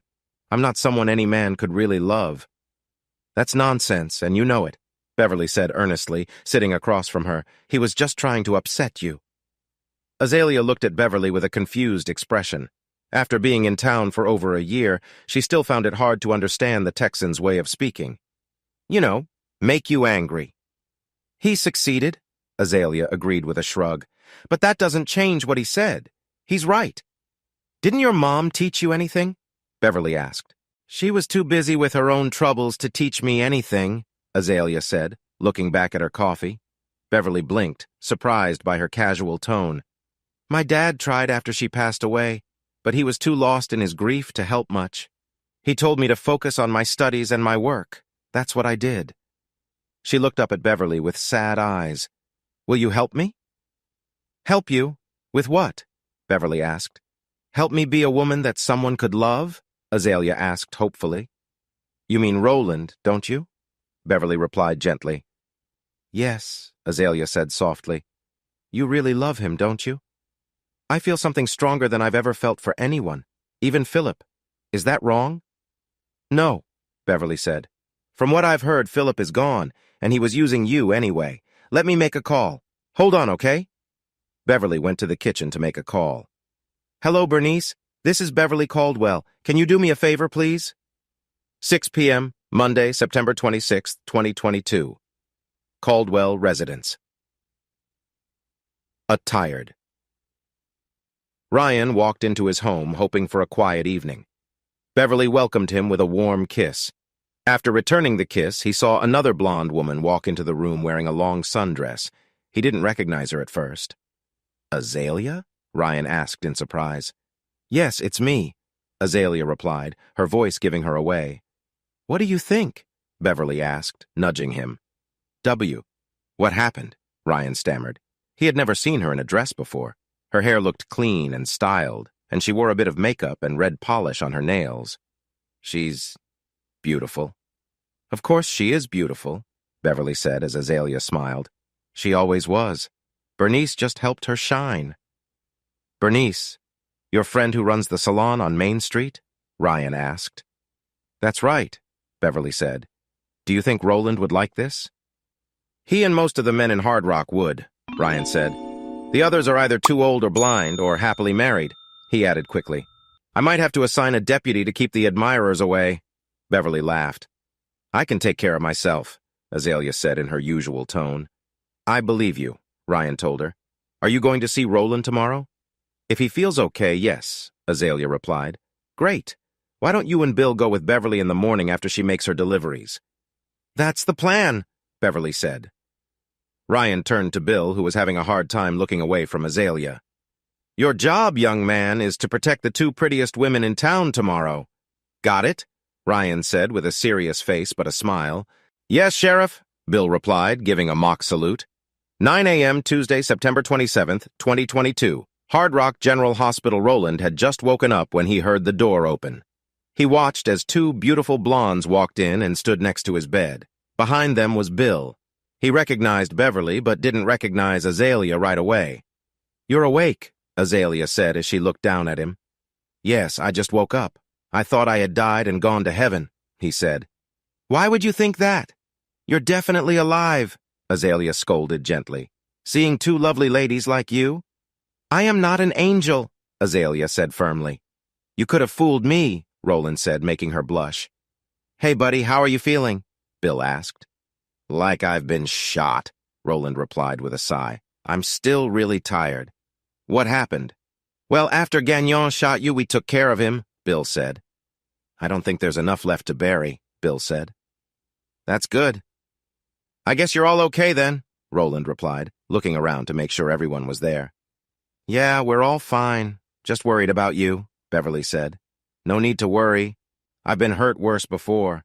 Remember that bar in Mombasa, Bill?" "Yeah, I remember. You got knocked out when that guy gave you his gin?" "I guess he didn't find it funny," Roland joked. He tried to laugh but stopped when pain shot through his stomach. "Well, I should get Bill back to the house," Beverly said. "Ryan said he'd come by if you're awake."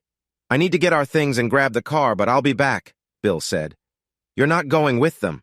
Roland asked Azalea. "No, I think we need to talk," she said. Roland suddenly realized this was a planned moment. He felt happy to spend some time alone with Azalea. "Sure," Roland said.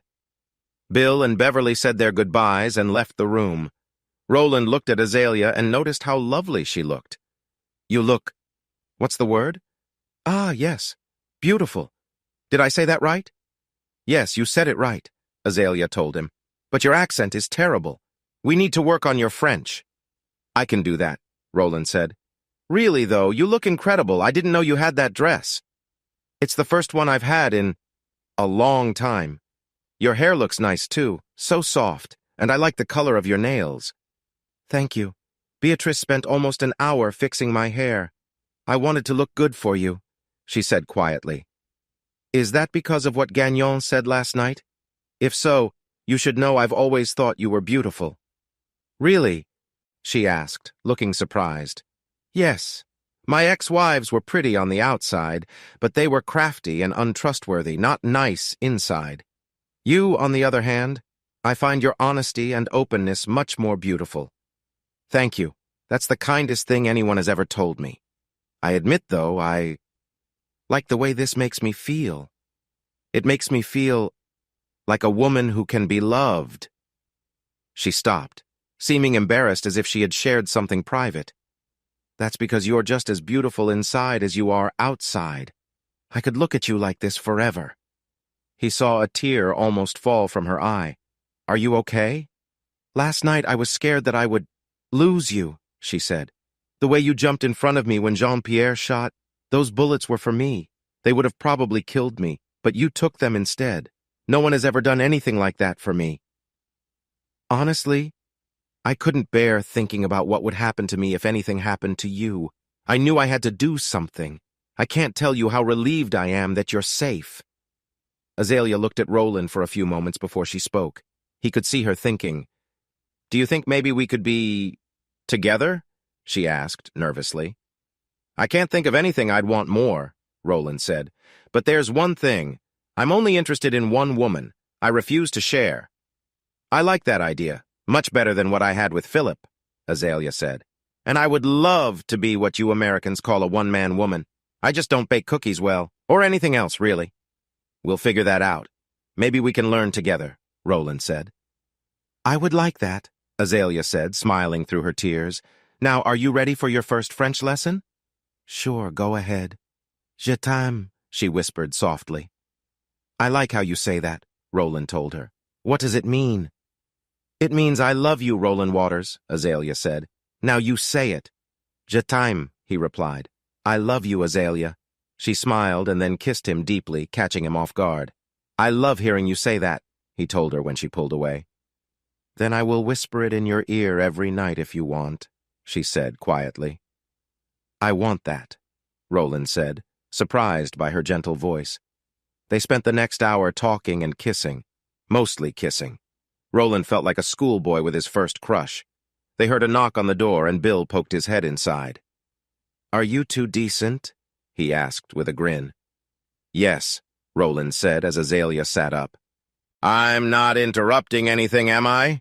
Bill asked, pretending to be innocent. "Oh, just my first lesson in French," Roland said, making Azalea blush. "French, huh? Is that what you call therapy here?" They both chuckled at that. They talked for a few more minutes until Roland started to feel tired. A nurse entered to check on him. "It's time for your medicine, and the doctor will be by soon," the nurse said. "When do you think he'll be out?"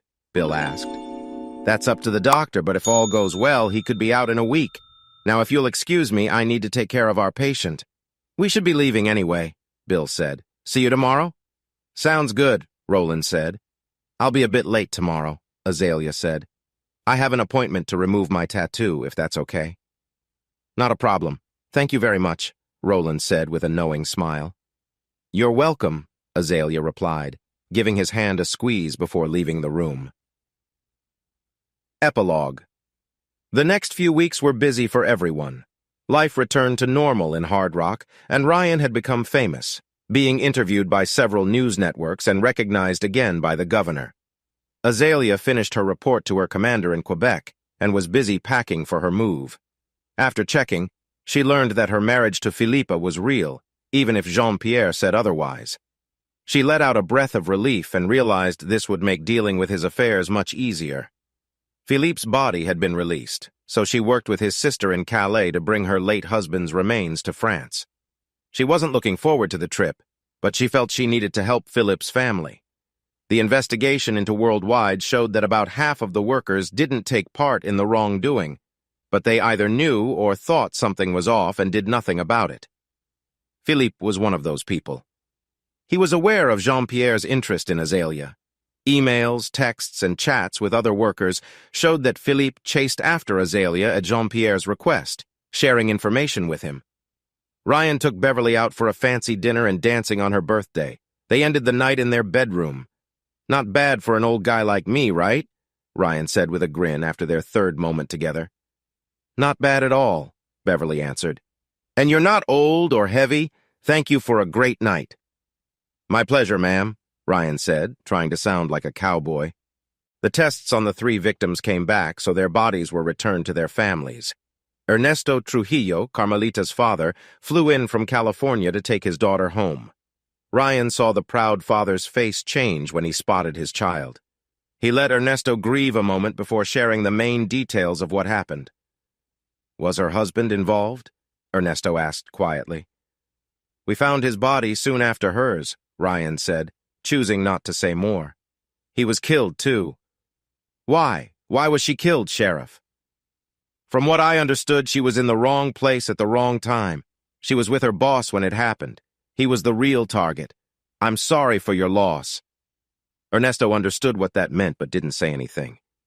"Did you catch the guy who did this, Sheriff?" "We caught him, Mr. Trujillo," Ryan replied. "Thank you for that, Sheriff." "She was my little girl," Ernesto said softly, tears rolling down his cheeks. Ryan and Beverly attended Dan's funeral, which had many people present. The 8 remaining Holder children were there with their families. Their large family, uncles, aunts, cousins, and more, were also there. Many people from town came to offer their support. Ryan knew this meant a lot to Ken and Joanne, and he saw Ken wiping his eyes often.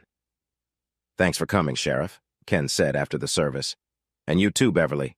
I heard you got the guy who did this. I'm grateful for that.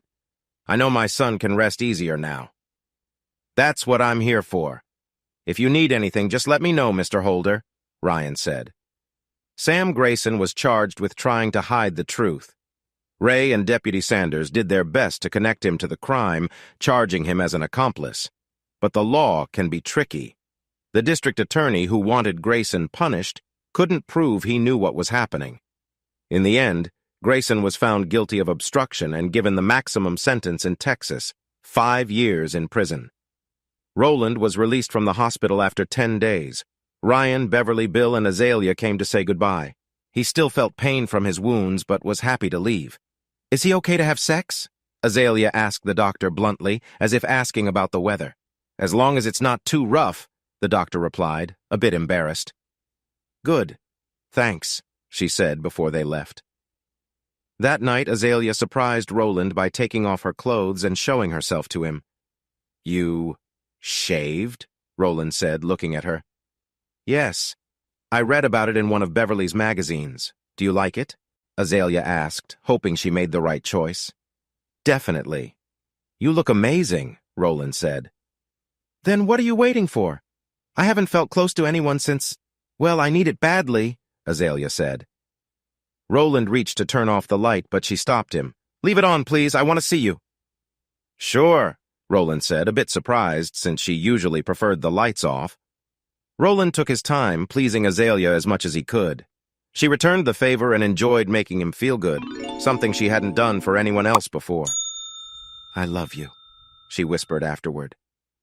Roland echoed her words, and soon they both fell asleep. Azalea spent the night in a man's arms for the first time as an adult. Thursday, October 6, 2022, 9:30 a.m., Eastland Bridge. Azalea sat up when she heard the truck door slam. She stood as Ryan walked toward her. "What can I do for you, Sheriff?" she asked. "I got a call about a strange woman on the bridge. I thought it might be you since you're kind of unique," Ryan said with a grin. Azalea smiled back. "Look, she's smiling now. Her face didn't even crack," he added cheerfully. "I didn't see any cars. Who called you?" she asked. Ryan pointed up. Air Patrol. I have eyes everywhere. So what are you doing here? I wanted to visit the spot where Philip was found. I thought it might help me connect one last time. Uh-huh. I guess things didn't go well for you, he said. No, she replied. I thought you would be well on your way to Quebec by now. What's stopping you? I'm leaving tomorrow morning to take Philip home. It's the least I can do for his family, she explained. After that, I'll head back to Quebec. They've offered me a job as a researcher in a cyber unit. They liked my work here. At least you won't just be doing paperwork. No, I'll keep my rank and status, but I'll be the newest member of the team.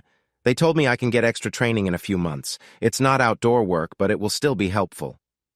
What about Roland? Ryan asked. He's flying back to handle some things there.